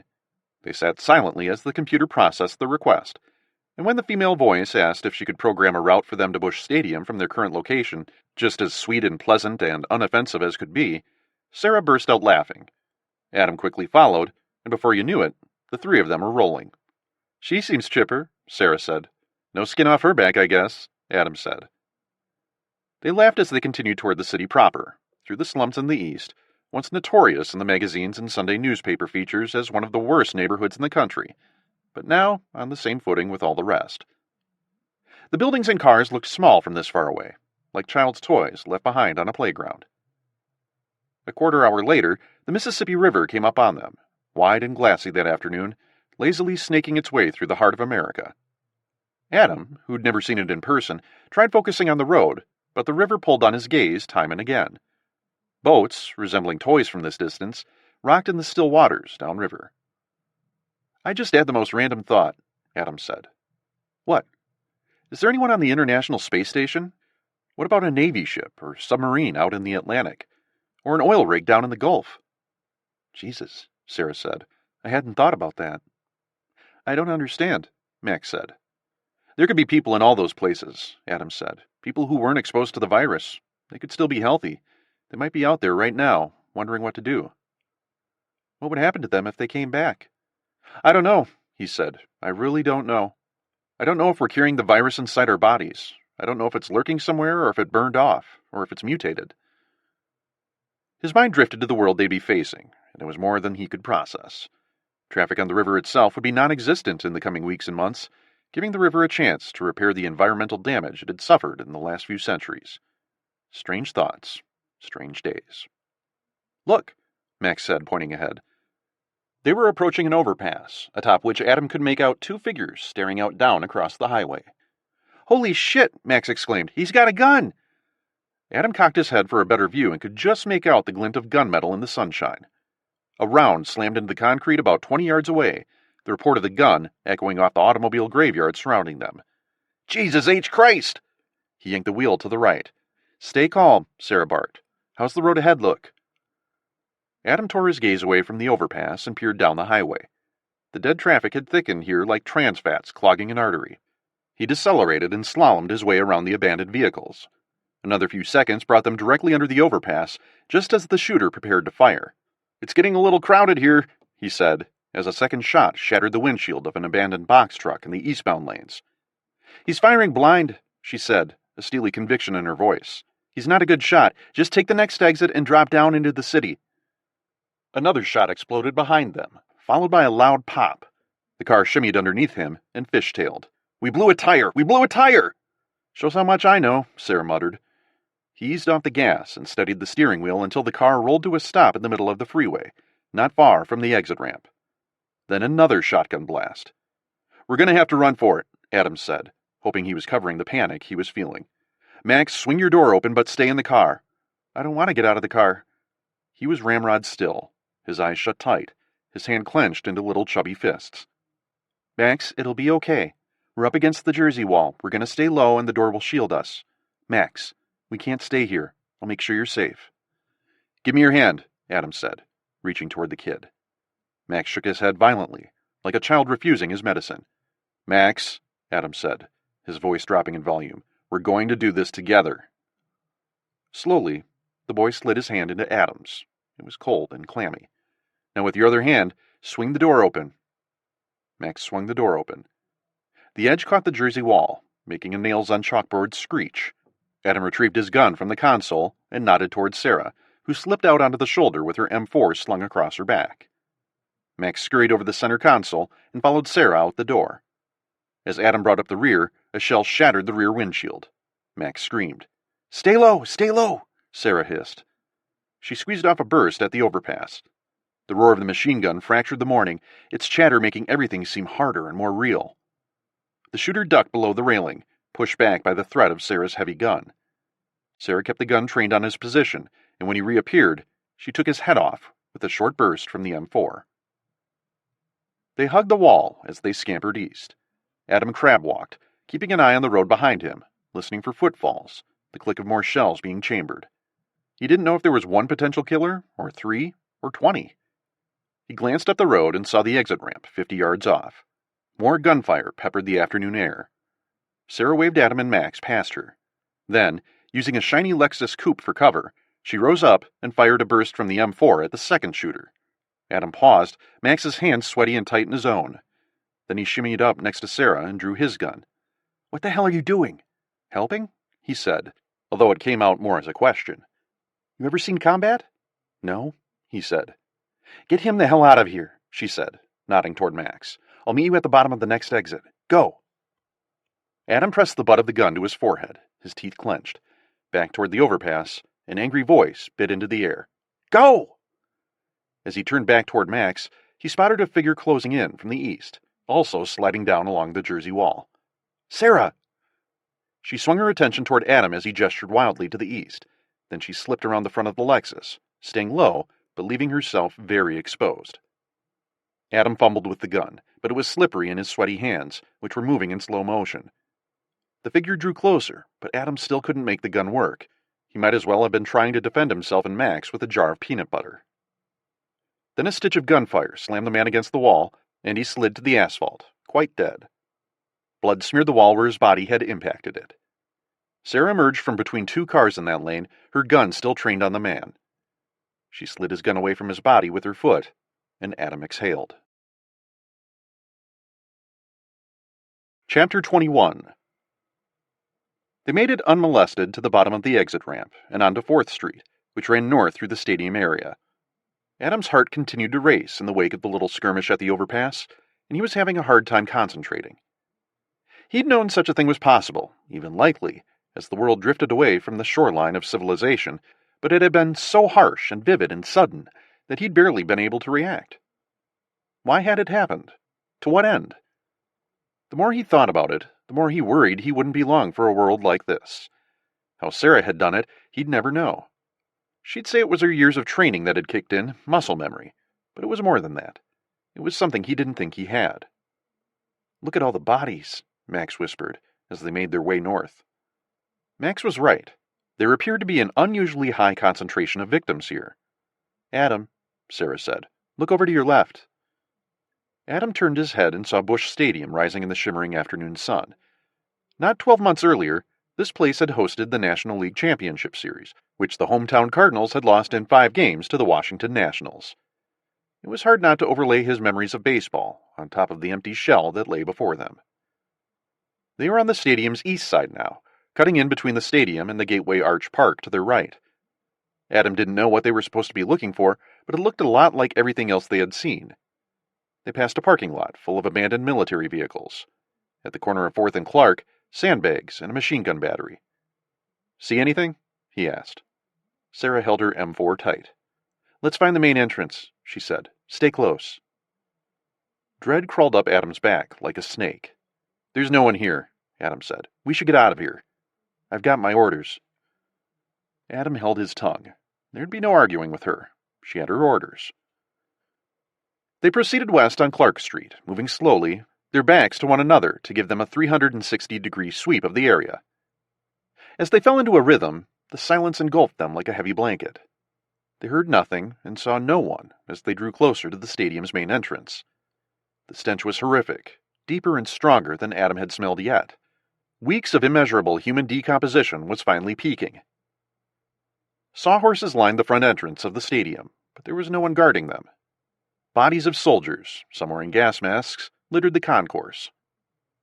The trio passed under the black metal arches, gleaming in the afternoon sun, up the ramp and into the bowels of the stadium. Shuttered concession stands and a dark souvenir store greeted them as they moved along the outer concourse. There were hundreds of bodies in here. Adam felt Max press his body up against him. Then they were in the bleachers, staring out across the empty field, this dead cathedral to America. Thousands of bodies were scattered through the stands, their empty, bloated faces staring at them, waiting for a game that would never begin. The outfield grass had grown long and rippled in the afternoon breeze, but the infield was still groomed, the white lines marking the baselines still pristine. Tents bearing the logo of the Federal Emergency Management Administration lined the warning track, but they too were abandoned, silent. A few crows and vultures here and there, pecking at the remains. "I just had to be sure," Sarah said, as they descended the steps. "We should check the tents for supplies," Adam said. A burst of bird call above them, and Adam looked up to see the sky darken with hundreds of blackbirds swirling about like a cloud. They flew lazily, in circles, as though the offerings of carrion were so vast, so varied, they didn't know where to begin. A lifetime of dining on squirrels and field mice had been replaced with the greatest buffet line they'd ever seen. As he watched the birds, his stomach swirled, the dead stadium a gut punch, more than he cared to admit. It had represented the last best chance that humanity still had a pulse, faint as it might have been, and seeing that it was gone left him dizzy. There was nothing. You expect something bad to happen, but there's still that tiny sliver of hope, stuck in your mind like a splinter, that it might still go the other way. But then the bad thing happens, and you're looking at it, and it's just as bad as you feared, and there's nothing you can do. They stood there for a full 10 minutes, long enough to feel the sun's rays grow uncomfortably warm on their necks and arms. "Max, you ever been on a major league field before?" Adam asked. No." "Follow me." "What are you doing?" Sarah asked. "Just taking a little break," Adam replied. 10, 15 minutes. "We should probably get a move on," Sarah said. "I can't right now," Adam said. "I just need a break." They found bats and balls and gloves in the Cardinals' dugout. Adam threw fat batting practice pitches to Max, who had a nice natural swing, and even put a couple into the outfield. Around them, the empty faces of the dead watched them play baseball. Maybe this wasn't the wisest use of their time, Adam realized, but he didn't care. Rachel, if she was even still alive, was 2,000 miles away, and what the hell, he might as well throw a little batting practice. As he reared back to fire another pitch in toward the plate, Adam froze suddenly. Just over Sarah's shoulder, an enormous man was approaching them, carrying in his arms a wisp of a woman. "Hey," he barked, "this the testing center?" Sarah turned to face the newcomers, her machine gun raised up and ready for business. "Don't move," Sarah called out. "She needs help," the man said, dipping his chin toward his human cargo. Then the man froze and took in the full scope of the scene before him. His head rotated from one side to the other. Sarah looked over at Adam, who nodded toward her. It might be a trap. "No," the woman called out. "I'm pregnant." The news galvanized Adam like a shot of adrenaline to the heart. Pregnant.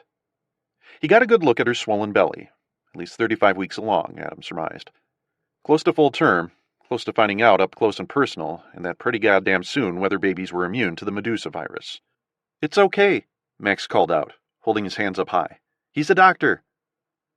"Oh my God, are you for real?" she said, bursting into tears. The man looked down at the woman and whispered something to her. She nodded and squeezed his shoulder. He took her down into the dugout and propped her up on the bench. A makeshift splint framed her right leg. Images of babies dying of Medusa flooded Adam's brain, and he didn't want to be anywhere near this woman. He didn't want them to know he was a doctor. He didn't want to be the one who couldn't do anything for her. What was he going to do? Perform a C-section there in the dugout with some plastic cutlery? They waited. Finally, Adam followed them down the steps to the dugout and took a knee next to her. The floor was still sticky with tobacco dip and sunflower seed shells. "You really a doctor?" she asked. He chewed on his lower lip. He could just lie and say the kid had been making it up, and maybe Sarah would go along with him, because she would understand he had some reason for doing so, but in the end, he couldn't. "Yes." He saw a big smile spread across the woman's face, and she gently placed her hands on her abdomen. "Don't suppose you were an OB?" "I am in fact an OB." "Jesus, I guess this is my lucky day. Are you a good one?" "Best in the city." She laughed and broke into tears simultaneously. He was glad they'd shared the joke. Humor was humanity's great glue, yoking people together for thousands of years. That was something, he thought, as he drew closer, keeping one eye on her massive companion. "When are you due?" he asked. A breeze rustled through the shadowy dugout, cooling them. "September 25th. How's the pregnancy been?" "Pretty uneventful," she said. "Baby been active?" She nodded. "Rome burned, and he kept right on kicking," she said. "It's a boy?" "Yeah." "Well, the kicking's good," Adam said. "Real good." He pointed at her belly and held up his hands. "Do you mind if I examine your stomach?" "Go ahead." "You mind lifting up your shirt for me?" he asked, wanting her to be the one to expose her belly. "Just halfway so I can get a look at your stomach." He gently palpated her stomach, feeling for the head. A moment later, he felt the baby squirm and roll, twisting away from his manipulations. "Any allergies?" "No." "I'd feel more comfortable with an ultrasound machine, but things seem right on track. I'd say another couple weeks." Her face lit up and her eyes were wet with tears. "Thank God," she said. "I haven't seen a doctor since July." "Well, let's hope your luck holds out." "Will you deliver the baby?" There was no way around it. In this new paradigm, not doing his job would put her life in danger. Too many things could go wrong. People thought that delivering babies was a simple matter, and maybe in the grand scheme of things, across the giant sample size that had been humanity, it had been. Most babies and mothers survived their delivery. Most. But this woman would be playing against a stacked deck. It wasn't going to be easy for her with that broken leg, even with another 2 weeks of healing. "Of course," he said, "I don't know how many obstetricians are running around these days. I can't promise you everything modern medicine could have delivered 2 months ago, but we'll do our best." She reached out and squeezed his hand. "Thank you," she said, tears in her eyes. "It's been a while since I've heard any good news." Her eyes narrowed and her face turned to stone. He knew what was coming, and he began working on an answer before the words were out of her mouth. "Will the baby catch it?" "You don't beat around the bush, do you?" She gave him a wan smile. "I'm not going to lie to you," he said. "I really don't know." He searched for something to say, but anything else would have been superfluous. The wilted lettuce lying alongside the entree. The thin smile disappeared. "At least you're honest." "We're probably past the point of lying to make each other feel better," Adam said. "Let's move on. How's the leg feeling?" "I guess it's healing. Itches like hell." "That's the bone stitching back together. Mind if I take a look?" "Think we're getting to know each other pretty well, Doctor." "Oh my God, I don't even know your name." "It's Dr. Fisher," he said, "but you can call me Adam." "I think I'll stick with Dr. Fisher," she said, "at least until the baby comes." "Fair enough." "My name's Caroline," she said. "Caroline, I'm sorry we're meeting under these crappy circumstances." He examined the splint carefully, not wanting to jiggle the leg. There was a dull yellow bruise about the size of a silver dollar, about midway between the kneecap and the ankle, and the flesh was slightly swollen. "When did this happen?" he asked. "About 10 days ago." "How?" "Fell down some stairs," she said. "I guess I was lucky I didn't fall on my stomach." "How's the pain?" he asked. "It comes and goes," she said. "It seems to be getting better." "Well, given the circumstances, I think you're doing pretty well. You let me know if he stops kicking." He gazed up at her companion, who'd been watching him like a hawk, and extended a hand. He was enormous, an amazing physical specimen. A purple and gold LSU t-shirt was drawn tight against his massive chest. His biceps were cut like diamonds. "Adam Fisher." The man returned the shake, Adam's hand virtually getting lost in his paw. Fred Briggs. Strangely, the name rang a bell for Adam, but he didn't know why. Certainly, he'd remember having met a guy this big, this imposing. So there's nothing here? The man asked. He glanced over his shoulder and saw Sarah had joined them in the dugout. Her M4 was still out, but much to Adam's relief, she had lowered the muzzle. Freddie looked over at her, wiped a hand over his scalp, which was shiny with sweat. No, Adam replied. Whatever was supposed to be here, it didn't happen. A gunshot in the distance cracked the silence. We're headed for California, Adam said. It's safer out on the roads than in the big cities. At the very least, it doesn't smell as bad. Why there? Freddie asked. My daughter might still be alive out there, Adam said. Had to give it a shot. You think the immunity is hereditary? Caroline asked, her voice spiced with hope. Adam weighed his response carefully. I really don't know, he said. If she's still alive, it's possible there's a genetic component to it. I don't know if there are any other cases where a parent and child both survived. My kids weren't immune, Freddie said darkly. They died just the same. Oh, Freddie, Caroline began. I'm sorry. I'm so sorry. I didn't mean... He stumped up the dugout steps and toward the infield. What's his story? Adam asked when they were alone. God, I've been such a pain in the ass, she said to Adam and Sarah. I've been so worried about the baby and this damn leg that it never occurred to me to even ask about his family. Don't beat yourself up, Sarah said. I'll talk to him. Adam watched her follow Freddie, who had drifted over toward the concourse. Is this guy okay? Adam asked. I know he's rough, Caroline said, but he saved my life. Twice. I can't judge him. Adam didn't know how to process that, so he let it slide for now. So what do you think about taking a little road trip? He asked. Free medical care the whole way, no copays. That is pretty tempting, she said, a smile spreading across her face. I still can't believe you're a doctor. He held up an index finger. Hang on.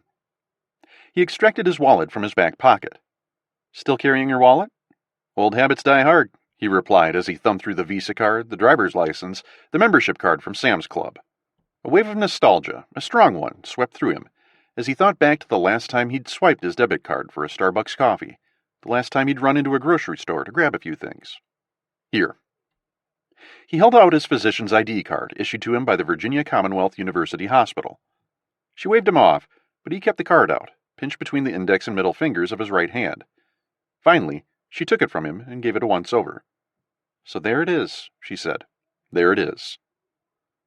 Caroline burst into tears. She held a hand over her mouth and took several deep breaths, but she couldn't stop crying.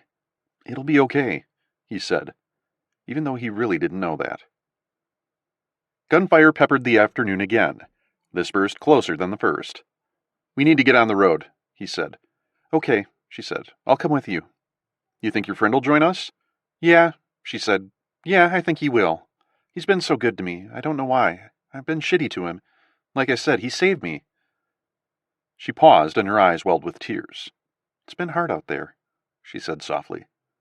I'm glad you're coming with us, he said. I think there's strength in numbers. Look, I don't know if my daughter is still alive. Maybe it's a pipe dream. But it gives me something to work towards. Freddie resisted at first, but when he saw there would be no change in Caroline's mind, he dropped his objection to the two groups joining forces as a quintet. Adam still wasn't sure about him. He was wound tight, like old nitroglycerin. But despite his own personal loss, he'd been looking out for this woman he had never met before a month ago, putting aside any wishes or thoughts or wants or even needs for her benefit. It had to be worth something. Freddie went to retrieve their vehicle while Sarah and Adam scoured the FEMA tents for supplies. It proved to be a bonanza. They found several cases of bottled water and dozens of MREs. Toilet paper. After loading the new supplies, they were off, winding their way back toward Interstate 64. By late afternoon, the city was behind them, the pickup truck chewing up highway as they headed west. In a couple of spots where the traffic was too snarled to negotiate, they had to double back and detour off the interstate, but there was a well-maintained access road paralleling the main highway. Adam didn't know what to think, what to feel. He rolled down the window and propped his elbow on the door as Freddie slalomed around the dead traffic. Finding Caroline and Freddie, it had to mean something, right? What were the odds this pregnant woman, a few weeks from delivery, stumbles across likely one of the few surviving obstetricians in the country? He was glad they found her, as much for him as for her. He was a good doctor, as his boss Joe McCann had said that day, the morning he'd suspended him. The baby wall had been a testament to that. He could see their faces, their beautiful, innocent faces, and he couldn't help but wonder if a single child from that wall was still alive. A flashback to the office, Joe mentioning offhand that he hadn't been feeling well that morning. Jesus, he thought, his skin crawling. Had Joe already been sick with Medusa? He'd probably seen a dozen patients in the office, countless more at the hospital, before he'd become too sick to continue. This made Adam's insides clench with sadness, but at the same time, he was glad to be alive. He wasn't ready to die. How glad he was that there was a good chance that Rachel was still alive, that Caroline and her baby wouldn't have to do it alone. He glanced back at Max, who had fallen asleep on Sarah's shoulder. For the first time since they'd met, his young face looked its actual age. It was smooth and unlined, as though all the stress and panic bunched up on his face had drained away, like heavy rains into a storm drain. Caroline napped too. The sun was warm on his elbow as the St. Louis metro area shrank rapidly in the mirrors, the urban terrain morphing into the western suburbs and far western exurbs. Ahead, the road was wide and open and clear, the air fragrant with the smell of rain. Dark clouds to the west portended afternoon thunderstorms. They were in a hell of a pickle, he knew that. Each and every safety net all of them had depended on for decades was gone forever. Things could get bad in a hurry, as the thunderheads up the road well proved. The lightning flashed, and the thunder rumbled gutturally in the distance, and he hoped it wasn't an omen of things to come. Chapter 22. It was slow going west of St. Louis. Even when the roads had been clear, it was becoming increasingly uncomfortable for Caroline to travel, necessitating frequent breaks along the way. They used these breaks to scout for supplies, which required constant replenishment. Sarah took these opportunities to restock her chewing gum and Max's supply of Cheetos, which he ate nonstop. They probably couldn't let that go on forever, but for now, it seemed like it was okay. Caroline got in on the act as well, requesting ready-to-eat pepperoni. Adam loaded up on chocolate bars. Nothing for Freddie, though, which irritated Sarah to no end. "Are you sure?" Sarah had asked, as she headed out on a supply run one afternoon. "Anything you want, my treat." "Nothing for me," he'd said.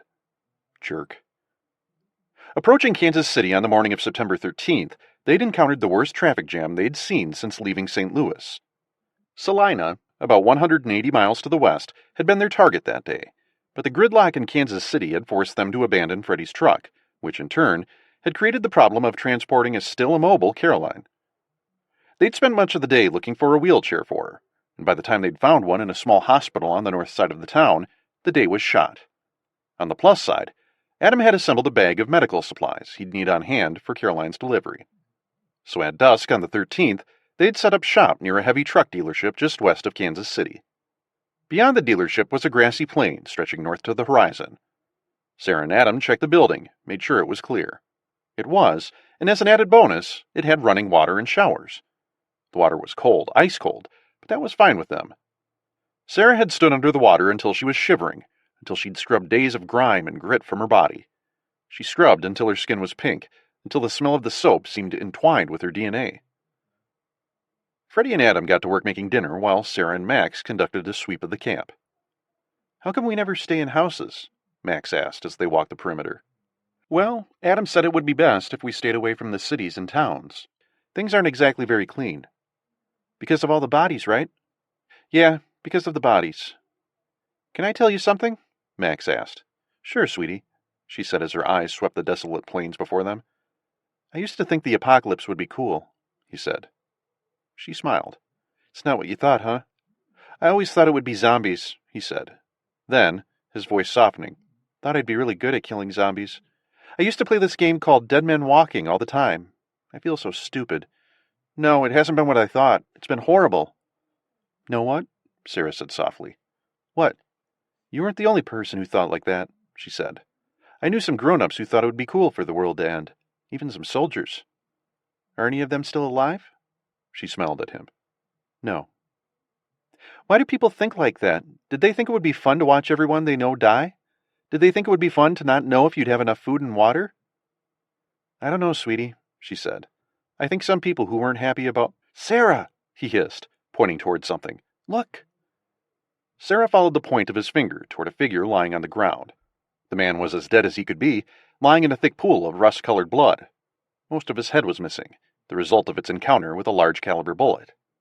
He was young, late teens, 20 at the most. He wore cargo shorts and a long-sleeved t-shirt. Both were dark with bloodstains. Max screamed, the howl piercing the late afternoon stillness, high-pitched, thin, a throwback to the prepubescent boy he'd been not too long ago. Sarah pulled Max close to her and clapped her left hand against his mouth. Then she unslung her M4 from her shoulder. Shh. The scream died in his throat, and he pressed up against her.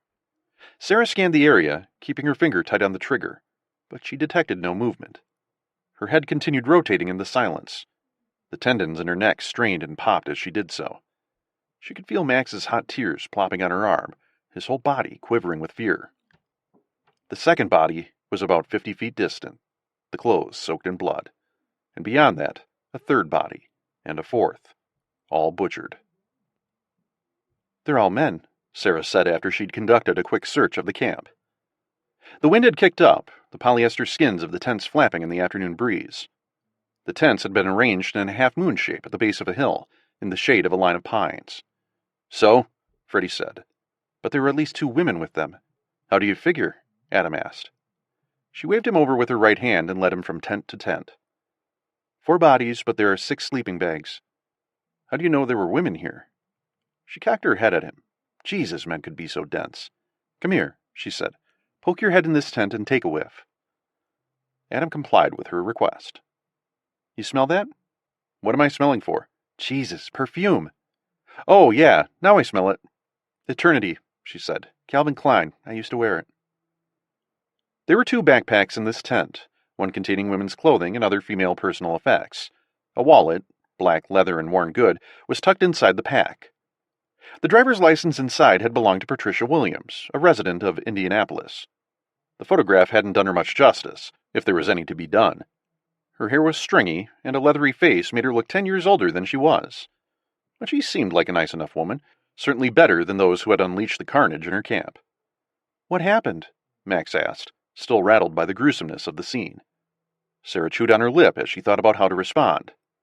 On the one hand, Max was still a boy, still negotiating that shaky rope bridge between adolescence and manhood. On the other hand, circumstances now dictated he was going to have to grow up a lot faster than he might have otherwise. Sugarcoating things might backfire, make him feel like the world was safer than it really was, and it could seem safe now, what with going a day or 2 without even sniffing another human being. The sooner he understood the way the world worked, the better. "I think the women in this camp were taken," she said. "Taken?" Caroline repeated. "Taken where?"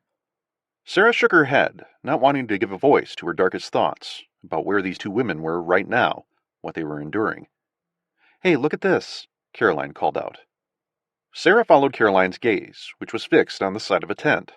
A strange bit of graffiti had been spray-painted in black across the side of the tent, a silhouette of a large bird against an unidentifiable backdrop.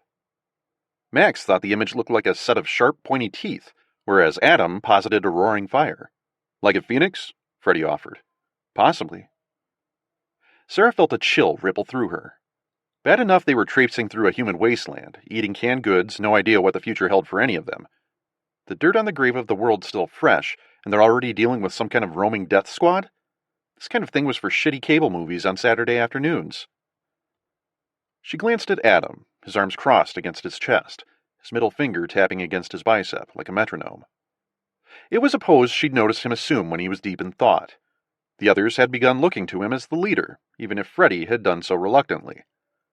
Guilt coursed through her, but that didn't mean she was sorry to transfer the weight of leadership to someone else's shoulders. It was the logical choice. Freddie was fixated on Caroline, who herself was busy with the business of healing and being pregnant. And she was a foot soldier. She took orders. Besides, who wanted to take orders from someone with a death wish? She glanced at Adam again. Her conversation with Max replayed in her head. She hadn't been entirely honest with the boy. Yes, she had known soldiers who'd wished for an apocalypse, but she left out the part that she'd been one of them. It was so goddamn unfair to know you were already dying at the age of 30.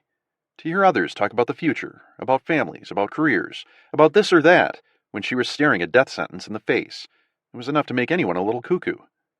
But the universe had seemed hell-bent on making her face her destiny, even as it had wiped the world clean of all those she'd once envied, the ones who had justifiably thought they had decades ahead of them, long, fruitful, more or less happy lives, those that now lay dead, like abandoned toys. They camped 6 miles up the road. Adam had hoped to get farther, but the group was exhausted, and Caroline had been complaining of severe back pain. It was an undeveloped parcel of land, clear-cut, easy to patrol. A pair of bulldozers sat at the edge of the property, waiting for drivers who would never be coming back to work. A large billboard reading, 8 acres available now. Call Agent Bernice Sim, stood at the edge of the tract. Dinner was eaten in silence. No one wanted to cook, so they settled on protein bars and Gatorade. The discovery of the bodies had drained away what little life of their merry little band had. Caroline was asleep within minutes of dinner's end, and Max joined her moments later. After dinner, Adam administered the last of the series of rabies shots. Well, he thought, as he depressed the plunger into his arm. That was that. The vaccine would either work, or it wouldn't. "We'll keep 2 on the perimeter all night," Adam said with as much authority as he could muster. "We'll stagger the shifts so that each of us can get a little sleep. Freddie, you stay here with these 2. Freddie nodded, the look in his eye of someone who had no intention of sleeping, and Adam and Sarah set out on the first shift.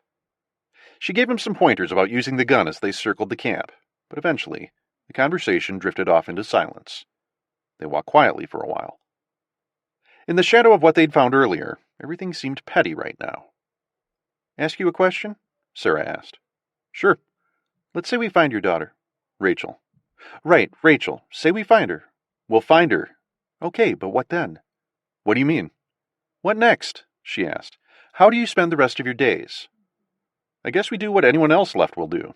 Join up with other survivors. Find a safe place to live. Clean water. Food. I don't know. Maybe write a book." She laughed at that, a light, infectious laugh that danced across the space between them, and for a moment made him forget all the problems surrounding them, a broken world shattered into a million pieces. He glanced over at her and saw a wide smile on her face. She wasn't looking at him. She wasn't really looking at anything. She just seemed to be enjoying the fact that she was enjoying something. She ran a hand through her hair, tugging on the end of her jet-black locks, and a flash of sadness flickered across her face. She flipped her ponytail behind her back with authority, as though she'd caught herself engaging in childish thoughts, and the time for that was over. "What?" he asked. She shrugged. "This might be the way things are for a while. We're going to have to be extra careful." "I realize that," he said. "And you know," she said, her voice softening, "I just think it's important to stay realistic about what we're doing." She doesn't think we'll ever find her. They stood perfectly still, their eyes locking in the late summer night. The silence was overwhelming, crushing, almost suffocating. Humanity's very existence had sported an ambient noise, a kind of radio static, buzzing at the lowest threshold of one's attention. But now, with mankind scrubbed away like a chalkboard at the end of the school day, it was gone. The look on his face must have given him away, told her he was bruising for an argument about it, readying his catalog of reasons why she was still alive, because she fell silent and resumed their patrol around the camp. He bit his tongue because he didn't want to make an impassioned argument totally devoid of objectivity, only to realize a month from now that Sarah had been right all along, that Rachel was gone, vanished into the ether. Her surviving the plague was just one piece of the puzzle, and that alone didn't mean he'd ever find her. Even if he made it to Tahoe in the next couple weeks, that didn't mean she would still be there. For all Rachel knew, he had died in the plague, and their link, the cell phones, was gone. Although he'd managed to charge his phone using a car adapter, it had been a week since he'd been able to draw any signal at all, rendering the device a useless brick. These thoughts swirled about as Sarah continued her patrol, her head sweeping from side to side, using a flashlight to blow away the darkness. There was a hint of a chill in the air, nothing fierce really, but a coolness they hadn't felt yet in their time on the road. He didn't know much about this part of the country, particularly its late summer weather patterns, and so he reminded himself they needed to start thinking about properly outfitting themselves for the elements. He fell in step beside Sarah again. "What do you think you'll miss the most?" she asked. "From before, I mean. Something you took for granted." He thought about this for a moment, searching his memory banks for the things that had made the old world his own. "There was this little barbecue place around the corner from where I lived," he said. "Ralph's, it was called. Made the best pulled pork sandwich I've ever had. They had this hot pepper vinegar. I probably ate there 2-3 times a week. Bring it home after work, sit on the couch. Slap your mama good." "Excuse me? You never heard that? Something so good it makes you want to slap your own mother?" "Can't say that I have." He looked at her and saw her smiling wistfully at his anecdote. Stupid as it was, he could see himself, weary after a long day at work, carrying a bag of greasy food into his house, plopping down at his old coffee table, eating his dinner while watching episodes of Family Guy he'd saved on his DVR. Now that he thought about it, he couldn't even remember the last time he had done it, and that pissed him off. Never had it been more apparent that he hadn't enjoyed the little things than in the face of their total disappearance. "You?" he asked. "Christmas," she said. "Christmas lights. I know people complained about how commercial everything had gotten, but it didn't bother me. I love the sweaters and the decorations and the smell of Christmas dinner. I think being on duty a lot at Christmas made it easier to really like it. They tried to go all out for us when we were overseas. Well, I don't think commercialism at Christmas is going to be a problem this year. No, I guess not." Her eyes shone in the moonlight, and he became conscious of how close they were standing. She was almost as tall as he was, maybe an inch shorter, and it was easy to stand there looking into her eyes, watching her chew on the corner of her lower lip when she was thinking about something, as he'd seen her do several times. "Yeah," she said, "I think Christmas is the thing I will miss the most." Adam leaned in and kissed her gently. Her lips tasted like the peppermint gum she chewed constantly. Every nerve ending in his body lit up, the kiss feeling new and fresh, and yet like something he'd done a million times before. She leaned in, sliding her hand around the back of his head, their bodies pressed against one another, full of racing heat in a cold world of the lost and the dead. But she suddenly pulled away. "I'm sorry," she said. "I can't." He started to say he was sorry, but that would have been a lie. He wasn't sorry. She began, brushing her lips with a fingertip. "Maybe we split up for the rest of the shift." He cleared his throat. She looked down at her watch. "Freddie's due to come on in an hour," she said. "I'm pretty wired, so you take the next break, and I'll take the one after that." "You sure?" "Yeah," she said. He circled the perimeter for another hour, savoring the taste of her lips on his own, feeling somewhat stupid. Good job, Adam. Freddie was awake when he went back to camp, sitting in the cone of light spilled by the LED lantern. Caroline and Max slept just beyond the shadows. "You get some rest?" he asked the big man. He nodded slowly, barely making eye contact with Adam. Adam unrolled his sleeping bag and slid in, feeling that anticipation of a good night's rest, earned after a hard day. "Are you okay?" he asked, propping himself up on his elbow. "Fine," Freddie replied. He stood up and dusted off his legs. "Gun?" Adam paused ever so slightly at the request, not long enough that Freddie noticed, but long enough that Adam wondered why he had done it at all. He handed the gun over to Freddie, the barrel pointing toward the ground, like Sarah had taught them. A yawn escaped Adam as Freddie joined Sarah on the watch. The two chatted briefly, and then took up opposite positions on the imaginary circle surrounding the camp. After they fell into their respective patrols, Adam lay on his back and looked skyward. The stars were bright, burning their ancient fire millions of light years away, totally indifferent to the cataclysm that had enveloped this blue-green rock. This is it now, he thought. This is the way things are. His little house on Floyd Avenue was empty, surrounded by other empty houses. The sidewalks were quiet, the bars and restaurants dark and stuffy and hot. School wouldn't be starting up this fall, no groan of yellow buses chugging through the neighborhoods. There would be no college football. No Halloween parties or pumpkin spice coffee or mall Christmas displays 2 months before anyone was ready to see them. It was all gone. He was tired, but sleep wouldn't come. As much as Sarah's rejection had stung, it wasn't her she was thinking of. Instead, he found his thoughts swirling around Freddie Briggs. He still hadn't said much to anyone but Caroline. His devotion to her was nothing short of evangelical, the way a man might cleave to God after a miraculous experience. Adam didn't know if it was powered by love, dominance, obsession, duty, or some combination of the four. He seemed like a decent man, but Adam had been hoping they'd have made a deeper connection by now. They'd been on the road for days, and Adam knew nothing about him, other than his name, and that Caroline trusted him. He lay awake for hours, thinking about the way he'd paused when Freddie had asked for the gun. Chapter 23. A few minutes before 8 in the morning, Miles Chadwick entered the communal area of the de facto women's dormitory in the northwest corner of the compound. Tucked under his arm were the dossiers on the 12 women his hunting parties had rounded up in the previous week. Several cups of coffee sloshed around his stomach, but they had done little for the gumminess in his eyes. Sleep had eluded him again, as it had since they'd confirmed that Citadel women were infertile. He probably needed to try a sleeping pill, as he could feel the cloudiness increasing in his thinking process, an approaching cold front in his mind. He needed to be sharp to make sure these women understood what their new roles were. 12 women. He'd been hoping for twice that number, but the Citadel was, in some ways, a victim of its own morbid success. It had taken a lot longer than he'd anticipated to round up these 12, let alone the 24 he was hoping for, and they'd had to range out much farther from the compound. It was just more evidence of the totality of Medusa's work. Already, the hunting parties had drifted as far east as Illinois, north to Sioux Falls, Wichita to the south, west to the Nebraska-Colorado border. Some days, they wouldn't see a single survivor. His orders had been simple: find women of childbearing age and bring them back. Kill everyone else. This served to begin thinning the ranks of potential threats to the Citadel, albeit slowly, but then again, Rome hadn't been built in a day either. Ordering these executions pricked him with guilt, needling at him like a paper cut. Strange, really, given the fact he was guilty of murdering billions of people, but ordering the executions of Medusa survivors had seemed particularly barbaric to Chadwick. Simply by not succumbing to the virus, these folks had managed the nearly impossible, and here he was, having them murdered for the effort.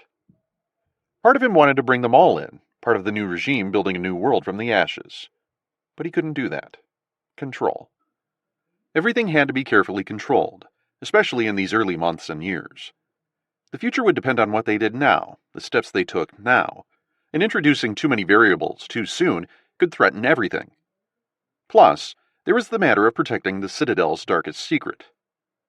He turned his thoughts back to their new captives. The directive to capture women of childbearing years had been, of course, open to some interpretation, and so the hunting parties had snared 2 young teenage girls in their patrols. Initially, Chadwick had not known what to do with them, but eventually he had them blindfolded and dropped off 100 miles away. So desperate for test subjects had he been, that he had overlooked the potential benefit of bringing children into the Citadel fold. Maybe they'd start bringing in children in a few weeks. That it hadn't been discussed in the planning sessions of the Citadel High Command made him feel a little stupid, and it made him think worriedly about what else they might have forgotten. Because, as it turned out, it had been the vaccine that had rendered the original 50 women of the Citadel infertile. These 12 women were fertile, although one had a pre-plague hysterectomy, and thus was of no use to Chadwick. He was still trying to decide what to do with her. They were holding the women in a converted warehouse, which they had retrofitted with cheap walls to give them each their own room. Security at the warehouse was high, and he'd sedated the women. It wasn't the Waldorf Astoria, but then again, these women were not guests here. It was important he reminded them of that, if only subtly. Quite frankly, these women were the Citadel's most important asset, whether they knew it or not, whether they wanted to admit it or not, but that meant expanding their footprint sooner than they had anticipated. It was these women that would help usher in a new generation. For the most part, they hadn't been too much trouble. Most were still in shock, either because of the cataclysm itself, or by the manner in which they'd been taken. Some seemed happy to be here, enjoying the Citadel's hospitality, not asking any questions, and a couple of the women worried him. It was the first time he'd seen all his new recruits assembled together. Several were crying softly. 8 Caucasian, 2 blacks, 1 Asian, 1 Latino. A fairly representative cross-section of the American female population before the epidemic. Their average age was 34. All but one was under the age of 40, which he was particularly happy about. All had at least 6 or 7 good years of fertility ahead of them, and Chadwick intended to take full advantage of every one of those. 2 had refused to identify themselves, which annoyed him, but he really couldn't do anything about that. He needed them, and so they didn't realize the power they wielded. Yet. He needed to make sure they never figured that out. He wondered if any of them had figured out he was the one responsible for the end of the world. He thumbed through each of the folders, scanning the names. Marilyn Tate, 27 years old, Denver, Colorado. Julie Miko, 37, Sioux City, Iowa. Unidentified Caucasian woman, mid-20s. Nadia Obiad, 34, Stillwater, Oklahoma, hysterectomy. Aaron Thompson, 30, Des Moines, Iowa. Robin Kobos, 33, Springfield, Missouri. Patricia Williams, 44, Indianapolis, Indiana. Cherie Hawkins, 34, Enid, Oklahoma. Latasha Gilman, 28, Lincoln, Nebraska. Kimberly Lockwood, 29, Sioux Falls, South Dakota. Sasha Goodell, 34, St. Louis, Missouri. Unidentified Chinese woman, late 30s. They were seated in a semicircle in metal folding chairs, as though they were about to begin a group therapy session. Taking no chances, Chadwick had their ankles and wrists bound with zip ties, and two of his most trusted advisors patrolled the room with machine guns. He hadn't sedated them this morning, as he wanted them awake and alert. None of the women spoke. He sat down in the empty chair and crossed one leg over the other. "Good morning," he said, smiling broadly. "My name is Dr. Chadwick. I want to welcome you all to the Citadel." "Where are we?" moaned one of them, her voice caked in sobs. "Patricia, is it?" She nodded, wiping her freely running nose with her bound wrists. "This is your new home." A stream of angry Chinese spewed from the Asian woman. She spoke no English, but tone was nothing if not universal. This triggered outbursts from the others, and Chadwick let them vent. Cutting them off would serve no purpose. Letting them get their say in would make them feel included, as though their opinion mattered. It didn't, of course, but they didn't need to know that. The invective continued for another minute, and then began to tail off. "I'm happy to hear from each of you," he said, "but let's do this in a civilized manner. Ms. Williams, you were asking where we were."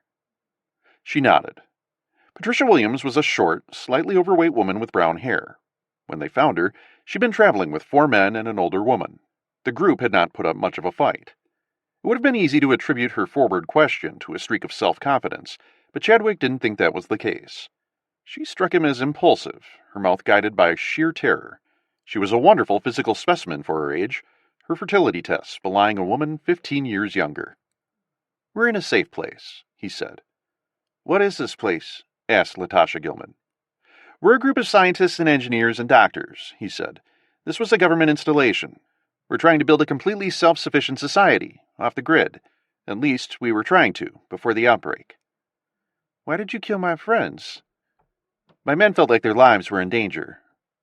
Someone let loose a sarcastic laugh. "How could so many of you still be alive?"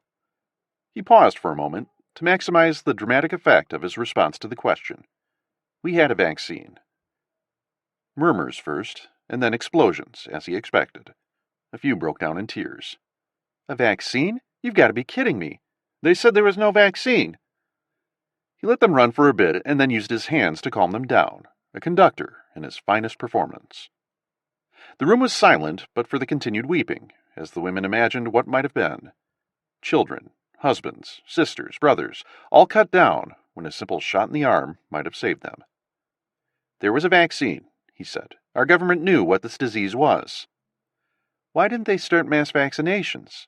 asked the unidentified white woman. "They did," he lied. "On the East Coast. Vaccinations had begun in New York and Boston, but the virus moved too quickly. I don't think they realized how quickly the disease would spread or how deadly it would be." "How did you have the vaccine?" she asked. "We have a number of vaccines here," Chadwick said, eyeing the woman carefully. "As I said, this installation was designed to be self-sufficient." "How did you know to use that particular vaccine?" she asked.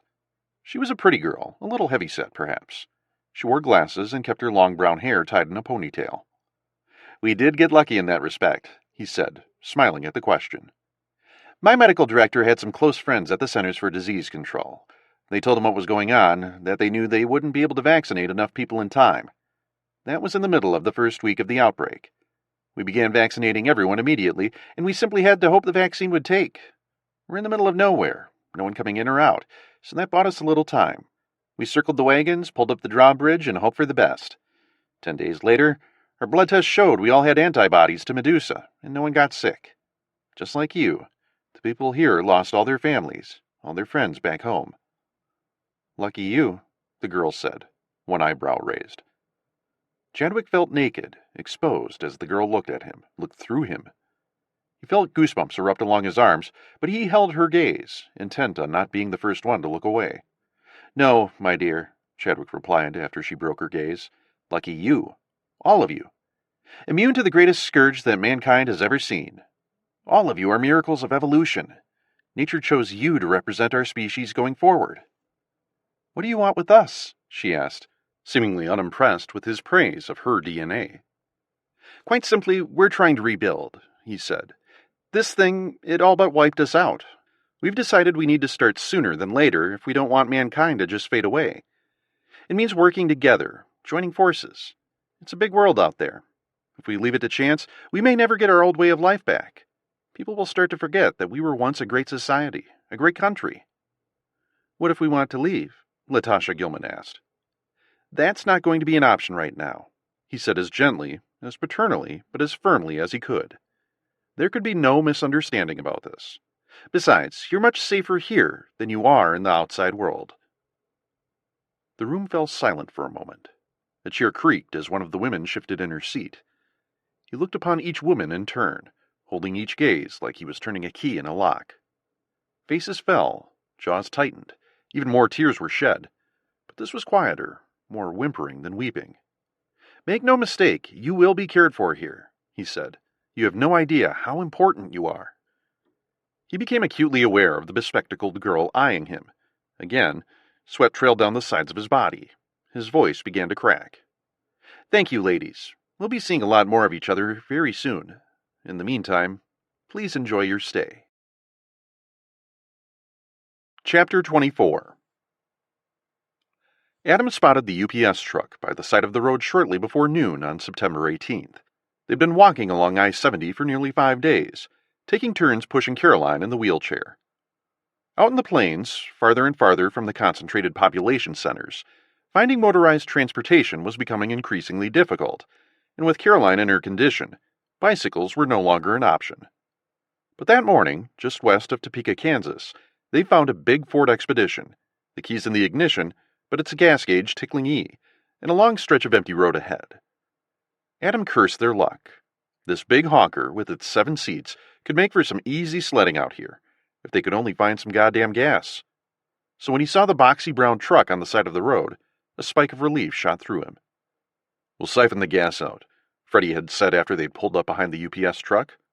"With what?" "I've got a hose," he said. And he hadn't been lying. A tightly spooled green coil of garden hose in his pack. For what, Adam had no earthly idea. But he had it, and maybe they could siphon the gas out of this UPS truck, if there was any to be had.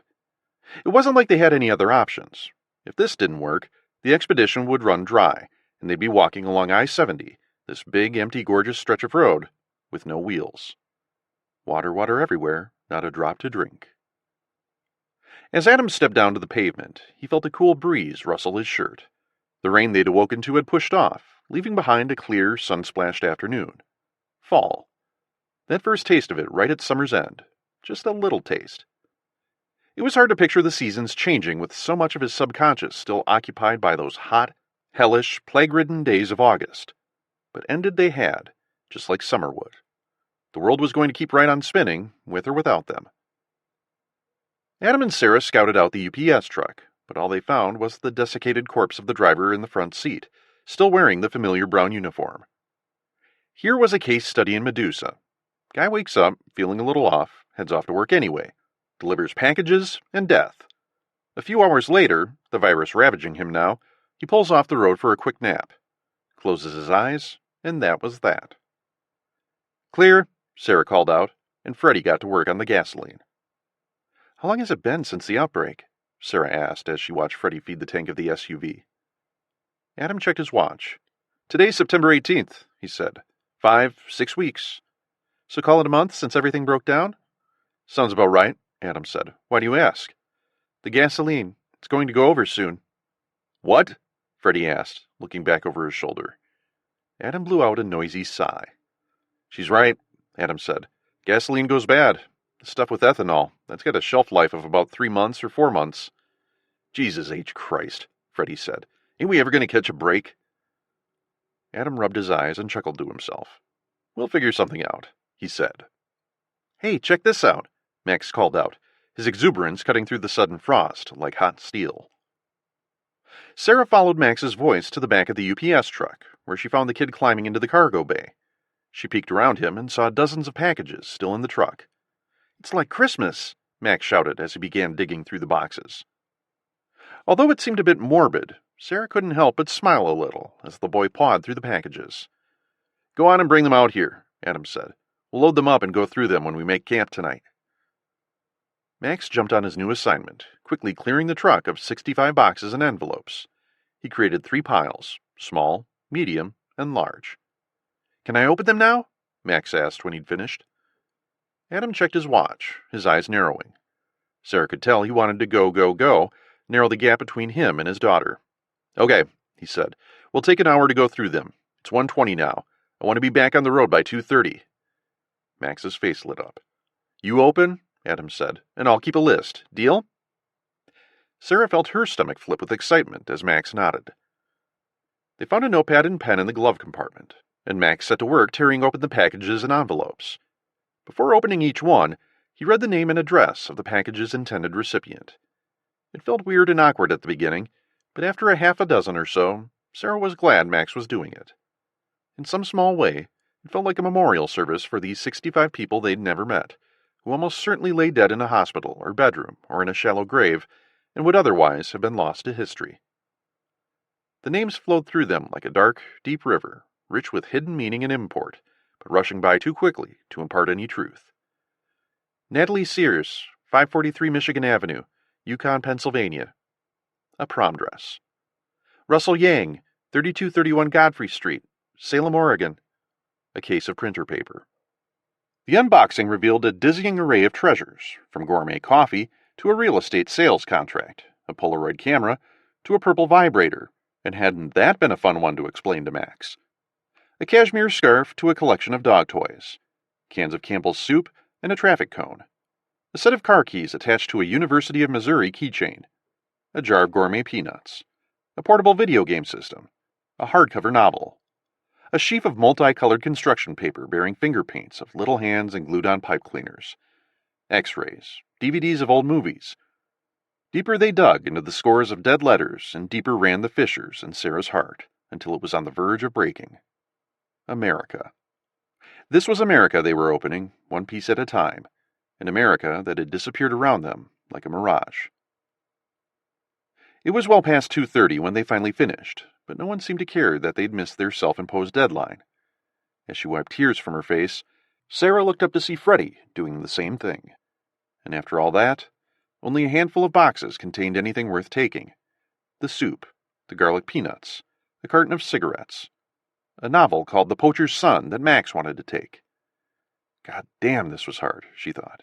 God damn. Maybe they'd needed this. Her last memories of the old world were of it sick, dying and panicky, caught in a humiliating pose. The looting and the riots and the fear.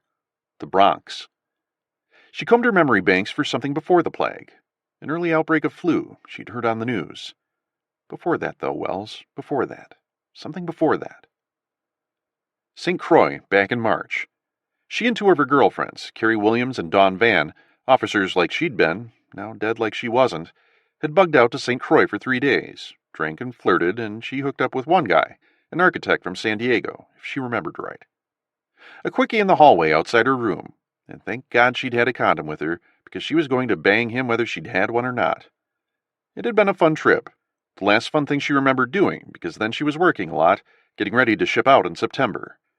She supposed she felt a little better, and, as she looked around at the other faces, she suspected her friends might have been engaging in similar trips down memory lane. They tossed the white elephants back in the truck and shut the cargo doors. As Sarah stepped onto the running board to slip behind the wheel of the Expedition, she caught movement in the corner of her eye. She turned toward it, toward the dead cornfields to the north, and saw a lone figure staggering toward them. Sarah and Adam raised their weapons as the figure approached, but the straggler either didn't see them or didn't care, and collapsed at the edge of the cornfield. With Adam covering her, Sarah approached the figure, a woman she could see now.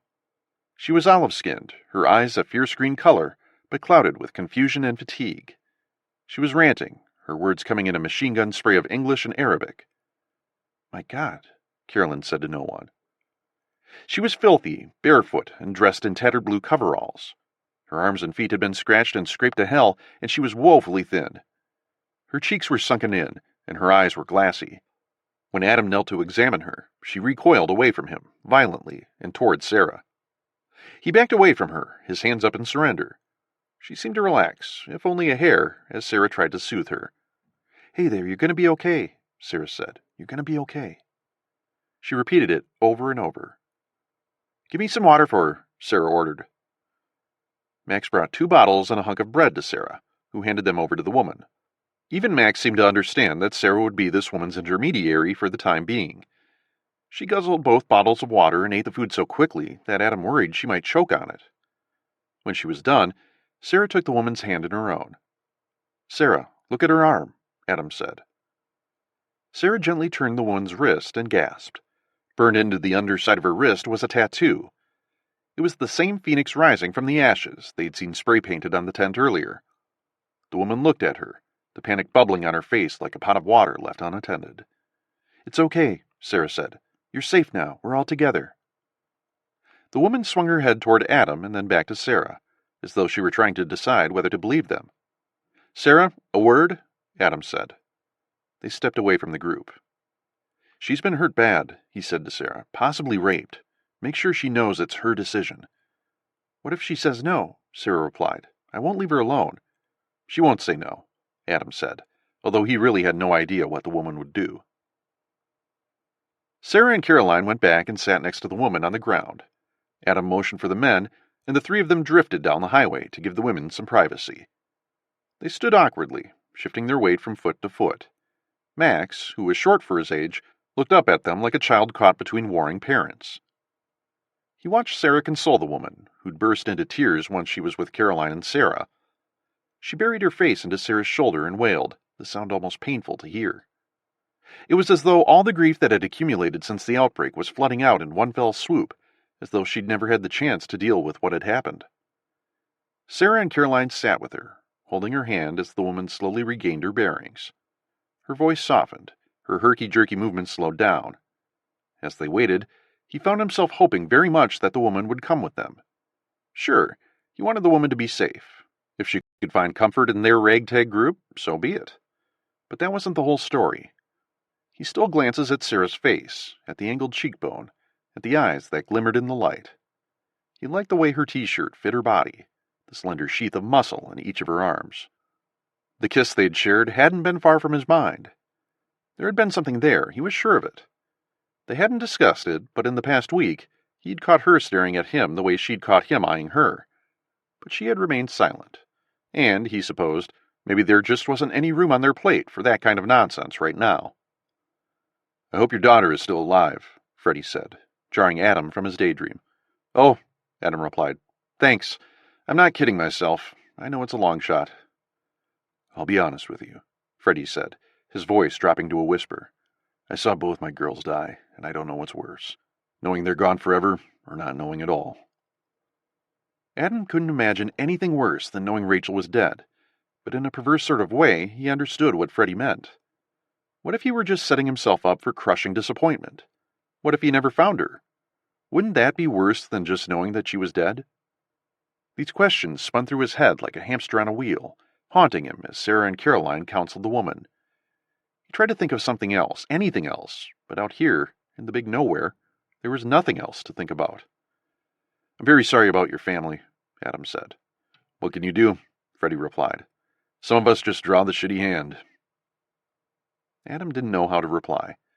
He wasn't sure if Freddie was just firing off platitudes or if that last comment had been a dig aimed at him.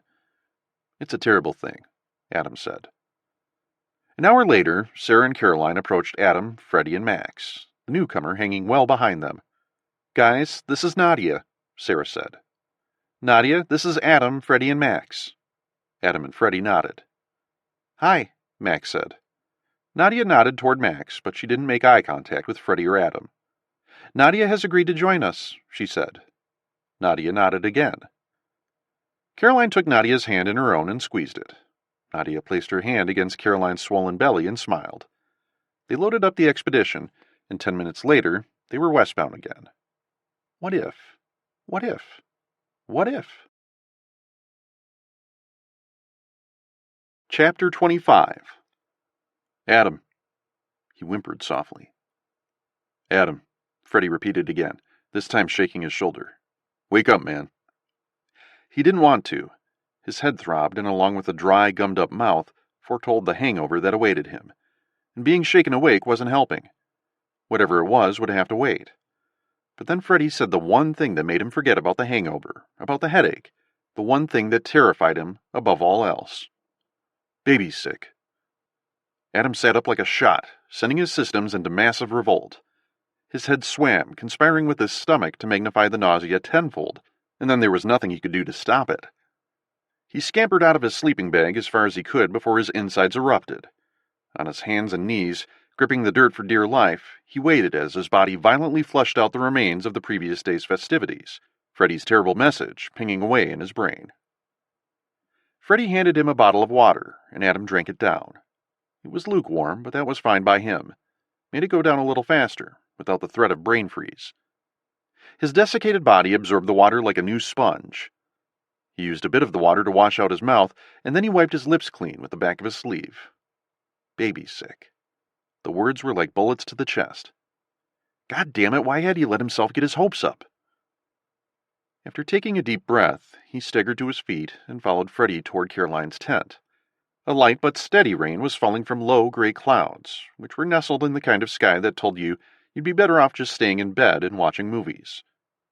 The rain rustled the leaves, spattering the shells of their polyester tents. Steady, steady, steady. They were a few miles east of Salina, Kansas, where on September 20th, they'd set up their most permanent home to date, waiting for the baby to come.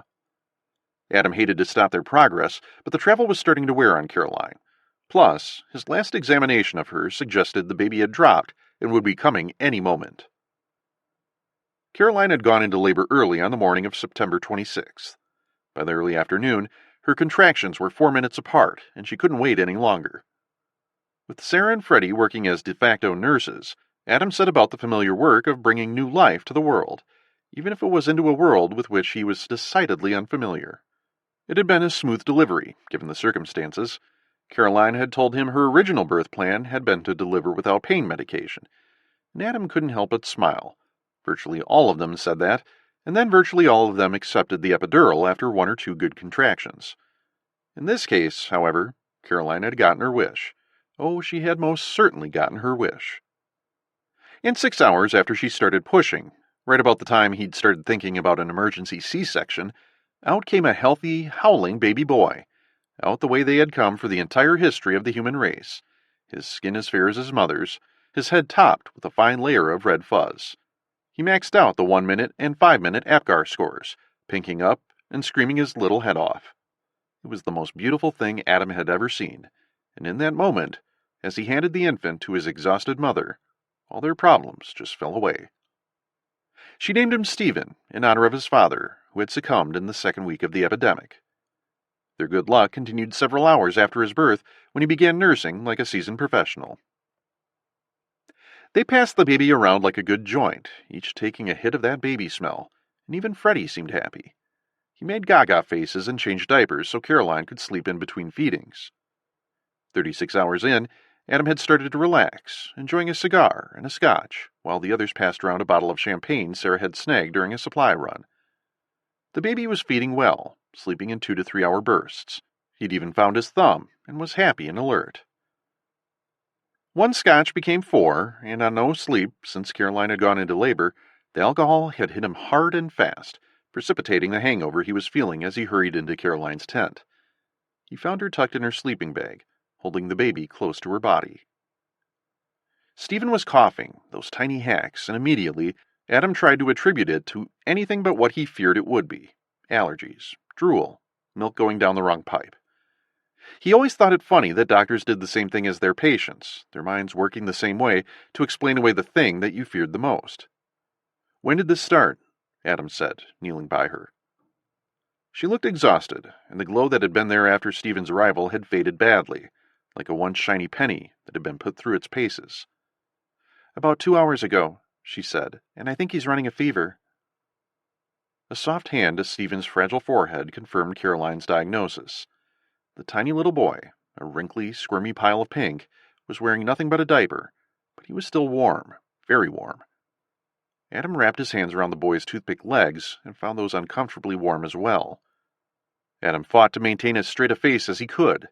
In normal circumstances, a fever in an infant under 12 weeks of age was deadly serious, warranting immediate medical intervention.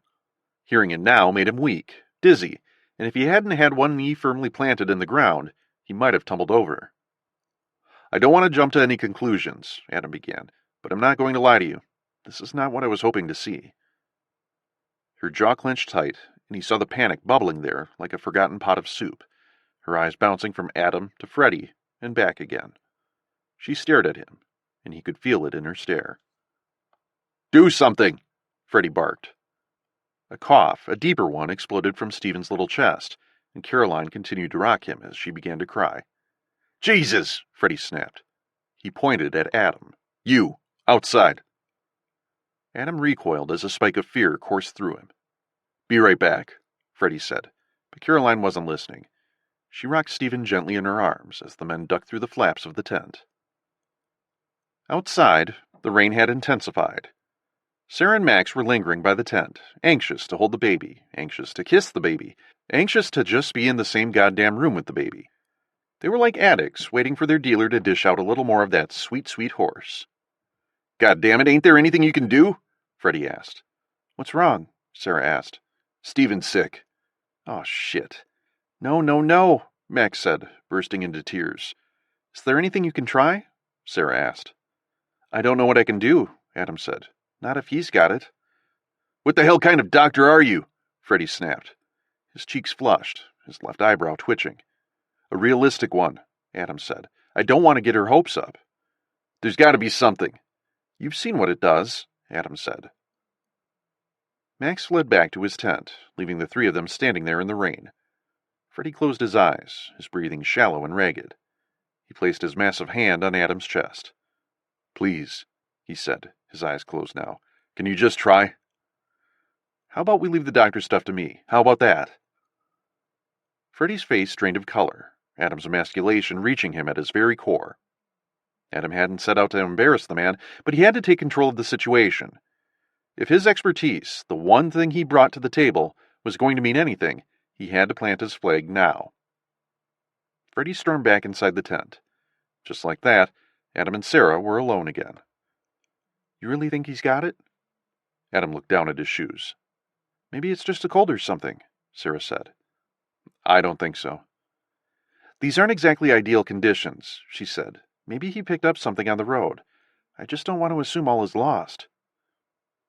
They stood in silence, and he watched her watching him, wondering if she now regretted hitching her wagon to his, wondering if he wasn't the man she had thought he was. "I can try an antiviral," he said finally. "I heard some chatter it was distantly related to the influenza virus, but I have no idea if that's accurate. It's not usually indicated for infants this young, but there isn't really any other option. Maybe a combination of the medicine and any antibodies he inherited from her will make a difference." "Okay, an antiviral. Can we find it in a pharmacy?"